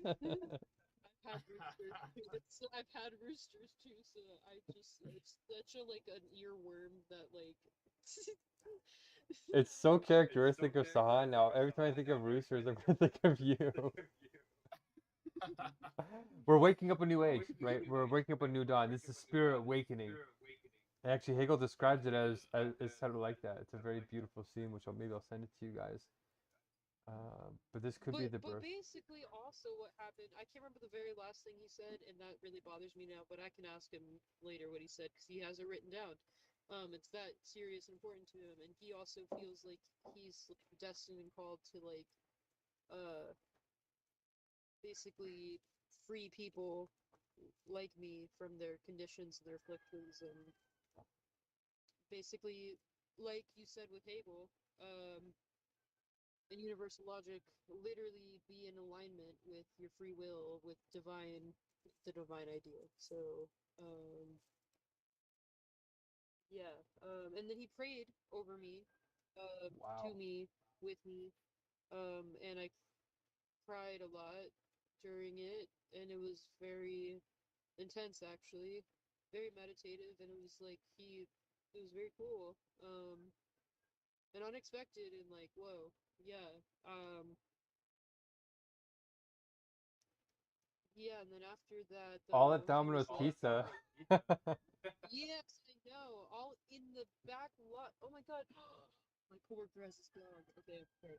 Um, I'm still in the back lot of freaking Domino's at 11:15 p.m. I checked out of work 3 hours ago. I've been talking to this guy for hours. Um, maybe two. I don't know. I checked out at 8:30, 9:30, 10:30, 11. 3 hours ago. Yeah, 3 hours. Wow. That's crazy. No wonder I literally was talking for so long, standing in the humidity, I almost passed out. And I had to go into my car and sit down and get AC. Oh my God. Wow, what's the But sign of yeah, get him on board if he that wants to was save lives. that Yeah, okay, that was the other crazy part, was I literally was like, I had